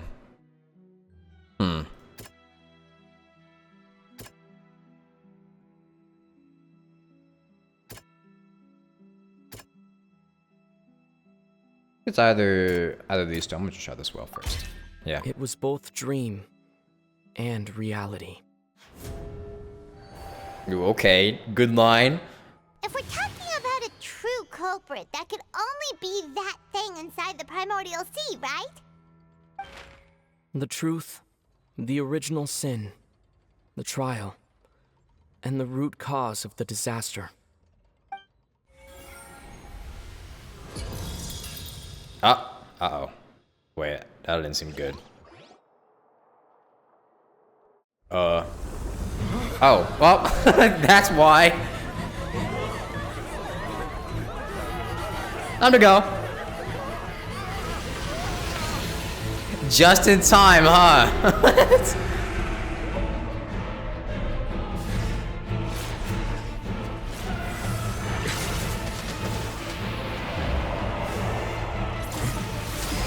We've got this, right? No. He's a little strong.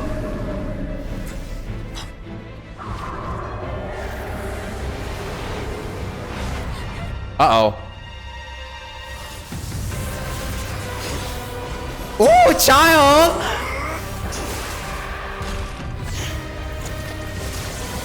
Go, child, go! Go, child, go!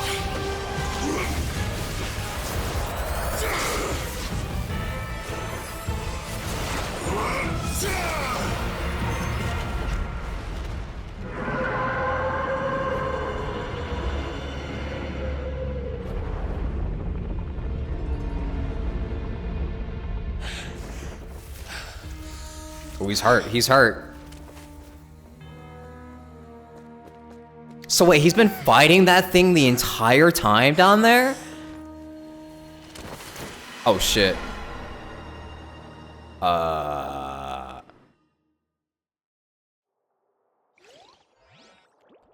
Is he okay? That was way too close. How did that thing just burst into the opera house?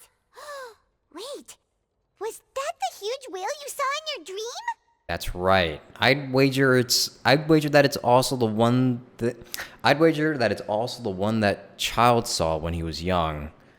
So Child's been down there. Child's been in the sea just fighting that shit this entire time. That is crazy. Holy shit.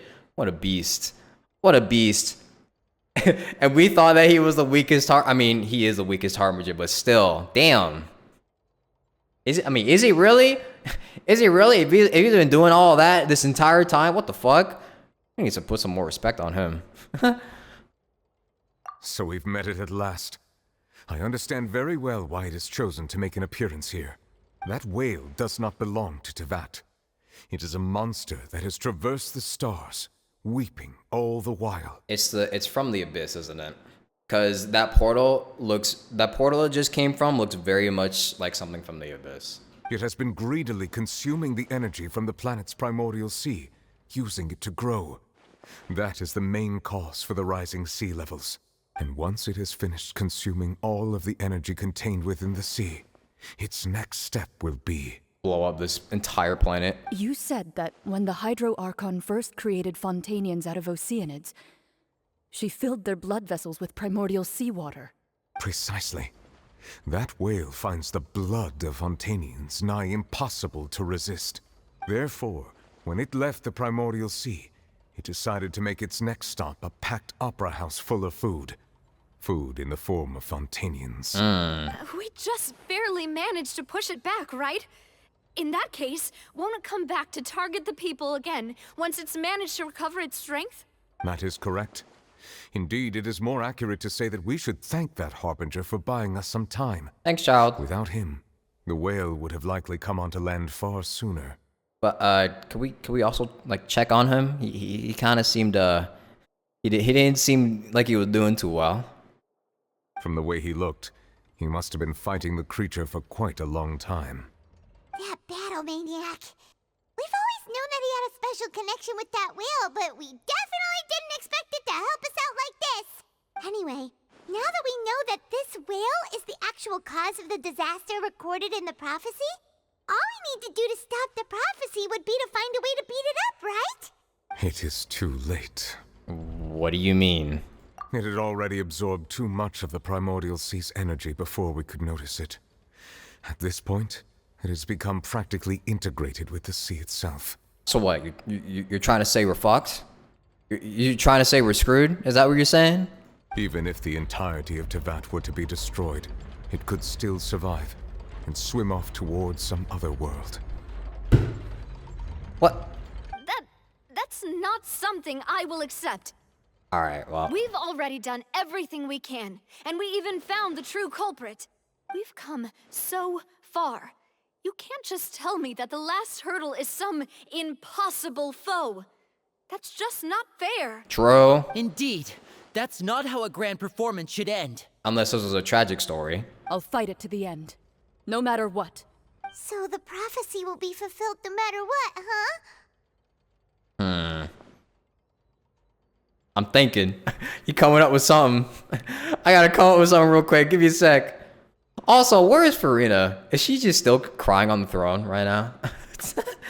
The prophecy. Yes, what has been prophesied will be fulfilled. You may view such things as the history of the future. After everything, it still turned out like this. We couldn't fight against fate. But wait, but if this is all about fate...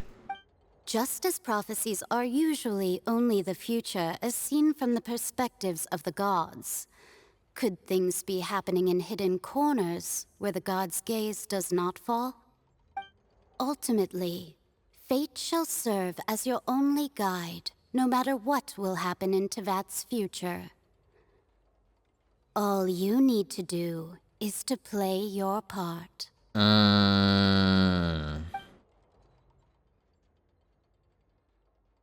Could it be that even if the prophecy will be fulfilled, there will still be a way to save everyone?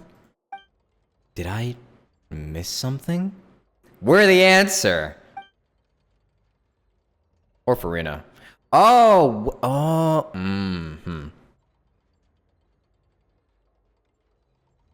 Wait, I forgot about Farina. What was it that she wanted to say to me at the last moment in the giant magic box? What is her real secret? Let's go collect Farina real quick.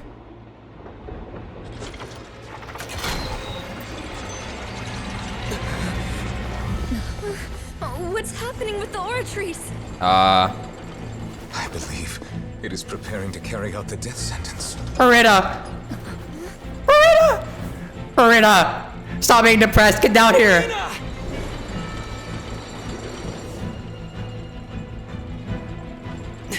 No, I still need answers.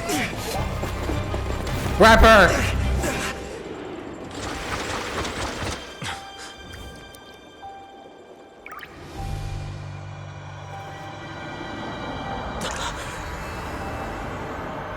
What?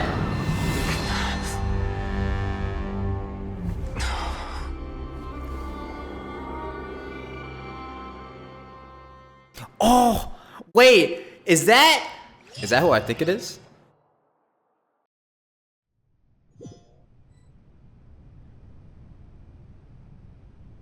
Yo! Yo! Yo!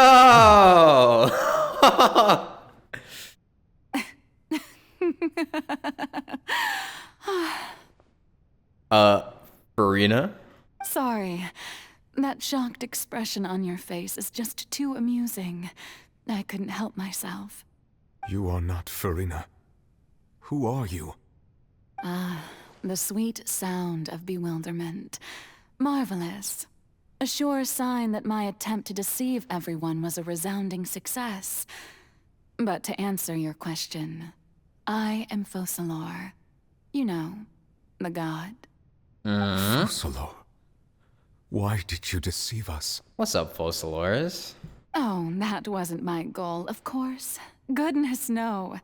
But I had to fool everyone else too, if I was to stand any chance of deceiving the heavenly principles. Ooh. Deceiving the heavenly principles? It's all because of that pernicious prophecy. Dreadful, wasn't it? Everyone doomed to dissolve. Fontaine condemned to be flooded. One was not amused. In fact, one was positively bemused when that problem was thrust upon me by my dearest predecessor. That's the former Hydro Archon Egeria, for the uninitiated. It hardly gets more disastrous than a preordained national catastrophe, now does it? She knew full well that the prophecy would surely come to pass. And as one of the seven, she also knew full well that one defies the heavenly principles at one's peril. So yes, as you have no doubt surmised, it was a rather impossible situation that I found myself in. I spent a terribly long time mulling it over, alone on the ocean floor. And I was almost growing barnacles by the time I finally realized there was only one possible solution to this confounding conundrum. She played her cards and she won. That's crazy. I had to outwit the heavenly principles, allow the prophecy to be fulfilled, ostensibly at least, while saving everyone at the same time. I'm a genius, I know. I can only assume that's why Egeria chose me as her successor. Although, looking back now, it was hardly the inheritance one dreams of. Between the task of saving the nation, the quotidian duties of the Hydro Archon, and not to mention the original sin of creating a new race of humans, I dare say she left me quite a colossal mess to clean up. But one can only play the hand one is dealt. I did not choose this, any more than I chose to be one of her Oceanid familiars. So you were also once one of the Oceanids, transformed into a human by Egeria's hand. Yes, I was. I always dreamed of becoming human. And I still do, even now. In my eyes, to be human is to be part of the greatest opera ever known. After becoming a god, I separated my divinity from my body and spirit, leaving behind only a self that was as naive and bewildered as my past self on her first day as a human being. Mm-hmm, okay. The me you see before you now is that divinity. And the human counterpart I left behind, I named Farina. She could feel joy, sorrow, and everything in between. She could be as vain and conceited, or as meek and vulnerable as she wished. Her strengths were of a kind only a human could possess, as were her shortcomings. But in my eyes, Farina's humanity was what made her perfect. She was perfectly human in every way. The person I always wanted to be. Anyway, so then I cursed her. All part of the plan, of course. The plan to deceive the heavenly principles. Dang, poor Farina. No! Do you still remember the final scene of the prophecy? The Hydra Archon alone, weeping on her throne. In order that the prophecy might appear fulfilled, I invited Farina to be an actress, to play the part of the Hydro Archon in the prophecy. Under the curse I placed on her, so long as I, Focalor's divinity, continued to exist, she could not die. But nor was she free to live her life in the pursuit of happiness. Damn. Instead, she was forced to take the stage in the opera house, to embrace the role of leading lady, to forever play the part of the god from the prophecy, all to create a deceitful appearance of that prophecy coming to pass. I suppose now you probably understand why your court is called the Opera Epiclese. But Farina is only human, isn't she? Yeah, it's kind of fucked up, is it? That's kind of fucked up, no? Like, if you really think about it, that's really messed up. Even though she has had a long life, her mind is no stronger than that of any other ordinary human being. Unless, please tell me there's an unless. I cannot begin to fathom what she has had to endure. It must have been torture for her. It has indeed. And although she is, in a sense, me in human form, I most definitely owe her an apology for it. It's been 500 years, and all along, she's been playing her part in the most unimaginably long, unbearably lonely, and agonizingly painful opera of all time. Wow, we fucked up. Damn. I'm so sorry, Farina. I owe an apology. I owe an apology. I'm so sorry. It's not like I could have known, but I'm so sorry. God damn. I came into contact with Farina's tears. If I remember correctly, tears often contain a being's strongest emotions. Hold on. Let's see. Buh. Testing. Okay, my bad. With sufficiently strong hydrosensitivity, I can form an emotional connection, just like I did with that oceanid at the Fountain of Lucine.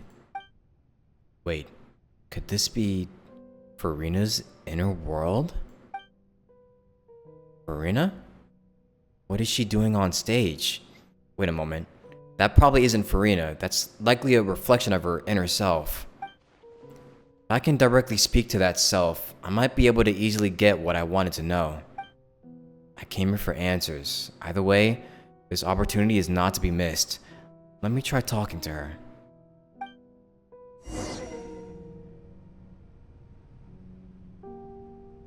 I gotta put some more respect on everyone in this story. I gotta put some more respect on Farina, on Child, Damn.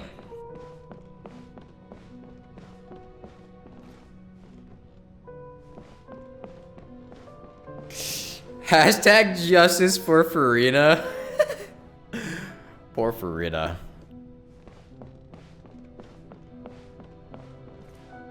Man, if only I could take a picture in this domain. Wouldn't that be nice? Wouldn't that be nice?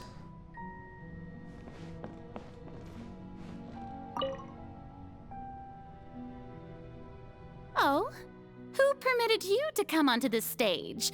Now, I understand your admiration for my august self, but I must ask you to keep to the rules. Come on, it's me.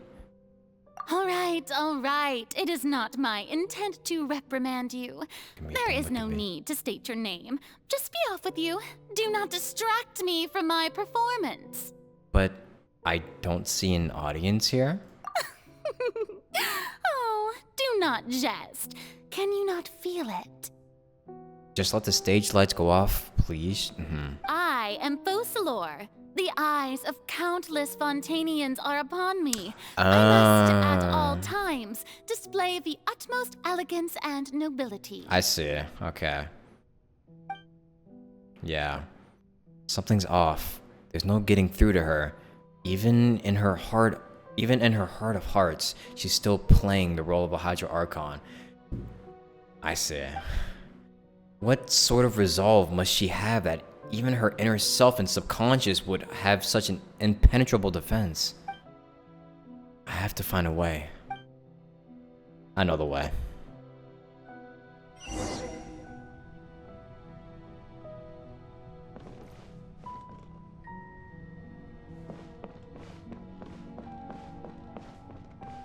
Dear audience, the performance is experiencing a technical difficulty, but worry not.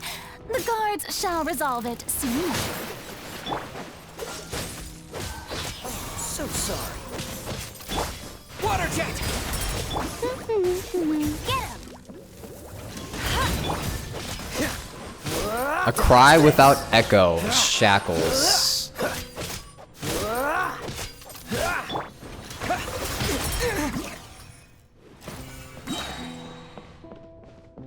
Shackles. That goes hard. That kind of goes hard, I'm not gonna lie. Hey, what gives? The audience is still watching me, you know. Guards? Wait, where are the guards? Guards!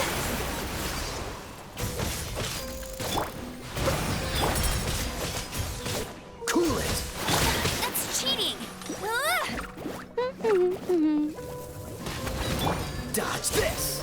I love this, by the way.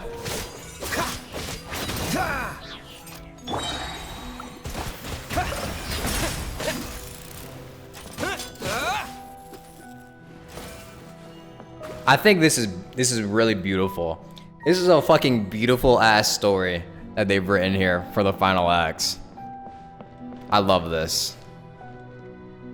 Silence without end, chains. Shackles, chains. What's the last one? There's no last one. Her guards are gone. That's all the spotlights turned off. In Farina's heart, they must have symbolized the eyes of the people on her.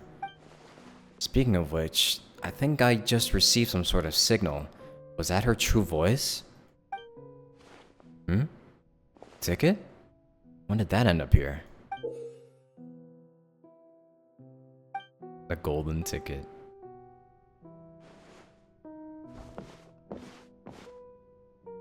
Either way, it looks like the show's about to begin. In that case, show me how you truly feel, Farina.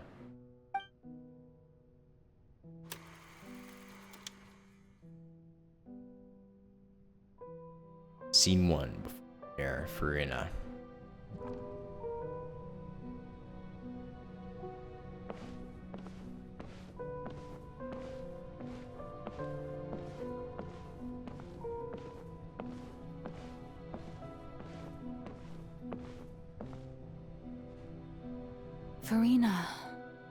Farina. Huh? Who's that? Who's calling me? Where are you? Be not nervous. Be not afraid. I am before you. Be not afraid. Wait a moment. You're mirror me? How can this be? Mirror you, huh? You know what? That's not bad. Let's go with that. Mirror me.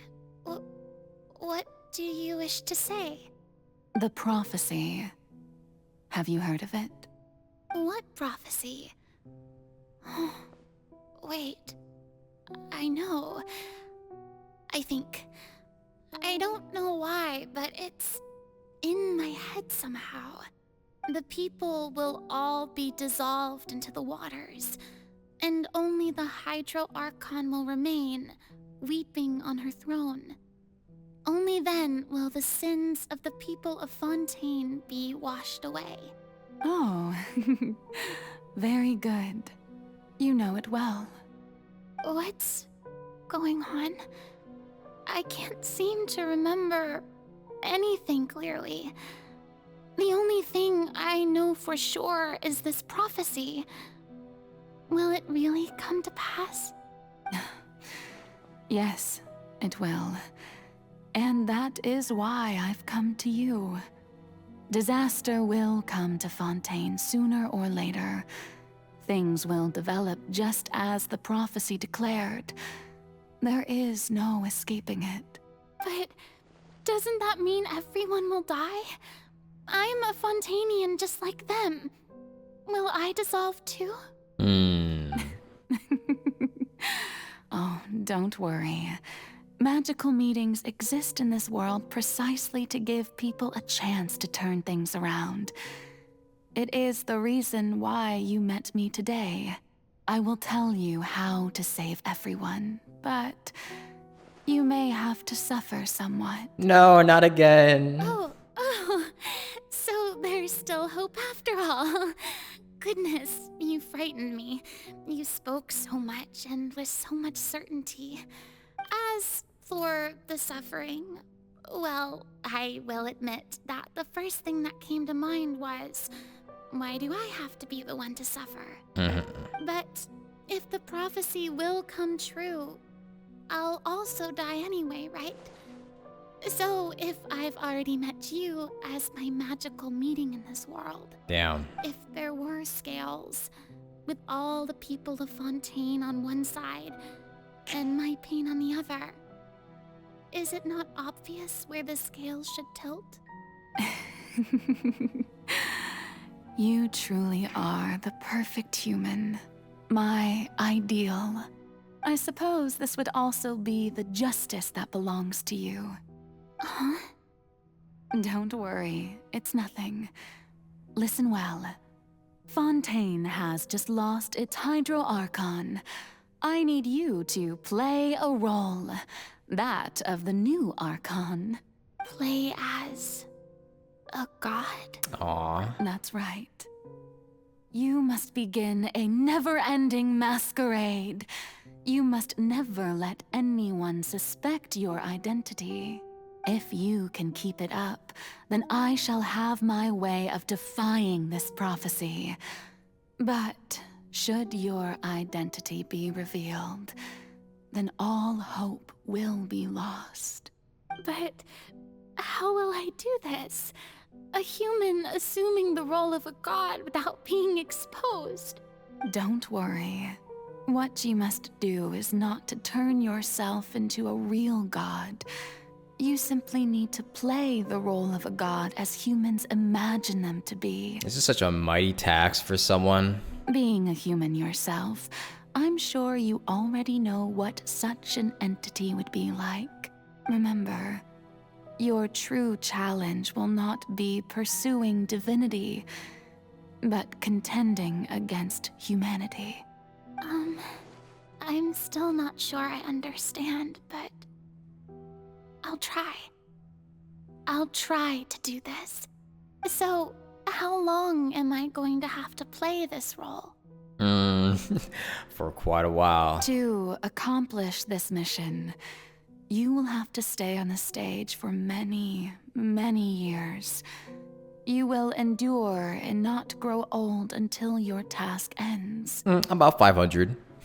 Yeah, just about. But I promise you, all will eventually end in a magnificent and dramatic trial, and everyone will be saved. A trial, huh? How exciting. I'll be looking forward to it. Scene 2, Ascension speech for Rina. Ooh, wait, hold on. Wait. Is this where she...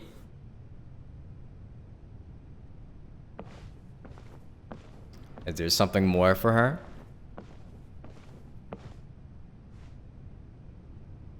The throne.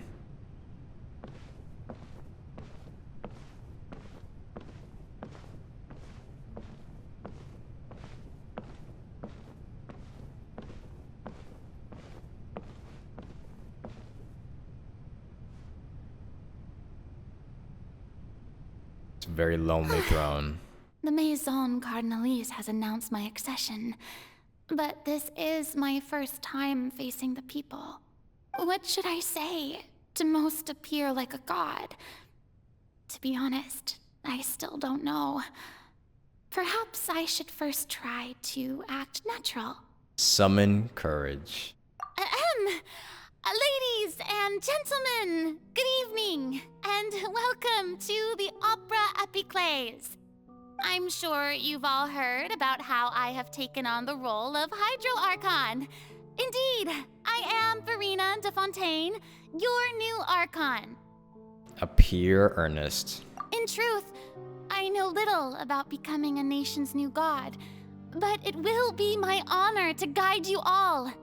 As the god Focalor, the god of justice, I shall do all within my power to lead you into an age of fairness and justice. Close politely. Once again, thank you all for coming.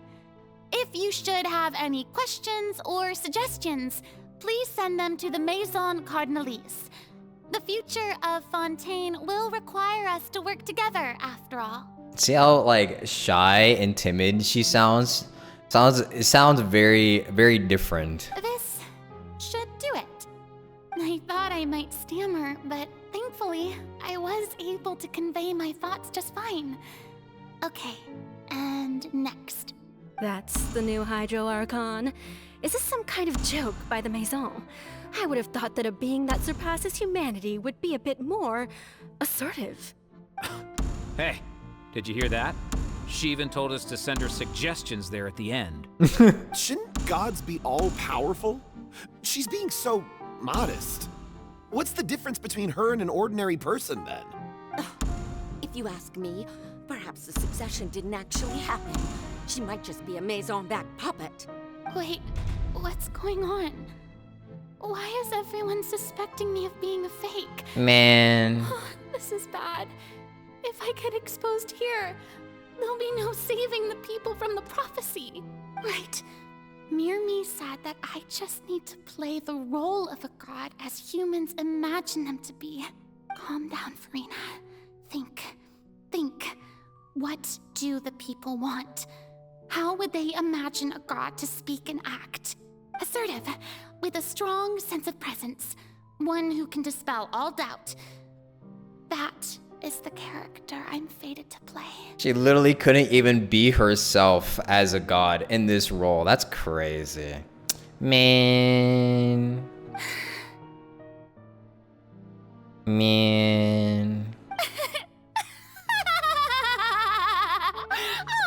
Oh, very good, my people. Only ones such as you are deserving of my rule.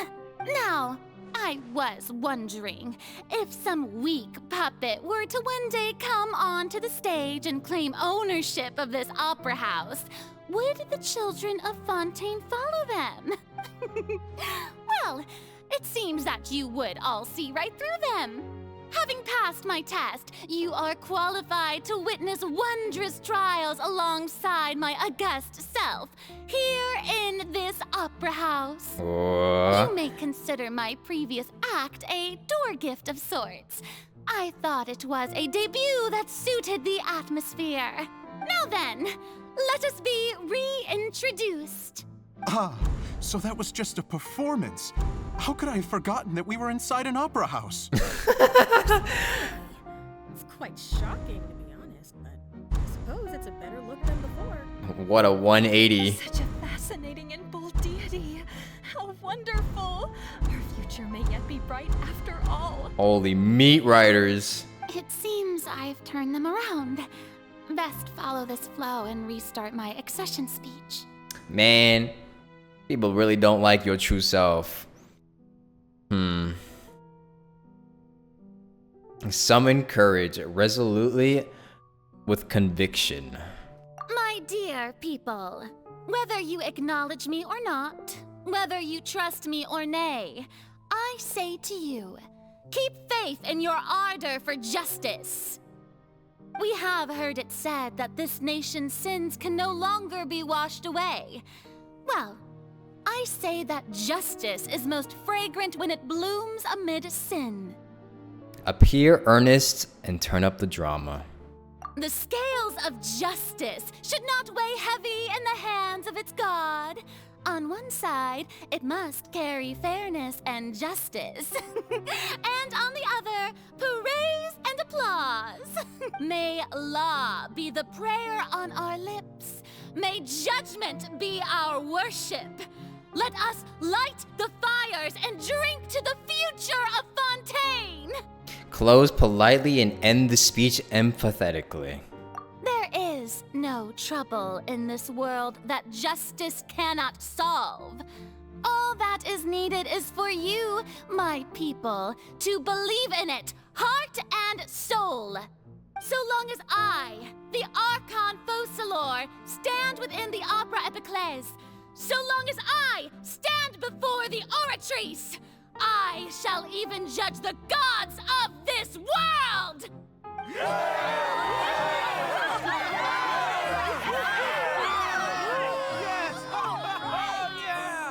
It works, but at what cost? Scene 3, Opera House, Farina.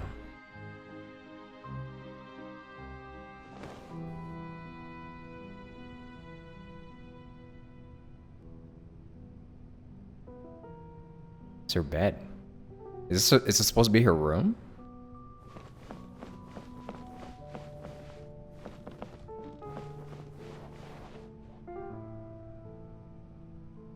Lady Farina, here are today's case reports, as well as a summary of the follow-up for your perusal. Come now, was I not just at the Opera House in person? Leave these kinds of things to Neuvillette. Besides, none of these trials were the one that I'm looking forward to the most. If I may be so impertinent, what kind of trial are you truly looking forward to? A magnificent, dramatic, and wondrous trial. A trial to end all things. How could you hope to understand? Damn, so she was longing for the trial to end her fucking suffering. That's true, I fear I lack the ability to grasp your divine thought, Lady Archon. No need for fright, and do not take what I said before too seriously. Go now, do your duties. The trial I await. It will come one day.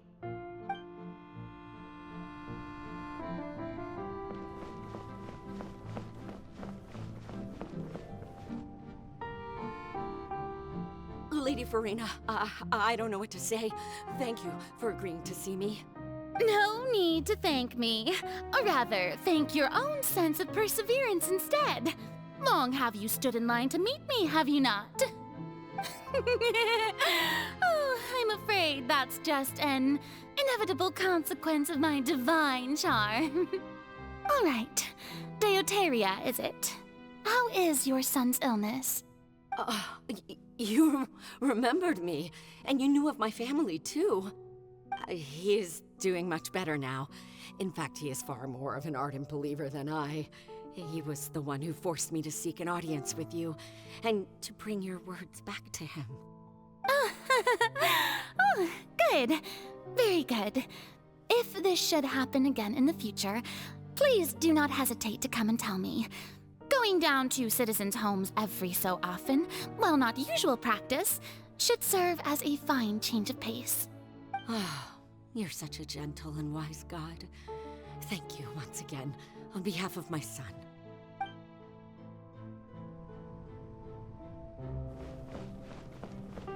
So that explains why she immediately left Risley's case. Yeah.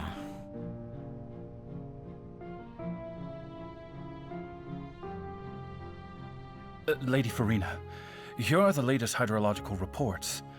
As for the specific parameters you asked to take note of, I'm afraid things still don't look good. I see. It's as I thought then. As your god, I did already expect this, but I wanted to see how far your human wisdom would allow you to analyze it. All manner of signs indicate that the prophecy will still come to pass. Forget it. That's not something you need to worry about right now. Well, as I understand it, the Fontaine Research Institute is also trying to find a way to counter the rising water levels. Really? Have they found anything? No.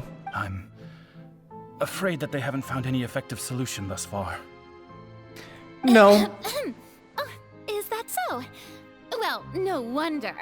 This issue has reached the realm of the gods after all.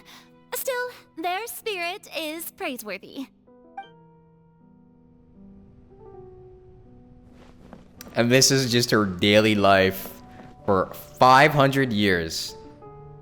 Bruh. The day is finally over. I haven't had a moment to breathe this whole time. But it's good to see that everything's getting on track. There are no longer any voices of suspicion. Maybe this is fine. I just need to keep going, and everyone will be saved. 500 years. All right, Farina, don't think too hard about this. You need rest. Tomorrow's a new day. Scene 4, Opera House, Farina. Lady Farina, here are the new trial reports for the latest cases, as well as a summary of the follow-up. There'll be no need for that. I've seen them already. There's no need to go back over scenes I've witnessed in person before. Lady Farina, I've waited so long for this chance to see you in this manner. Indeed, my dear, loyal citizen. This joyous moment is an honor for us both. Lady Farina, we're detecting significant hydrological anomalies near Poisson. Understood. Keep monitoring. Keep me informed should anything come up at the Institute.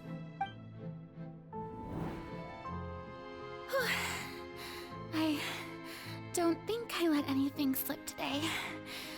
I must show the people that there is nothing to worry about. I just don't know when these days will end. I feel utterly exhausted. Best to rest early today, too. Aww.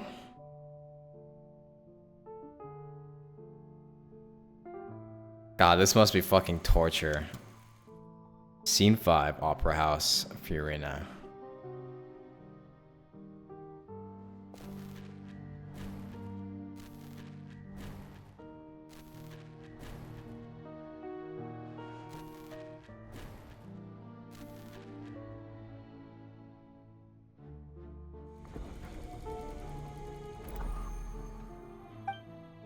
Scene 18. Scene. Oh my god. Farina. I was 180,000. It's like a dream being able to speak with you up close like this. I've heard that the first member of our family who was honored to receive an audience with you was Madame Deoteria, almost 20 generations ago. And what a fine family yours is indeed. It brings me great joy to meet such a faithful believer, a descendant of a line most ardent. Surely you exaggerate, Lady Farina. My lady? Is she crying? What is it, good citizen? Is she crying? Are you crying? Uh-huh. Oh, really now? I didn't even notice. This must be the overflow of hydro from my person. Well, can't quite help being the god whose dominion is the waters, can I? No wonder. No wonder. A manifestation of your power, then. Oh, Archon, I am honored to have witnessed it. Honored indeed. Ew, she's having a smiles with the smug smile with the tears down her eyes. Damn. That's fucked up. That's fucked up.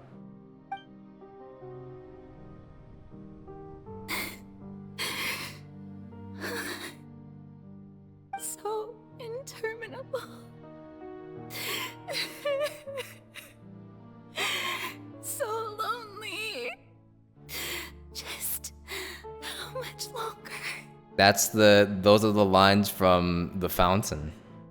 Hundreds of years must have passed by now. Perhaps the show must go on for hundreds more. I never imagined that it would hurt so much. Have I reached my limit? No. Perhaps I reached it long ago. Today I didn't even notice my own tears. I want to tell someone, anyone, about this. But would that not destroy all I've done so far? I've conducted so many investigations across the centuries. But there's not even a sliver of hope that we might break the prophecy. This is actual torture. Okay, I gotta say, Fosclores did her dirty as fuck with this. I'm not gonna lie. All I can do is keep heart. I must maintain this act. It is the only way to save Fontaine. Please, mirror me. You have to succeed. I understand that this was supposed to be, you know, for saving Fontaine and all that and deceiving Celestia or the heavenly principles, but like, shit, man. This is some sacrifice that had to be made. It's fucked up.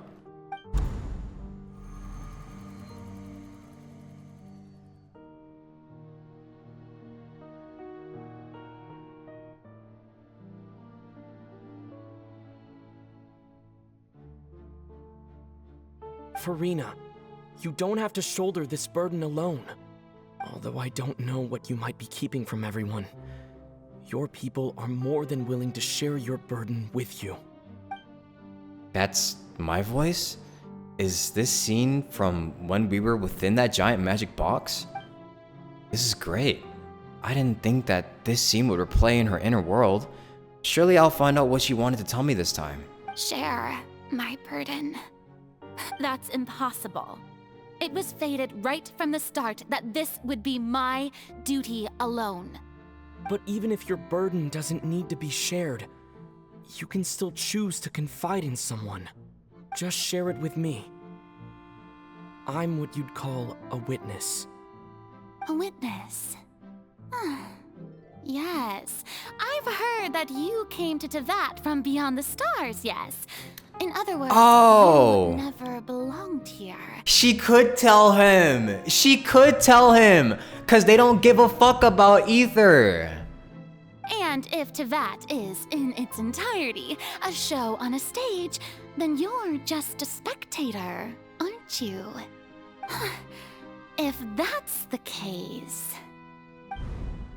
And we were too I could confide in him, couldn't I? Oh, no. But if things don't play out as expected, the people of Fontaine will be the ones to pay the price. No, Farina. You shouldn't be selfish. But what if it's really alright? Farina, you've worked so hard for so long. Surely it would be okay to put yourself first for once. Just this once. Is it such an outrageous thing to do anyway?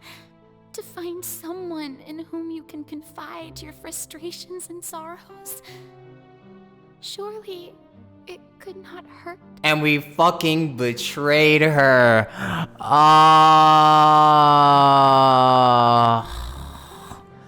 That sucks so bad. If you let this opportunity slip through your fingers, it might never come by again. Think about it. Long and hard.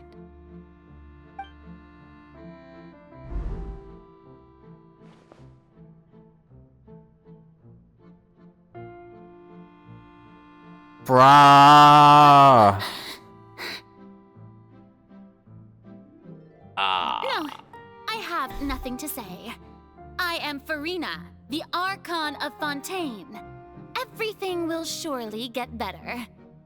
All you need to do, dear spectator, is to witness my performance until the curtains fall. And she still didn't tell.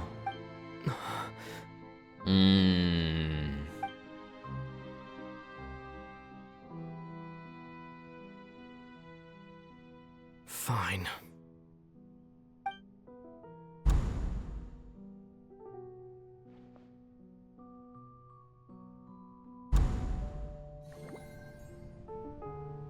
That was the smartest decision she could have made, actually. So even Farina doesn't know the truth?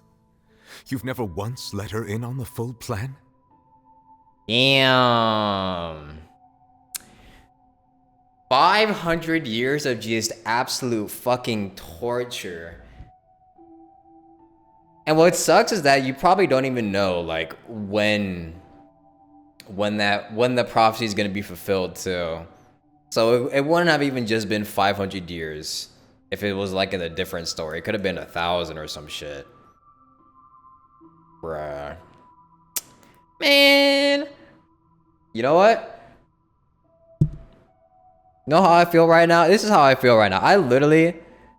Wait.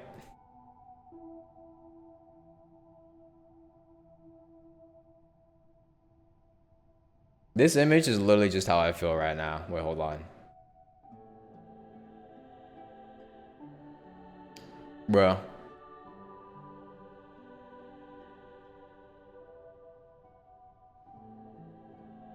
Wait, hold on. Post alerts, you asshole. Yeah. It was really fucked up, no?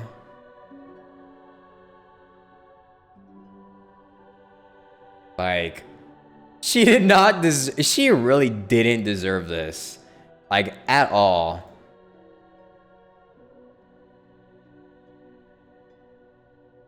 Wait, hold on, give me a sec. Yeah, this is pretty much how I feel watching that entire sequence.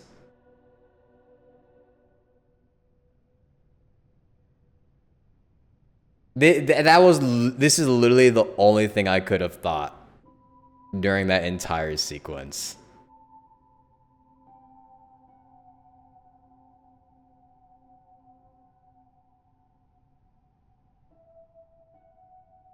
Yes, it had to be done. To deceive the heavenly principles, you must first deceive yourself. She did very well. If she had let her resolve falter even once in these 5 centuries, Fontaine would have been doomed to the most tragic fate. It seems that trusting humanity was the right decision after all. I believe that I understand how your deception works, but that is only half the truth, is it not? How would you build on this foundation to save the people of Fontaine? That is the most important thing. Ah, good, good. Of course, the Udex of Fontaine has pinpointed the crux of the issue. I'm sure you've long sensed that the Oratrice is no simple machine, yes? Yeah. I've always suspected that it had its own consciousness. And Lenny did mention that he heard a human voice within the core chamber. Was I right? Wait, was I right? It now seems that that person was you, hidden within the machine all along. Was I right? And then I became one with the Oratrice, taking Fontaine's gnosis with me. Yes. It would seem so, wouldn't it? Was I actually right? What? Alas, your understanding of this device still lacks sufficient depth. No? In truth, it is no enactor of justice. It is, in fact, a device created to kill the god of justice. Huh? I beg your pardon? What? Oh, you have it. And to be more precise, not only will the Oratrice take down the god of justice, it will also take down the divine throne upon which she has been placed. I mean, did you think I would be the sort to enjoy peaceful repose while Farina suffered? Okay, well, yeah. My work over these last 500 years has been to constantly accumulate indemnitium within the Oratrice. But really, some have already discovered that only a small fraction of the energy generated by the device was ever used to provide power to Fontaine. I see. The vast majority has been, had to be, accumulated to enact this death sentence. Damn. So, it's a literal weapon that's been gaining power over 500 years to get enough to kill a god. To kill herself. It was all a part of your plan then? Both the trial and the sentence? Indeed. This power, accrued over 5 centuries, could have sustained Fontainians for millennia, had it only been used for that purpose. Almost all of it has now been stored within the Oratrice. But only power of this magnitude could hope to destroy the Hydro Archon's divine throne, shaking the rules established by Celestia, and breaking through the institution that is the Seven. So the Oratrice's call for death was for neither Farina nor Focalor, but for the Hydro Archon. The destruction of that divine throne. If I do not misunderstand your intent, you must be... Returning what's rightfully yours to you, of course. What? In other words, oh yeah, this was all done to return the authority of the Hydro Archon to the Hydro Dragon of this planet. Okay, I see. Yeah, I remember. But...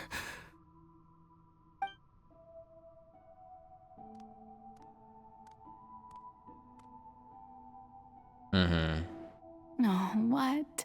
Getting sad again, are we? I get it. The authority of the ancient dragons shall soon be yours once more, O Hydro Dragon Sovereign. And this is the face you make. All you've done throughout the years is just so you can sacrifice yourself at the very end. I've never quite seen it that way, you know. Even now, I'm quite pleased at how well my deception worked.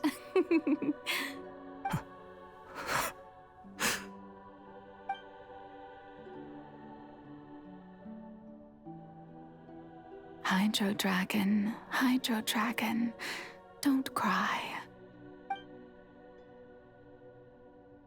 I must say, had it been within my rights, I would have loved to judge the heavenly principles themselves. Were they not guilty of essentially the same crime? Damn. Egeria stole the power of the primordial sea, and the heavenly principle stole the power you ancient dragons possessed. Yeah. I, for my part, am the god of justice. And is it not just that your original powers should be returned to you? Yeah. Speaking of justice, I have always believed that justice lies in the process of pursuing human existence itself. So, if the theft of the primordial sea's might was Fontaine's original sin, then, leaving matters of procedural right and wrong aside, the descent of the Fontainians as humans and their right to exist in this world would be Fontaine's original justice. In other words, existence was Egeria's justice, and to me, justice is the continuation of that existence, defying the prophecy and ensuring that Fontaine's people shall live on. That should be the justice enthroned over all others. At this point, we, whether it be myself or all other Fontainians, have shouldered the burden of this sin for far too long. Right. Iudex Neuvillette, the highest judge in our land, when you regain your full power as an elemental sovereign, what verdict shall you pass upon us? So when I was invited to the court of Fontaine to serve as Iudex, I see now that that was your idea too. At last, I now understand the true purpose behind this position. In the beginning, I was uninterested in human existence. But these 5 centuries of living alongside them have gradually brought about mutual understanding between us. And I have even attempted to feel as they feel. You are a devious one, Focalors. He said the line. Things being as they are, surely you know that I could never declare them to be guilty.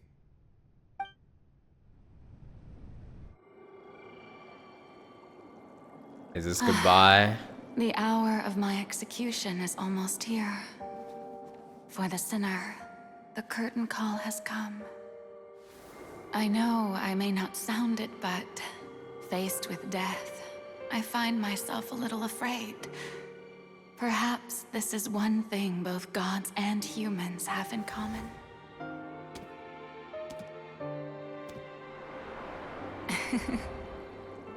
Farewell, Neuvillette. Man. I hope you've enjoyed the part you played these 500 years.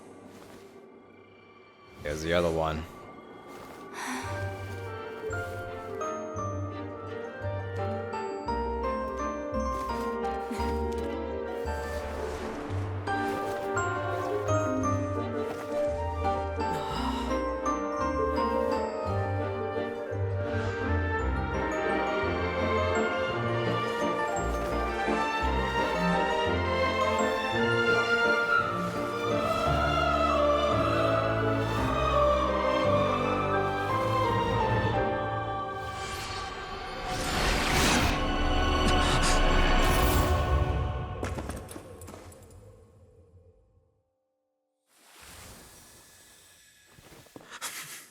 Damn.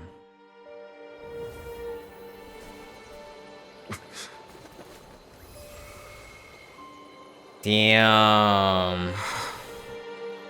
That's all I can say is just damn.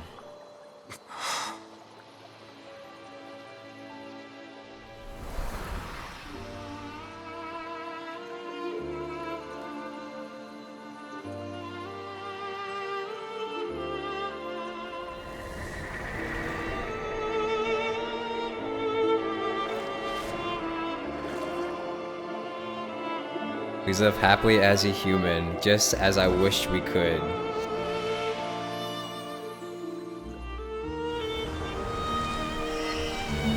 The rain.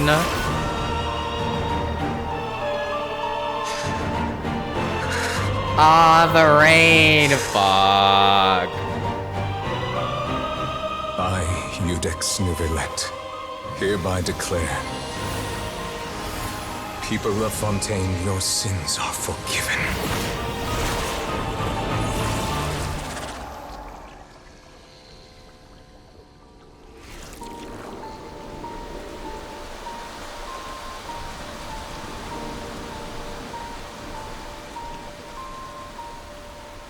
Damn.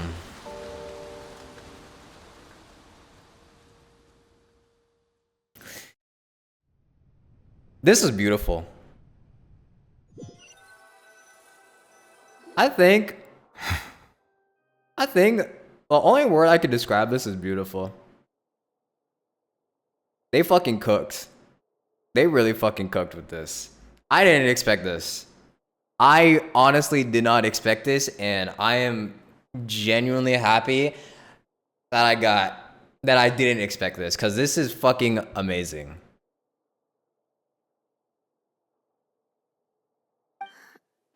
What just happened? Has the death sentence been carried out? Was that bright light some sort of misdirection?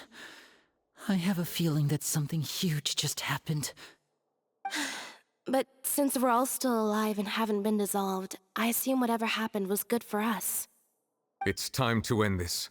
We must mete out punishment to that beast. Didn't you say just a moment ago that it can't be defeated? I have gained the strength sufficient to deal with it. I'm Through him. certain means, I now have the ability to separate the power of the primordial sea from that creature. He said, I'm him. We should seize the opportunity to pursue our quarry. You obtained power just now? Traveler, now that the oratories can no longer function, I require an executor to help me mete out justice. You mean me? The root of the calamities befalling Fontaine. The beast that enacts the prophecy. Its name is the all-devouring narwhal. Come with me, traveler. The hour of execution has come. Ooh. It's time to face the fucking whale.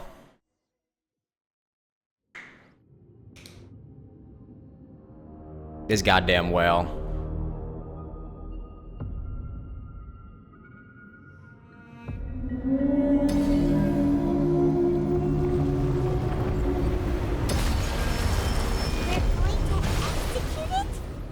But how are we going to do that? It's huge! I've already done my best to separate the power of the primordial sea from the whale. Ow! Considering the size of the beast, I cannot reach the power source. Unless... This is a beautiful arena. From within. I shall share a part of the ancient land. We shall look for an opening together. This is actually a beautiful ass arena.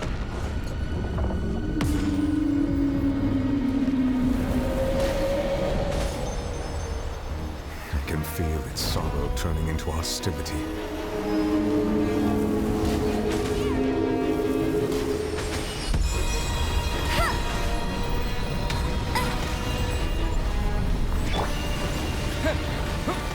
Actual thick HP for real. Do barely any damage to it. Ah!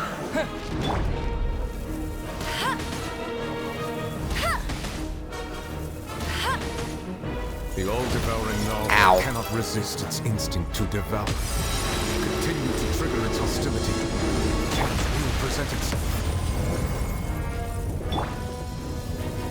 So we have to keep making it hostile, I guess.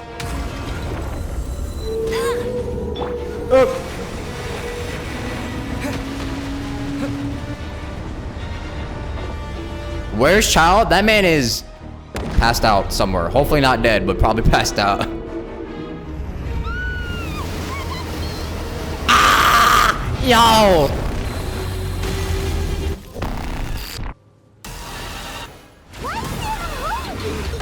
Holy shit.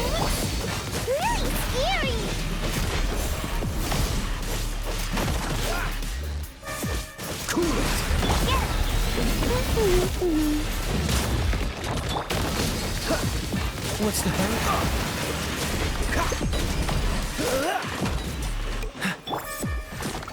I have granted you my protection. Do not fear. Seize the moment. Use my power to suppress it. So I kind of need Hydro Traveler here.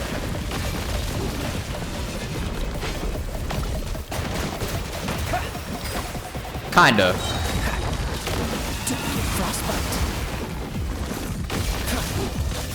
Cause you can't do much without it.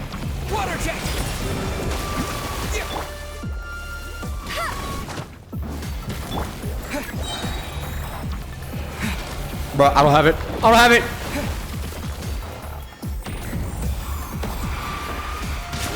Ow. Dodge this.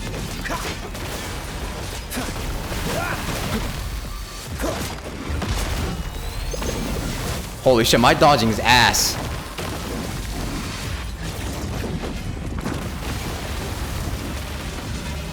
Cool it. Go, go, fairy go! Hey!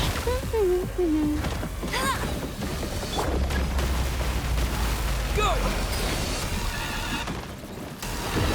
This will be frozen in time.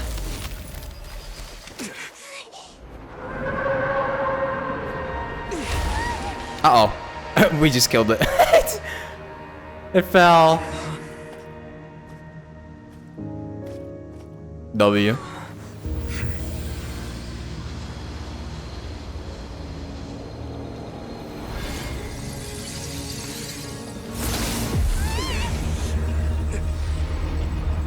Never mind. I think, did it work? Or did we just anger it? Yo! It's fucking Skirk!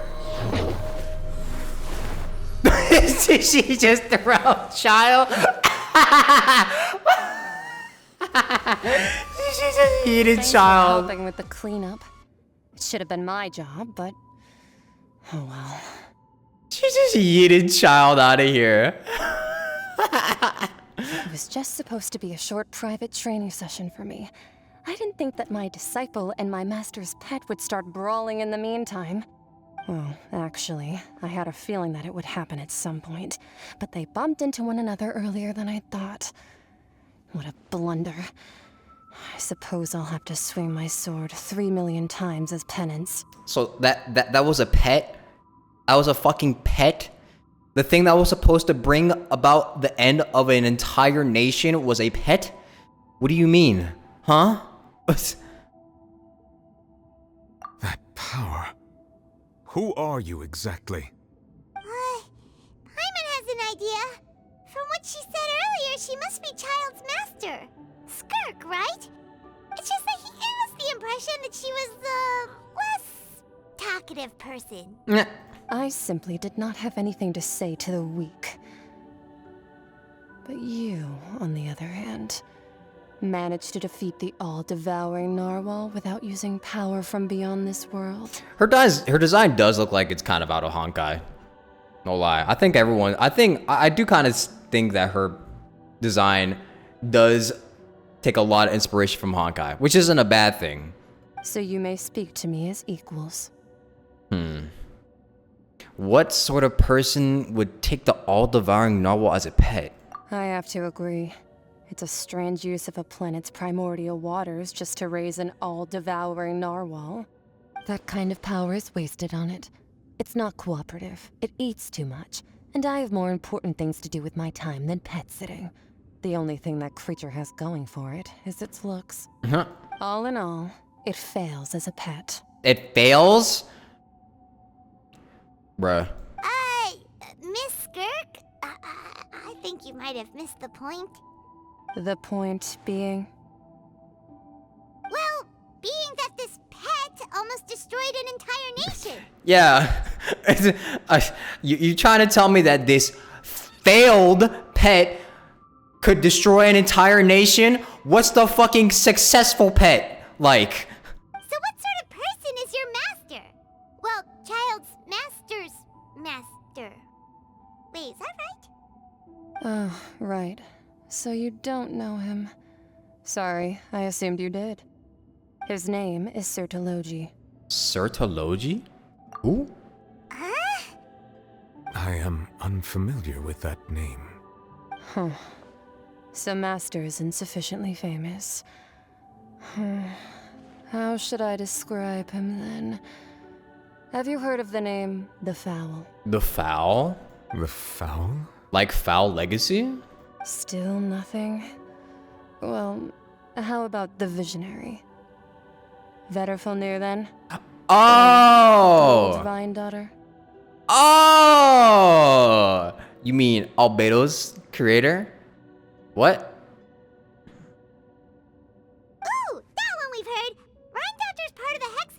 Albedo. She's Albedo's mom, right? Oh, so you do know that name. To be honest, I also heard all of those names and titles from my master. I don't actually know them either. But I suppose you understand now, yes? My master is likely a similar sort to Rhindaughter. They are both pursuing some form of perfection. Wait!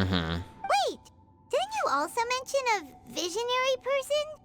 Paimon didn't quite catch their name. Actually, never mind that. I believe it expedient to inform you that the all-devouring narwhal used up nearly all its strength fighting you.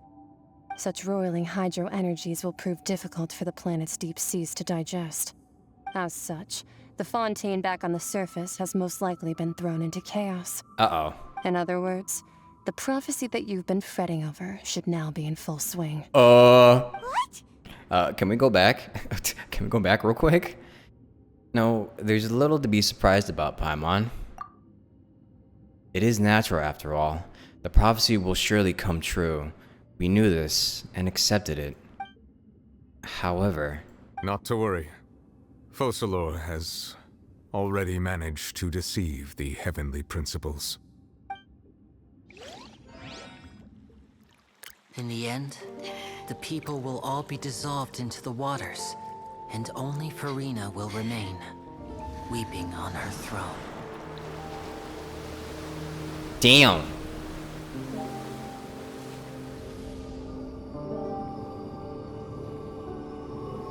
Only then will the sins of the people of Fontaine be washed away.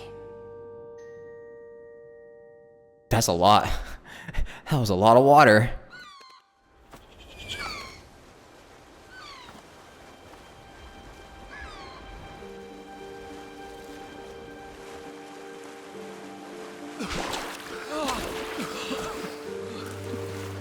We're alive! Hey! The boat! Over here!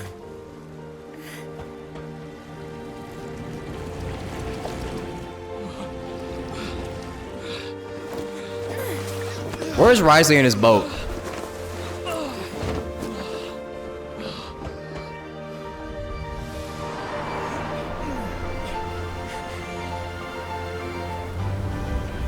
Oh, here it comes.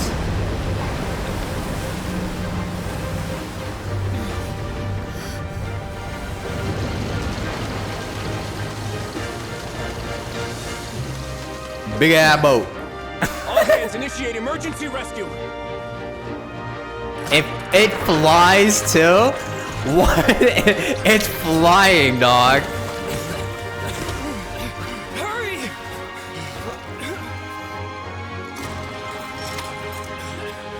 Hey, lend a hand.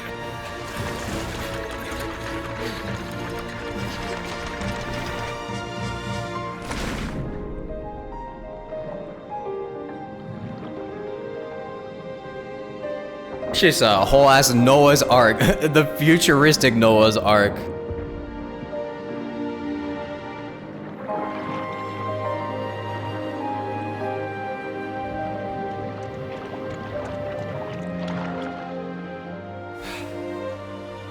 Look, the water's receding.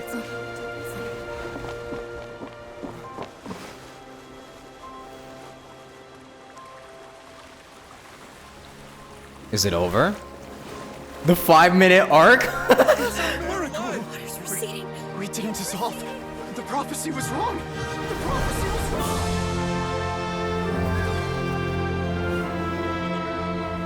We lived. Fuck the gods. Fuck the heavenly principles. We lived. Are you alright? We're saved. The prophecy was wrong.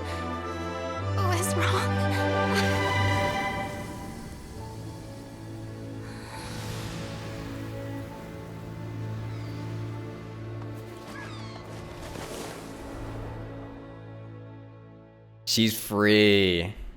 Come on. Farina is now a free woman. The soul renewed. The Svina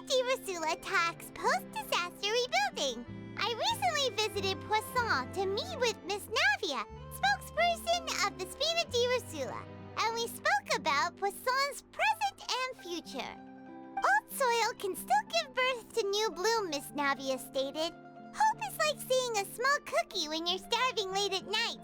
You just need a little of it. I'm hungry as shit. Skyship Winglet, lunar brain of the Fontaine Research Institute. The various disputes that have arisen on account of Mr. Edwin have suddenly become a shield over the Institute, with Jurier turning out to be a once overlooked hidden gem. People always call the first researcher mad, but few know what to call the second. And should that latter person achieve a miracle, they would find it all the harder to find a word with which to classify him and his team.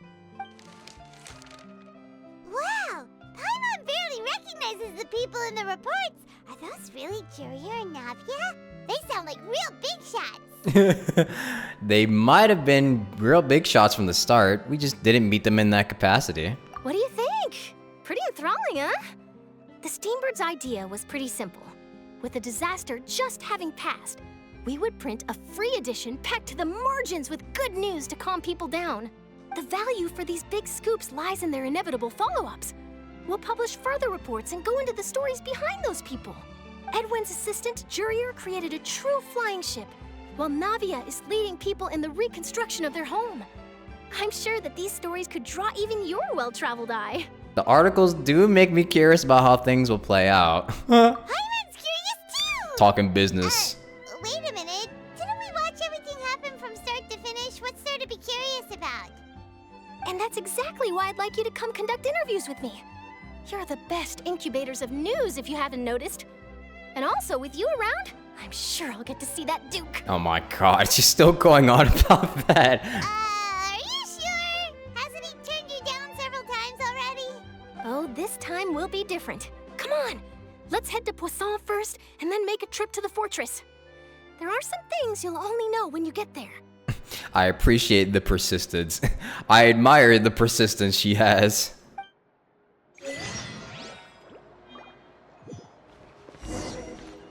Finale. Go to Poisson. Poisson. Back to Poisson.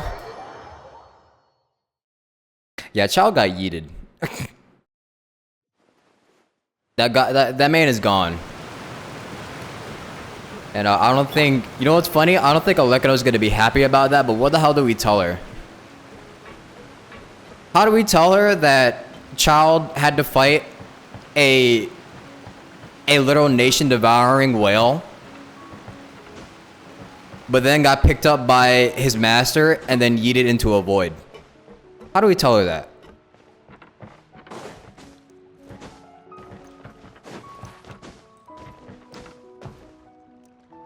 And the Gnosis, I'm pretty sure the Gnosis was returned, or the power of the Gnosis was returned to New Villette. So does that mean it's useless now? It's just gone. That shit is just gone. So does that mean Arlecano failed? Uh-oh. Huh. I wonder. Navia! Oh, it's you. What brings you all here? Hey, we're just having a look around. I'm here to update myself on how things are going here. Oh, the Fatui are here too. Let me introduce you. This is Mr. Garunt Snežević. He represented the Knave in sending us a large amount of supplies, and is helping with our work. Our residents are hard at work as well. Thanks to everyone, work is progressing nicely.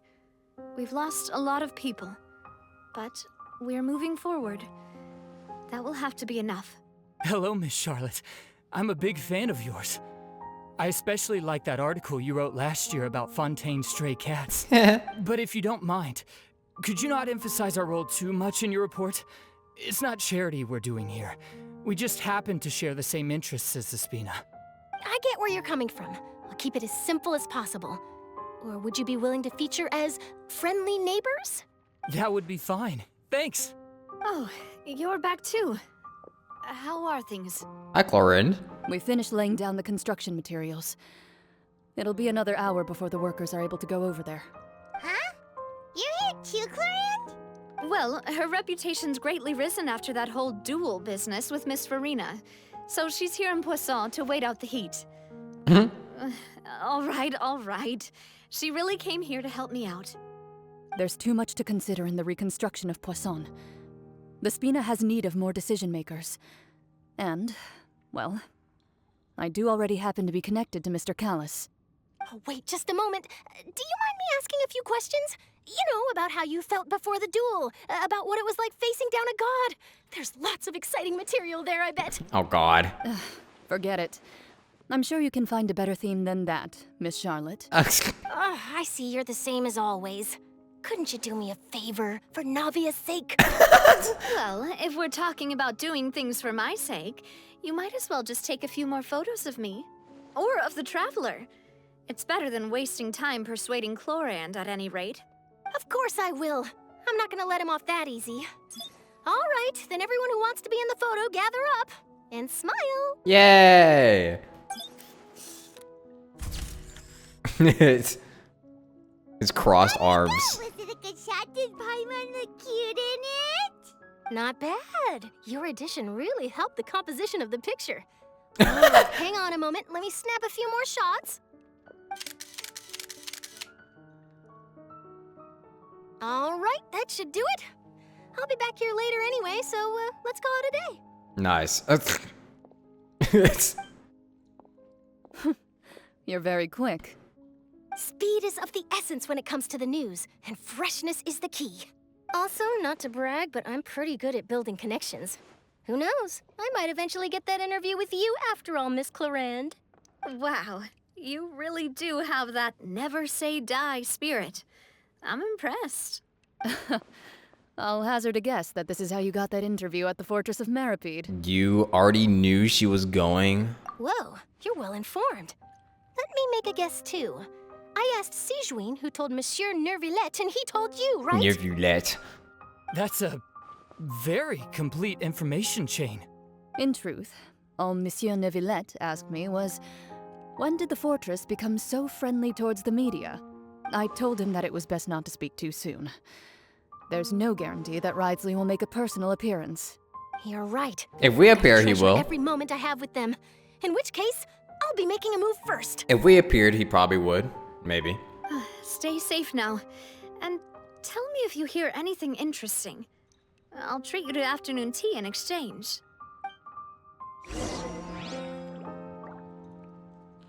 You seem curious about the fortress. Of course. That Wriothesley. I still remember going down to the fortress to grill him for information on my father's case. Boy, did he take me for a ride. Without telling me anything, of course. But he did invite you to tea, didn't he? 2 large pots of it, in fact. It was good tea, though. I have to agree. The tea there is very good. Speaking of that, would you like to have some today? I mean, you've got time, right? Well, I'd be partial to some shortbread. Aw. Wow, it's like we've got a menu or something. Sure. Good. What flavor of biscuits would you like, Mr. Snezhevich? Me? I'm fine with anything. But I would prefer chocolate, should you have it. Damn, I would love chocolate too. All right. Leave it to me. I'm hungry as shit. I'll go over the newly arrived supplies with you later, Mr. Snezhevich. We should be able to finish the preparatory work today. That works great for me. Huh. Is it just me, or did you get a new lipstick? I did. It was a gift from Sijuin. Want to give it a try? I think the color would suit you too. Interesting. Oh, damn, it's so far.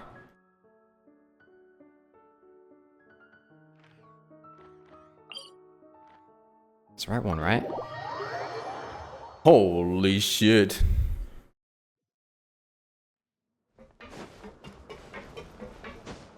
It's sad that nobody that died is coming back. Can come back though.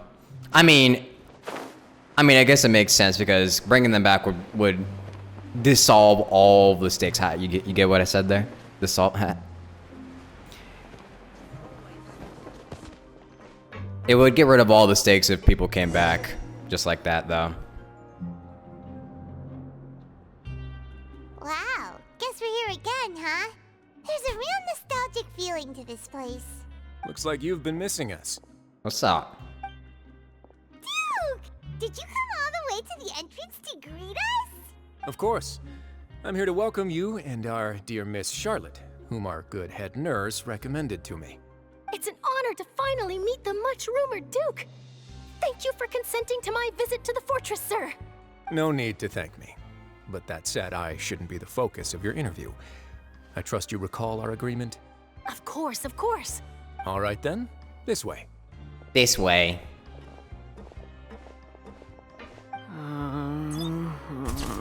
This man looks so stressed. Oh no. Oh, here come the rumors again. Hey, no need to be so nervous. I've already taken all the photos we need. Oh lord. Miss Charlotte, do these pictures really need to be published on the cover of the Steambird? Yes. It would seem that Miss Lorvine doesn't want her face to appear beside that of Mr. Jurier, Sir, please don't say things like that. But it looks like dear Mr. Jurier denies it. Might this interview be very important to you then? No, I just... This is my first time being interviewed, and I'm very thankful to the Steambird for... Now, I might not look it, but I actually did meet Mr. Edwin once. And I'll be honest, I enjoyed chatting with you more. You've definitely got more of that genius vibe going on. The boat that brought about a miracle, the ark that saved the people. Why, you recreated a myth back there, like an emissary of legend. Her face is in the background. Still, if I might ask, where's that flying ship now? That's true. It should just disappeared. It flies though, right? Charlotte's trying to get herself another exclusive scoop. Did he just like fly away into the sky? I have to apologize, but that ship is presently in the bowels of our factory. I'm afraid it won't be easy for you to get a shot of it. Really? Well, then in that case, could I have an interview with you to make up for that loss? She's so funny. She really does know how to squeeze opportunities for all they're worth. You already know my answer, I'm afraid. Best you interview our head nurse instead. Or perhaps you'd like to take another photo of this couple of researchers? Did you really have to use the word couple? Well, then, 2 solo photos will do.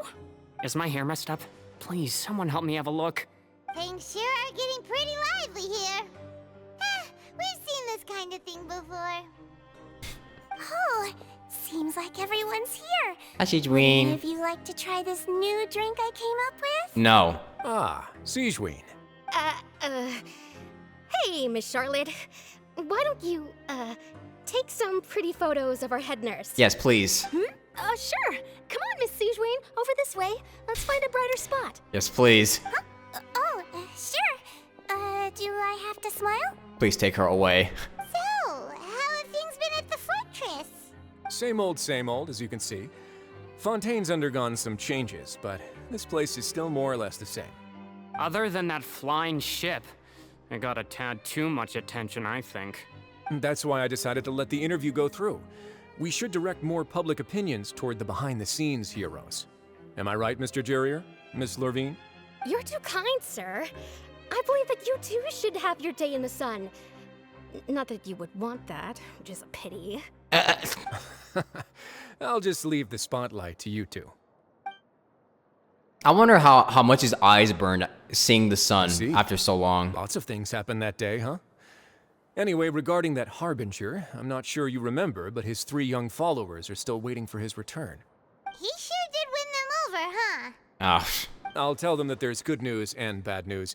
The good being that their boss seems fine, and the bad being that they must face extended sentences for abetting his escape. Oh. Actually, what about you? Are things gonna change for you too? What change can there be?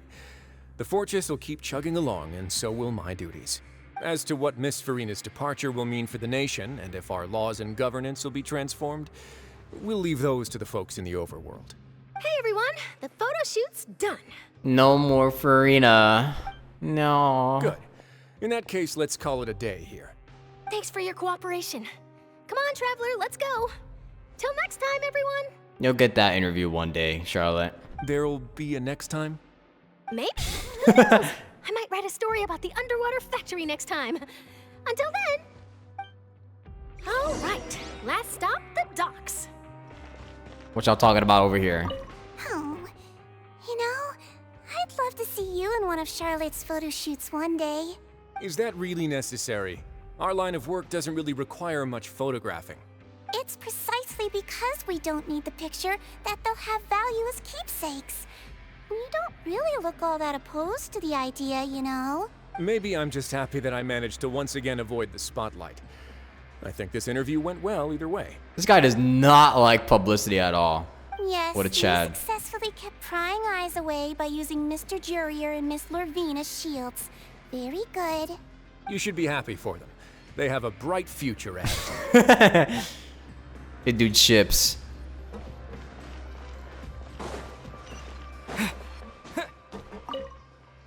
Here are the interview notes. They mentioned that the flying ship may have many uses in the future, and the journalist asked me what I thought of them. Seriously, how would I know anything about that? Flight is just flight. Whether people want to use a flying ship to broadcast good news or organize weddings is none of my beeswax. A wedding?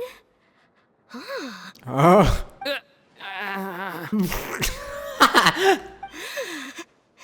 Oh my god, these two fucking lovebirds. Why are you looking at me like that?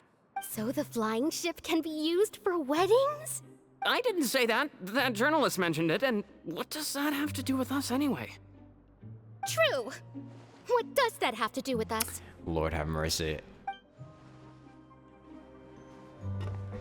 Get a room! I'm just kidding, they're both cute. Well, if it isn't the married couple. Yeah, it was. It's not like they could have hit it for long. All right, pull out the ring, buddy.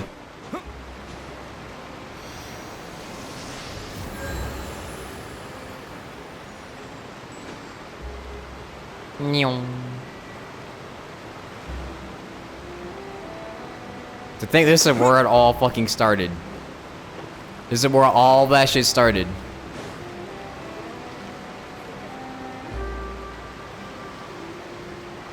God damn. I didn't see them! They really are here! How did you know? Navia mentioned that she stayed in touch with Linny and the others after working together. Apparently, they've been at the docks distributing these strange pockets the whole time since. Oh. Traveler, Paimon.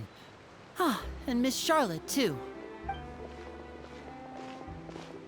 Would you like a magic pocket? They're still handing out magic pockets. What sort of gadget is it?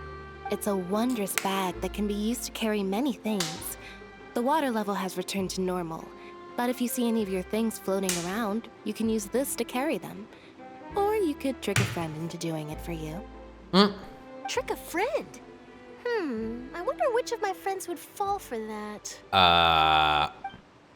No thank you. Don't think about it. You could just make a friend like Fremine here. Isn't that right, Fremine? It's poor Fremine. Is this what you meant by, I'll help you make some more friends? To be honest, that sounds pretty sweet. Could I have your contact, please? Sure. Please, write down my address. He's so shy. You sure are working hard to help Fremine socialize.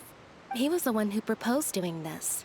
He even wants to assist in our magic shows. Sounds like that would suit him. Yes, I was planning to first introduce Pear as an assistant, and later Fremine himself. In the future, I think we can leave underwater escape magic to him too. That said, would anyone want to see a diver escape underwater? I mean, that'd be pretty cool. Oh, it'll work out. Every journey begins with the first step. He'll become a part of our show eventually. Lynette, could you come over? Miss Charlotte says she wants to take a picture of us. Got it. My, that Charlotte is rather perceptive. She got rid of everyone the moment she realized I had something to say to you. Wow. So, how have things been, Traveler? I'm doing alright. Father says that you did a great deal during the latest events. She's very grateful for your contributions to Fontaine. Yeah, she's welcome. That's alright. We were more than happy to help. So, what's she doing now? Oh, I guess you haven't heard. Well... So what did happen to her? Is she gonna get fucking... Is she like on trial or some shit? After Lady Farina left, Father and Monsieur Neuvillette opened negotiations, during which he gave Fontaine's gnosis to her as a diplomatic gift. Dude, are you fucking serious? Bruh. Every single nation we've... You know what? I can't even... You know what? I can't even be mad about it. I can't even be mad about it at this point. I can't even be mad. Like, it's just a recurring theme at this point. What are we doing? A diplomatic gift? A diplomatic fucking gift. Yes, I was quite surprised at first myself. But when I thought it over, there were actually a number of things going for it. It could have been done as an apology for the incident with Lord Child, or as thanks for his help in tying the all-devouring narwhal down. Furthermore, Father did also lend significant aid to Fontaine and Poisson. That is true. That's true, but this is a gnosis we're talking about. Doesn't this seem a bit irresponsible? But doesn't the Gnosis like barely have any power left inside of it because most of the power has just been returned to Neuvillette? I would agree, but I've also heard that it seems that Monsieur Neuvillette has had a significant change of heart regarding the matter. So we still kind of win. So there's some reason for this that only Neuvillette knows about? I suspect you'll have to ask him about that yourself. Yes, speaking of which, I did see him strolling around the entrance to the Fortress of Meripede a while back. Isn't he real busy and stuff? Paimon didn't think he'd have the time for that. But back to the topic. The Gnosis was given to the knave, right? What about Child? That man is in a void somewhere. They say that he's returned to Snezhnaya to recover from his wounds. Oh, he's not. I hear that the recent disaster really did a number on his health. No, so he's fine. So I guess he just got yeeted back into the overworld. Imagine how it looked on the other side of that portal, just watching Child just get fucking sent out. Well, I guess I can now call him one of my war buddies. That's true. When you think about it, we've had loads of run-ins with the Fatui. To think we'd be allied with them this time. So shocked by such a simple switching of sides? Is that Arlecano? Or who is that? Yep. What's up? Father! Well, what do you know? Come to the docks to see how my children are doing and meet the Traveler by chance. Please do not pay my accomplishments in Fontaine too much mind. I would have done them regardless. Mm-hmm. Are you going to take the Gnosis back to Snezhnaya? That is our duty as harbingers, yes. Yeah. Don't be too preoccupied with sides. The goal of the Fatui concerns not a single place or person, but the entire world. With such a grand goal in mind, it is inevitable that we must wear many masks. Switching my masks is something I've always done. Will you keep to your position? Well, that depends on many things. No one truly knows what the future holds. What good is honesty if you can't rely on it forever? As for you, I very much look forward to our next collaboration. Good things cannot be achieved alone, and you've proved yourselves to be great partners. Nice. Well, oh, his vision. Actually, I just remembered something. Please help me deliver this. A vision? All right. I'll remember to return it. Thank you for keeping it safe for him this entire time. No, I can't keep his vision, damn it. that's a wrap for me. Huh? You're... Greetings, Miss Journalist. Her demeanor changed completely. Hello. If I'm not mistaken, there are diplomatic channels I'll need to report to take a photo of you. That is correct. So forgive me, but I will not be able to serve as a subject in your article. However, feel free to write as much as you'd like about our dear magicians and our upcoming rookie talent. I will. The sea breeze is quite pleasant. I shall continue my walk while the weather remains so agreeable. Farewell. Bye. Farewell, Father. So, I guess we don't face a Harbinger here. I wonder how the Traveler feels about this. I wonder how the Traveler feels about this now that he's worked with a Harbinger. Oh, she has such an intimidating presence. I didn't even dare to take a picture. Thankfully, I've already wrapped up all my pre-scheduled interviews. Thank you all. This'll be more than enough for me to write about, I'm sure. Don't be too nervous. Why don't you take a magic pocket before you go? Here, Traveler, Paimon, you take one too. Oh, magic pocket. To move things about? That's right. Funny. I was giving out magic pockets when we first met too. And what do you know? I'm doing the exact same thing right now. So many things have happened, but the pockets are still the pockets. I guess this must be life. We will all follow our own paths, and serendipity will lead you to your fated friends. True. All right then. We'll be handing out pockets in some other districts later, so we'll get going now. Have a good day, you two. Well, guess we sent Charlotte off. Shall we go see what Neverlette's doing? Of Let's- course he's not so busy that he doesn't have time to chat anyway. Let's go find our Hydro Dragon boy. Man, rather.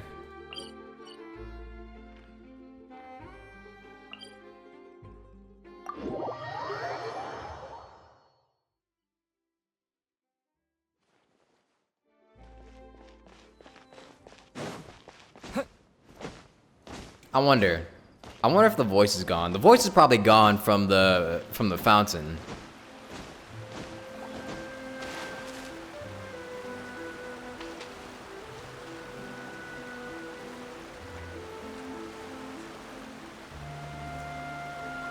It's gone, I think.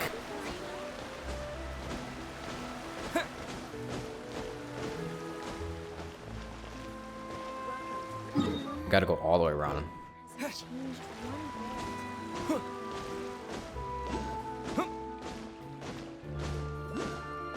entrance to the fortress! Ooh, he really is there! Their whale tears are in the Archon section of my inventory. Oh.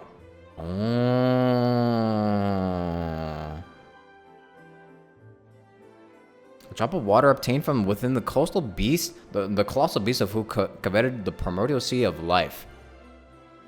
Philosopher in the faraway ancient world once posited that where there is life, there is death. Naturally, where there is death, there is life.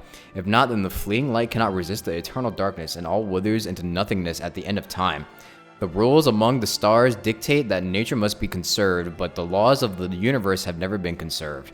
In a sealed box, destruction always overpowers new life. Millennia upon a millennia of prosperity are but an instant in a span of billions of years. The greatest of achievements, the proudest accomplishments, in time all will tarnish, decay, and dissipate, and ultimately fade into oblivion.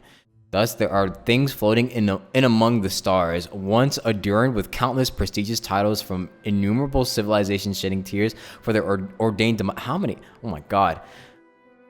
Their tears stream down out of desperation, out of hope, because all desperation and hope alike will be utterly extinguished among the innumerable stars. Their tears stream down out of sorrow, out of joy, because both will eventually scatter into the cold, dark, endless void.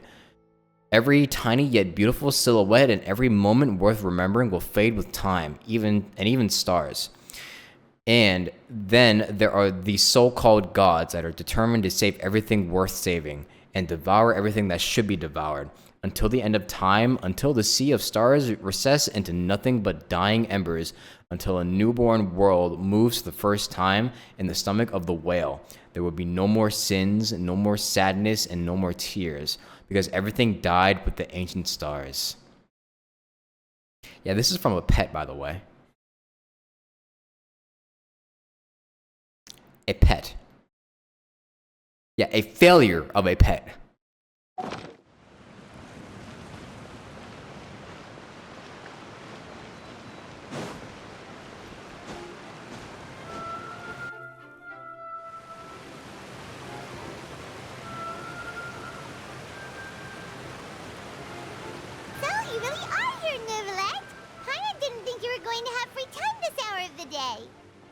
Really?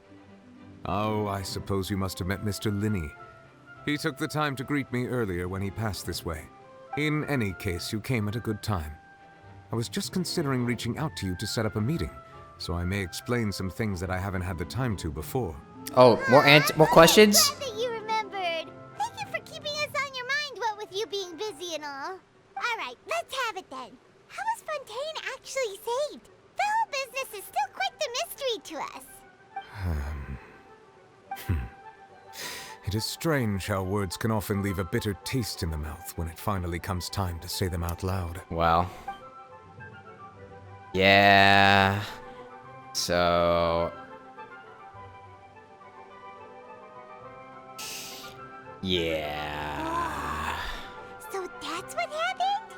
I only saw Firuna's part myself. Focalor destroyed the divine throne of the Hydro Archon and restored your power to you, transforming you into a fully fledged elemental dragon sovereign. Yeah. But Paimon still doesn't quite get what you did to save the Fontainians from dissolving. For me, the authority of the ancient dragons refers to absolute control over the hydro element. Fontainians were incomplete humans born of Egeria's use of the power of the primordial sea, with constitutions similar to that of mimics. But so long as those primordial energies remain within them, I could use the ancient dragon's authority to grant them true blood, after the fashion in which life was first brought into being on this planet.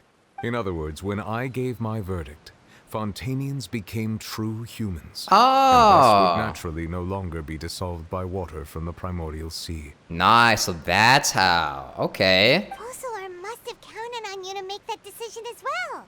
Your verdict was the key to making the prophecy appear to have come true while saving everyone. We gotta make sure they're all true humans. I don't know. However, someone have been like, guys, how do we convince people to play as... How do we convince people that they're playing as Oceanids? Their favorite character is actually an Oceanid this entire time. How do we convince people to play as that? So you could say at this... So you could say that it was at that moment that Fontainians were finally truly born. Yeah, and in a manner of speaking, Focalor finally managed to fulfill the original Hydro Archon's wish to turn Oceanids into real people too! It seems from your expressions that you still have more things you wish to ask. Yes. Ask away. I will tell you the truth as I know it. Well, about the initial verdict that was passed on to Child. I have investigated his case along many avenues, and I have learned that he once fell into an unknown chasm when he was young. There, by chance, he awakened the all-devouring narwhal. But whether it be by sentiment or reason, that should not have been enough to consider him the root cause of the disaster. At most, he would have had tangential liability. As for the judgment passed by the Oratrice during the trial, whether it was due to that liability by association or Focalor deliberately using him to buy time for us on the assumption that he would be able to hold the creature off, I cannot say. Guess Focalor had Fontainians in mind the whole time. In the end, it was thanks to her that they finally became real humans. Hang on a second. Paimon suddenly got another question. Back when Fontainians hadn't yet become real humans, were the children they had also transformed Oceanids? Good. Wait. Good question. Life has always flowed like water. Do you recall how Fontainians would often come to the Fountain of Lucine to pray for children? Is that really how it works? Wait. So that couple that we saw at the very, very start, they were praying for actual children. They were actually praying for children. Yeah, Lynette said the fountain is where all the waters in Fontaine converge. In truth, even those couples did not know that such prayers were no mere custom, instead a form of ritual. They were summoning babies. That's so funny. Nas are summoning babies over there. That's crazy. Those Oceanids who were blessed within the spring water would later descend as new humans in the coming months. Thank you, Crowned. Thank you, Crowned Eyes, for the prime. Thank you. Paimon sorta gets it now. Either way, seems like this ritual won't be of any further use, but it'll probably live on as a local custom. Ask away. I will tell you the truth as I know it. Mom, Dad, how did I come to be? Well, you see, we had an idea that we wanted a baby, so we went to a fountain and we prayed, and then you suddenly appeared one day.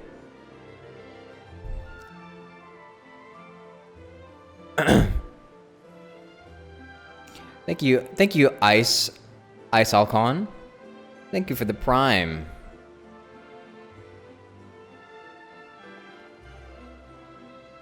So, about Fontaine's future. Yeah, about that. Risley said Farina has already left. What's that all about? Ah, Lady Farina. The people are only aware that her death sentence has not been carried out. She abdicated the post of Hydro Archon and left affairs related to that title to me, before leaving the Opera House. I related Focalor's words to her faithfully and completely. After hearing them, she seemed neither saddened nor comforted. She simply said that she was tired and needed to rest. Dang. Having said that, she then packed her things and moved out of the Opera House, not unlike how an ordinary person might. Drink water. Hold on, I gotta drink some big water. Someone else already dreamed it too.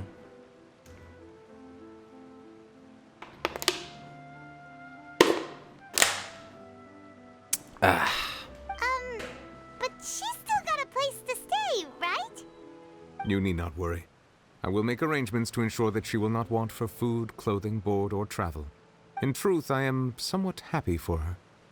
The wear and tear on her spirit will, of course, take time to heal. But now that she no longer has to play the role of Focalor the Hydro Archon, she can finally lay down her burdens and lead a normal life. Good for her. What about you then? What are your plans now that you've regained your full powers as the Hydro Dragon? After Focalor passed on, the Oratrice also ceased to function. This matter will directly affect our trials. After much careful consideration, I've decided to take over its role in our courts. From now on, I shall hear cases and pass verdicts by myself. Damn, I hope you can make them good decisions, because now everything falls onto you. Because before you could probably be like, oh, well, the Oratrice also made this decision, so that's good. We all agree that they're guilty. But now, all of that responsibility falls onto him to make that decision. So he better be a good decision maker. If he fucks up once, it's over. Looks like you're still considering stuff from the perspective of the Udex, huh? As an elemental dragon, there are indeed many things that I must do. But this power and this duty, in a manner of speaking, you could say that both were granted to me. As such, before I attend to my other responsibilities, I must first and foremost continue to serve Fontaine as its highest judge. The duty of the Hydro Sovereign and the duty of the Udex shall coexist within my person. Additionally, the Hydro Archon's departure has brought about another problem, which is that the Opera House shall no longer produce indemnitium. True. That's true. That power was derived from the people's faith in the Hydro Archon, wasn't it? Yeah, so without a Hydro Archon, where does it even go? Wait, but the various mechs and machines in the city are all still okay. Where are they getting their energy from? As I am now, I have full command over New Musia, and it can serve as a complete substitute. Oh. Another reason why I cannot quite leave Fontaine immediately. Okay. Wow. This ancient dragon's authority stuff is really quite useful, huh? Ask away. I will tell you the truth as I know it. Alright, so about the Gnosis. surely I'm right in saying that the Gnosis is basically useless because, you know, most of the power from it basically just went back to Neuvillette. Surely. Oh, that's right. They say you've given it to the Knave as a diplomatic gift or something. Leaving aside their intentionality, the two Fatui Harbingers have indeed done much for us during this crisis. Their sole remaining goal in Fontaine, at least at this point, would seem to be the Gnosis. The Oratrice has ceased to function. The Hydro Archon's divine throne is now no more, and I do not need the Gnosis's power. As such, it has lost all meaning for Fontaine. I guess so. If the Fatui have impure designs, then we might as well accede to their request now, and avoid unnecessary conflict. What complicated considerations? Paimon thought you were just giving it to them out of gratitude to the Knave and as an apology to Child. Ask away. I will tell you the truth as I know it. Okay, well, you said I gave it up because I didn't want to have trouble. I didn't want the smoke. Like they already did shit for us. I don't want no more smoke. Alright, so about the next stop on my journey. What's the next station again? What's the name of it? Fuck, I forgot. My brain. Natlan, yeah. Natlan. I wonder. So, what I've heard is that Natlan is in a war right now, or something along the lines of that. Which is interesting. So I wonder what he'll say about Natlan. You will soon be heading to Natlan, I presume. I'm afraid that I have little talent as a travel guide, so all I can do is tell you what I know about that land. As far as I'm aware, Natlan can be said to be a nation of dragons. Oh. A nation of dragons? You mean like you? No, I suspect that I would not find myself welcome there. Unlike ancient dragons such as myself, the dragons of Natlan have undergone long years of development and evolution. Large numbers of them have entered a form of coexistence with humanity. Uh-huh. Natlan is also the nation of war. War ravages those lands like an undying flame. There is one other piece of information I got incidentally from my negotiations with the Knave that I believe may be useful to you. The Harbinger known as the Captain has thrown his hat into the endless ring of war. Yeah, I remember. They gave us a hint about that. The Captain. Sounds like a real tough customer. Seriously, everywhere you look, there's a Fatui Harbinger doing their thing. I suggest that you fully prepare yourself before going to Natlan. In the meantime, Fontaine's doors will always be open to you. Ask away. I will tell you the truth as I know it. Well, that's it. Well, war never changes. So we're gonna be fighting shit. We're gonna be fighting all sorts of shit. This was kind of like a peaceful. I mean, well, maybe not. Okay, I would say this. Okay, yeah. Well, this Fontaine, it feels like it's focused less on fighting and more about the story and the scenery and everything else. I guess in Natlan, we're gonna be fighting a whole bunch of shit. I hope it's hard. I hope Natlan ends up kicking my ass. But I don't know. I have no more questions. Hang on a sec. Paimon's still got a question about the Gnosis. Oh, more? When we spoke to Linny earlier, he mentioned that your attitude towards giving away the Gnosis had clearly changed. We guessed that there might be some reason for it that only you were aware of. No wonder the House of the Hearth is the Fatui's intelligence division. They are certainly sharp. So regarding this specific issue, I was just getting ready to share something with you. What is it? In truth, I exchanged some further words with that lady named Skirk after sending you two back to the surface. It went something like this. Oh, okay.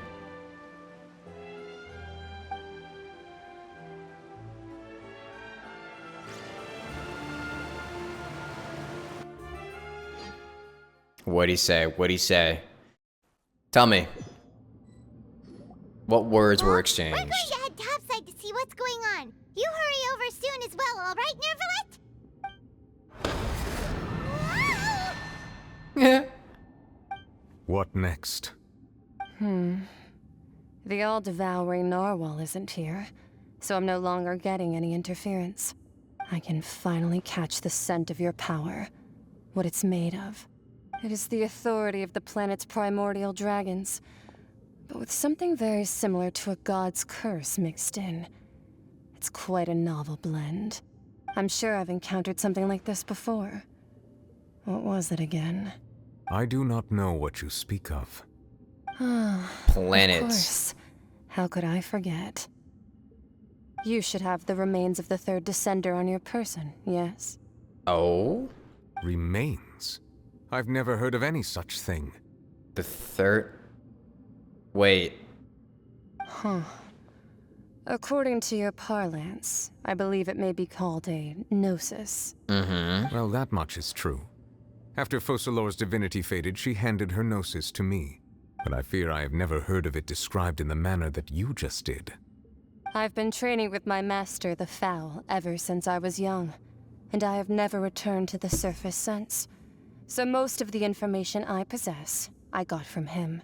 It is only natural for those who are greater than humanity to possess a different sort of common sense, which is why there are so many problems in our attempts to communicate with humans. Regardless, you should probably get rid of objects of misfortune to prevent any disasters from befalling you. Ah. To live in itself is a blessing. But once a person dies, the bonds he once had with this world shall all turn to curses. What do you mean by that? No need to fret. These are just my personal thoughts. And my reason for no longer wishing to return to the surface. That's ominous as fuck. This third descender you refer to, who are they? And when did they die? Master never mentioned them to me. Perhaps it just wasn't that important for me to know. If you're interested, though, I could ask him. I'll be sure to pass the answer on to you next time. Next time? You believe we will meet again? Oh, it's fate. I do. Wait. I have a disciple of my own, don't I? He can be the messenger then. Okay. Poor child.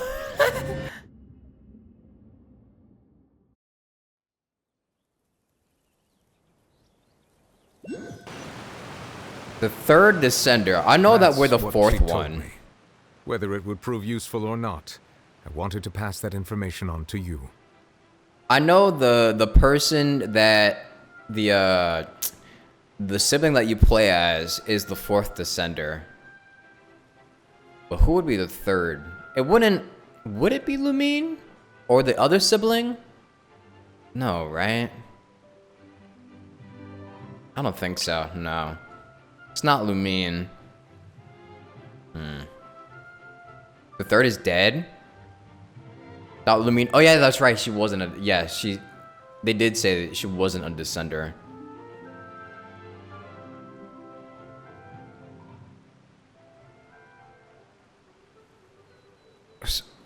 Huh.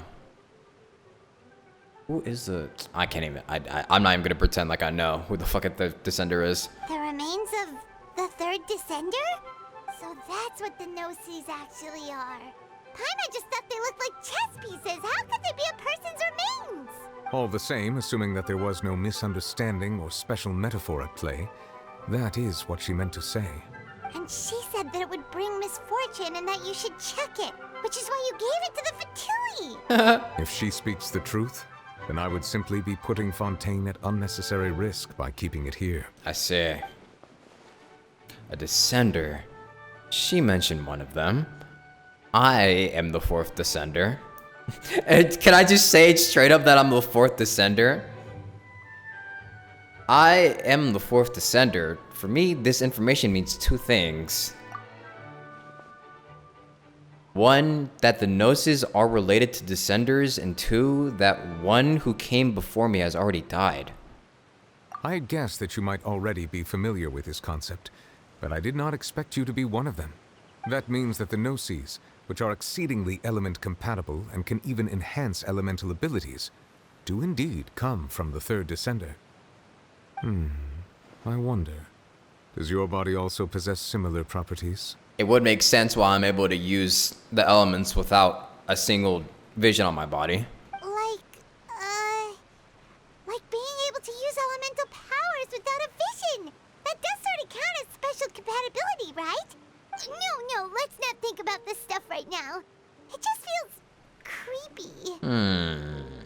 Comparing the Traveler to the dead third Descender and all?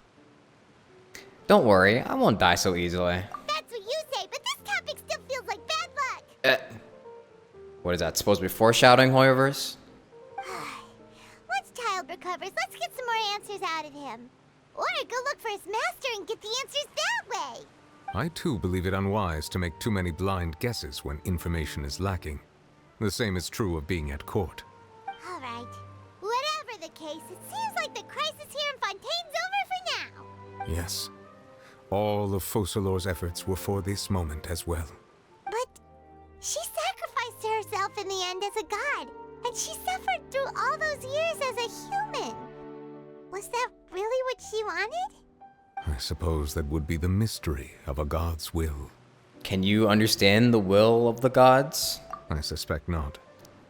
But once in a while, I too would guess that if wishes were like the clouds in the sky, they will one day return to the earth as raindrops. Life flows like water, and rain is the final answer. Poetic. The water levels may sometimes tilt one way or another, but the rain falls fairly upon all. And what, ultimately, is the difference between the rains that fall upon all of us? Very poetic.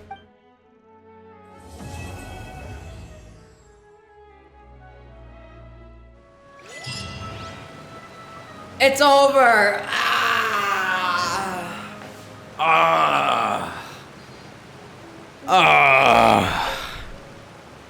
It seems from your expressions that you still have more things you wish to ask. Ask away. I will tell you the truth as I know it. Yeah, it only tells you, whatever you didn't ask. I suggest that you fully prepare. Nice.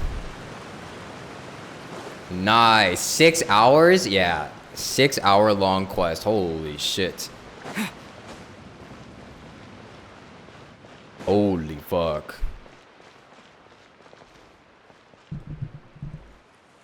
Buh.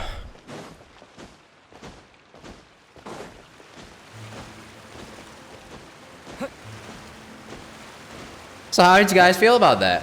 Did the Archon statue change?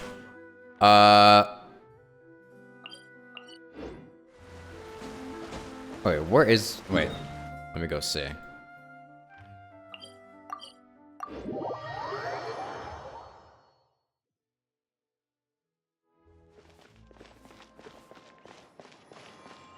Fight the whale for fun?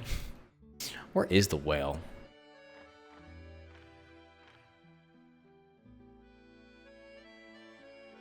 Where's the goddamn whale?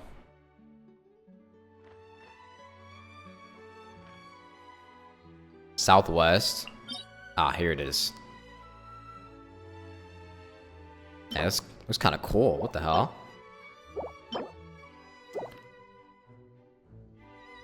The boss fight was kind of short. The boss fight was very, very short.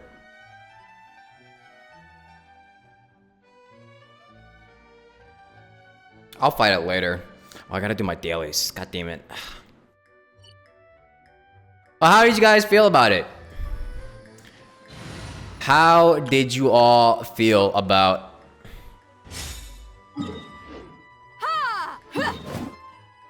about the last Archon quest? Your only gripe is the boss fight? I think the boss fight was very short. It could have been longer, I feel. I agree that the boss fight could have been better.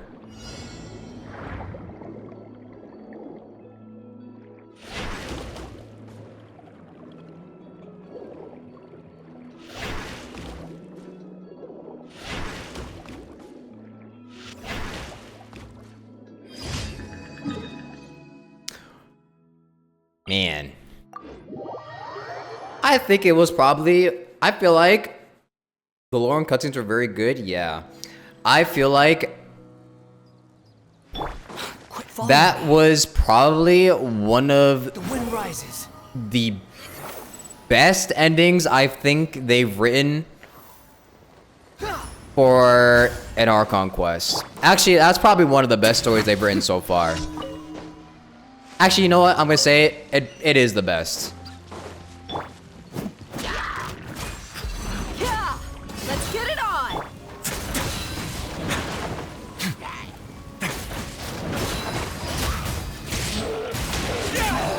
Some may disagree, but personally, I feel like that Archon quest was the best I played.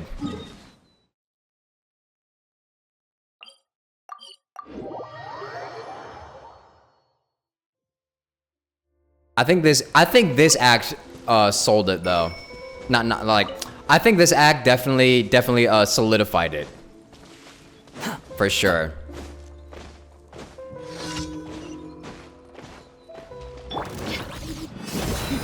It was very beautifully well written and why do you turn down the game volume? It was very beautifully written, and honestly, it kind of made me emotional. I wasn't gonna cry or anything,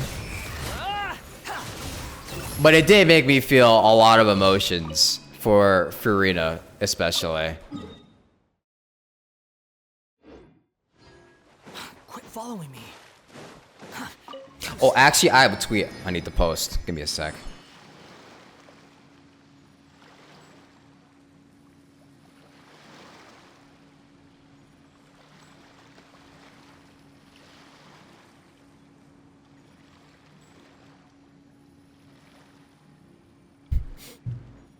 There we go.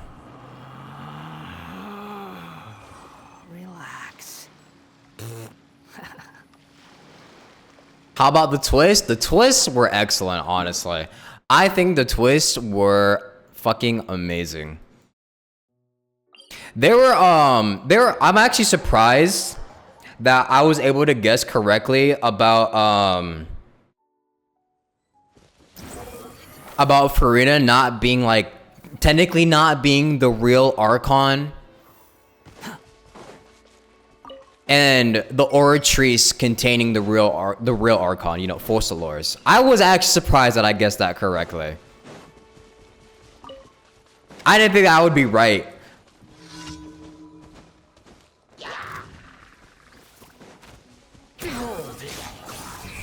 I don't know if I have like a VOD saved of me like guessing that, me having a discussion of that. But I remember back then, like during the first few Archon quests, I did like make theories. Like we were coming up with theories. We were coming up with theories, and I did Thank you for come up with a theory that Furina might not actually be the real Archon, and the real one is inside of the Oratrice as well as the Gnosis. Gonna head out. Bye bye, Crown Dice.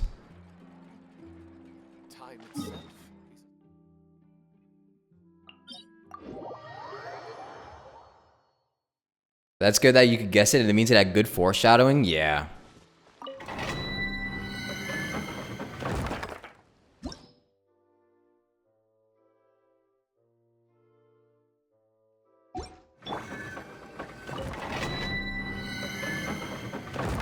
Wait, wrong one. I gotta go to this one. I'm farming for Scaramouche right now. It was during the final parts of the stream Act 1/2, that VOD. I think I still have those VODs. I think I've only uploaded Act 1. I think. Wait, let me check. I think I've only uploaded Act 1's VOD so far. I need to upload the other ones. I still have them saved. Wait, let me check. Do this real quick.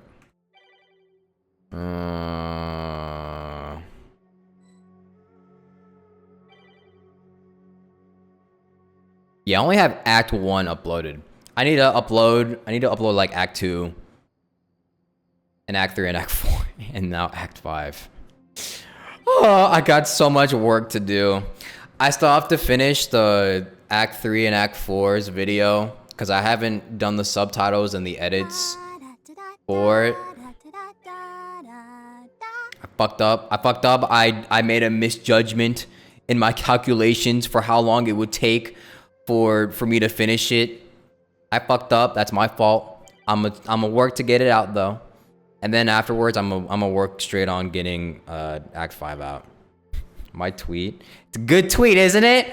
Right? It's a banger. All this standing around is making me so sleepy.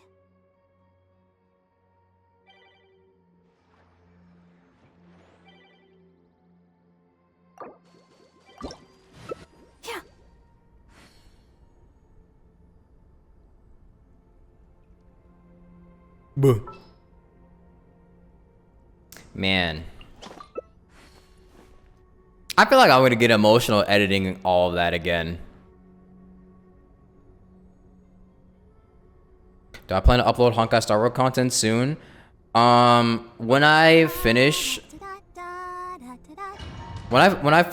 all that I want to do for Genshin, I'll probably start uploading more Honkai Star Rail content again. Cause I do still have those I still do have those VODs saved. Or not VODs, but like, you know, the videos, the recordings saved that I haven't completely edited from the Xianzhou quest.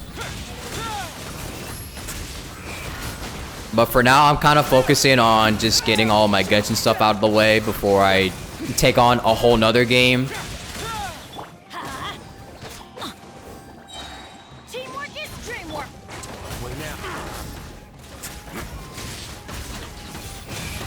You just realized Chow was fighting in his foul legacy for 47 days. Yeah, that man is built different actually. Are we sure he deserves the last slot of the Fatui Harbingers? Can we put some more respect on his name? That man was legitimately fighting a whale that was supposed to destroy an entire nation for fucking an entire month by himself. Does he really deserve the last slot of the Fatui Harbingers?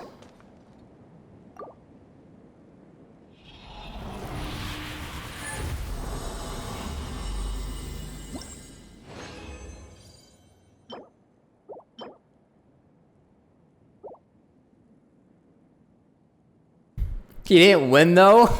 I mean, obviously not. He didn't. I don't think anyone could win without, you know. I think it's pretty fucking hard to win against that. Upon the gale. I think we were able to win because, for one, we're the Traveler. We have plot armor, and two, we had Neuvillette with us.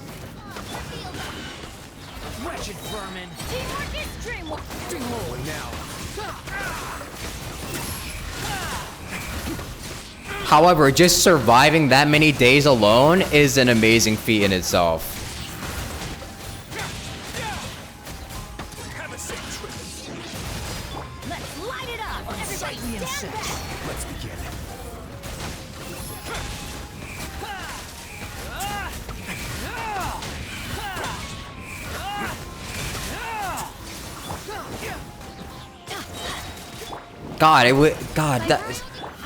That whole last section was so good. I can't stop thinking about it.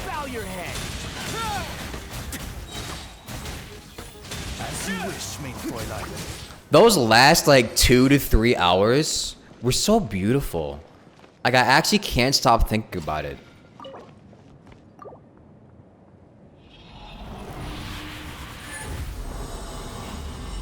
Yeah, the court.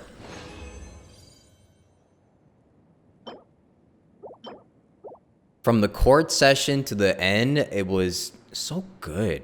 Actual peak? Yeah, actual fucking peak. Actual fucking peak right there. They might have peaked with the writing there.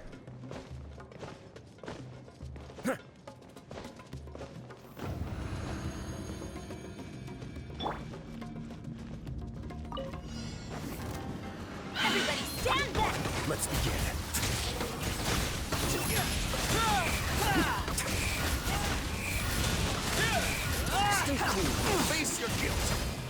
But you know what's sad is that It's so bittersweet. It's such a bittersweet story, but it's so good. Like, yeah, Farina is no longer the Archon. However, I think it's best. I think that was probably the best outcome for her. Let's light it up. Way now. That's far enough. I'll have to play her quest to see what they have for her.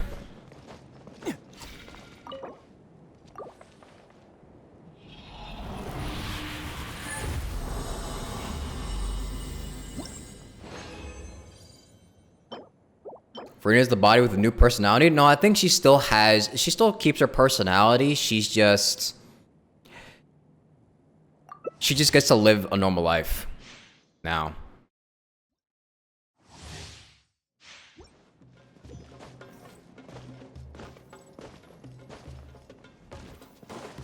Yeah, she's just a regular human now.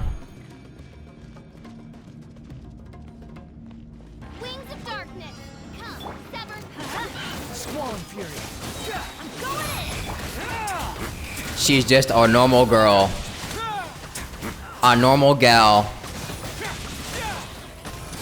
In her own little world. The wind rises. Let's light it up. Everybody stand back.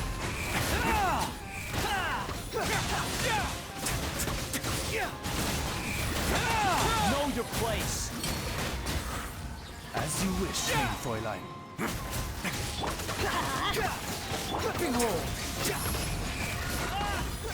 You suffer for so long. 500 years of being someone you're not, and also having to deal with not knowing whether or not you're gonna be able to stop the impending doom upon your nation. That you are not even well equipped to deal with. I wouldn't have lasted that long. I don't blame her for wanting to die. I'm gonna say it, I don't blame her for wanting to die.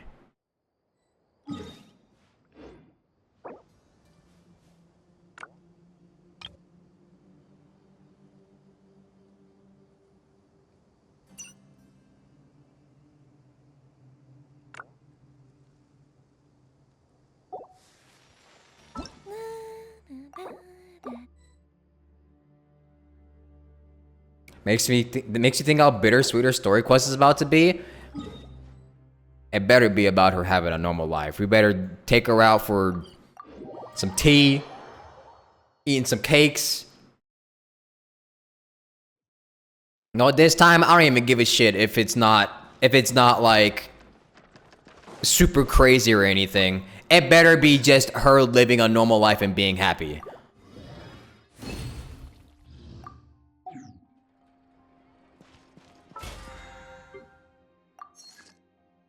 What? Man.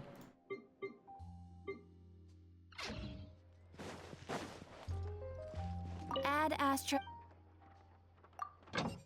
She's almost a hobo now. But, I mean, yeah, okay. Technically, yes. But Neuvillette said he'd take care of all of her needs. So I think she'll be fine. Hopefully. She'll be fine. It's a good story quest so far. I'll be sure to play it. However, it's gonna take a while for me to get there. So, you know.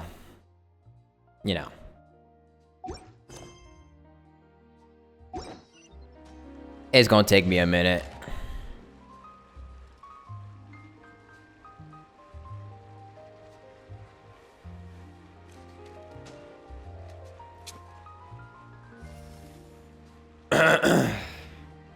So, Gnosis is detrimental to the nation. You know what's funny? We're having... If what they said is true, and... the Gnosis are only just gonna bring bad luck. having so many gnosis, having so many gnosis in one place, what happens? What happens when you just have a shit ton of, like, every single gnosis in one place?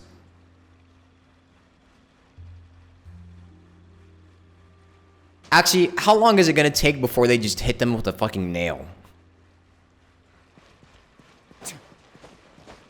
Like, at what point does Celestia just notice this happening and just sends down a nail nuke to them?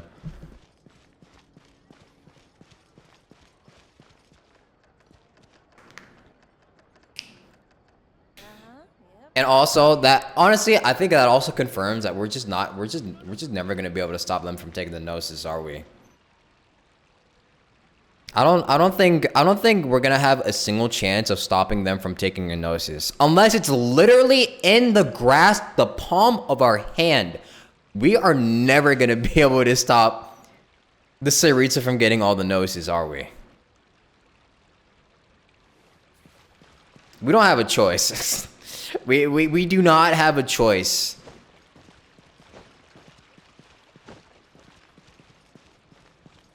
What do you think will happen if the 7 Gnosis combine again? I don't know.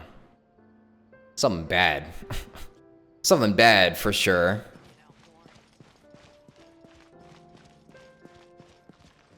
Doesn't the crowd Archon want mass destruction? They want to go against Celestia and the Heavenly Principles. I'm pretty sure. So I don't think they want, I don't know.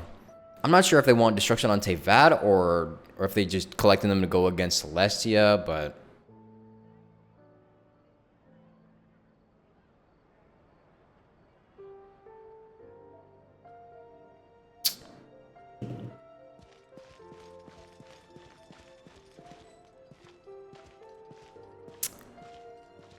and I still wonder how Traveler feels about working with Arlecchino. I was actually quite surprised that we went an entire nation without having to, like, fight a Harbinger once. I was very surprised. This is like the one nation we've been in where a Harbinger has done more good. Actually, no. Both Harbingers that were involved in this nation have done more good to it than bad. That is crazy. That's crazy to me.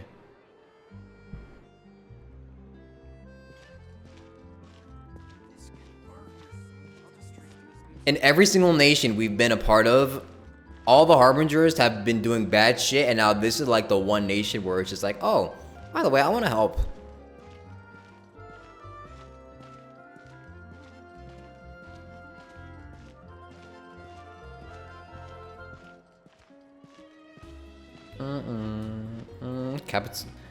Captain doesn't sound too bad either.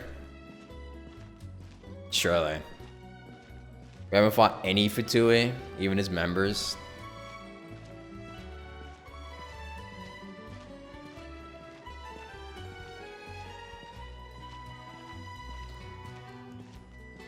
Doctor from Sumer was just doing that as an experiment.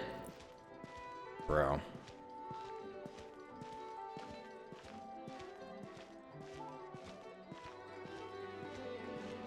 I feel like Farina said about Teyvat being a play is an important detail despite it being her regular way of speaking in opera terms. I feel like it's rehearsed and planned in some sense. It was all a part of fate.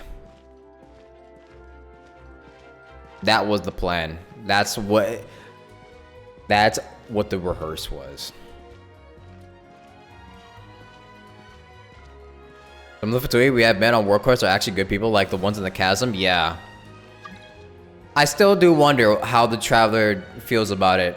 I wonder if his opinion is going to change of them. With how Arlecchino conducted her business.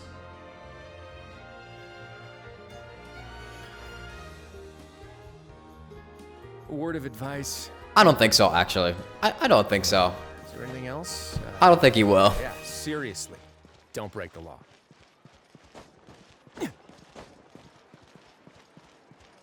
Arlecchino looks so kind so far, but she did scare Farina. She did. I'd take it if I were you. I'm sure it'll come in handy. She did scare Farina. But she didn't kill her, so I guess it's okay. And she did help Navia. She did help the people of Poisson.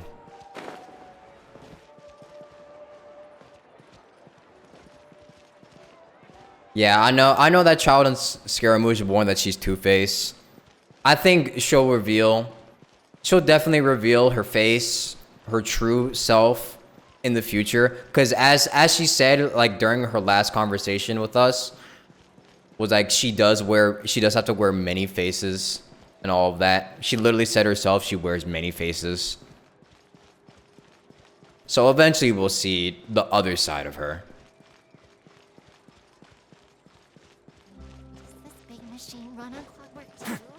Yeah, but I imagine I imagine that she acted all nice now because this is for Fontaine, you know, her place, and also for you know, her kids. Does Farina if Farina is not immortal anymore, will she be aging? That's a good question. That is a good question. Cause like I do wonder, since she's had her ties severed with from Focalors and all of that, what does she keep though?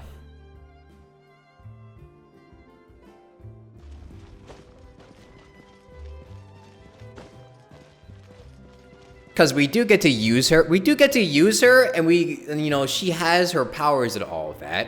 She literally walk on fucking water. But I wonder if the playable Furina is different from the canon Furina now. I once considered keeping some pets in my office, but soon gave up on the idea. It's just not right. You know, on the story quest? Yeah, I should play the story quest. Won't be able to see the sun. Yeah. Yeah, I'll see it during the story quest.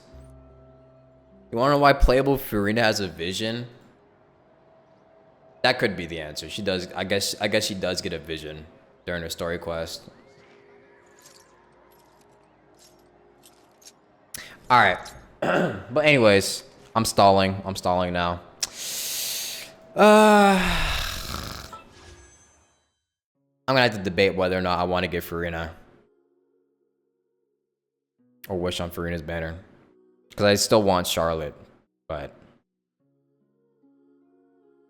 she's gonna be impossible to get.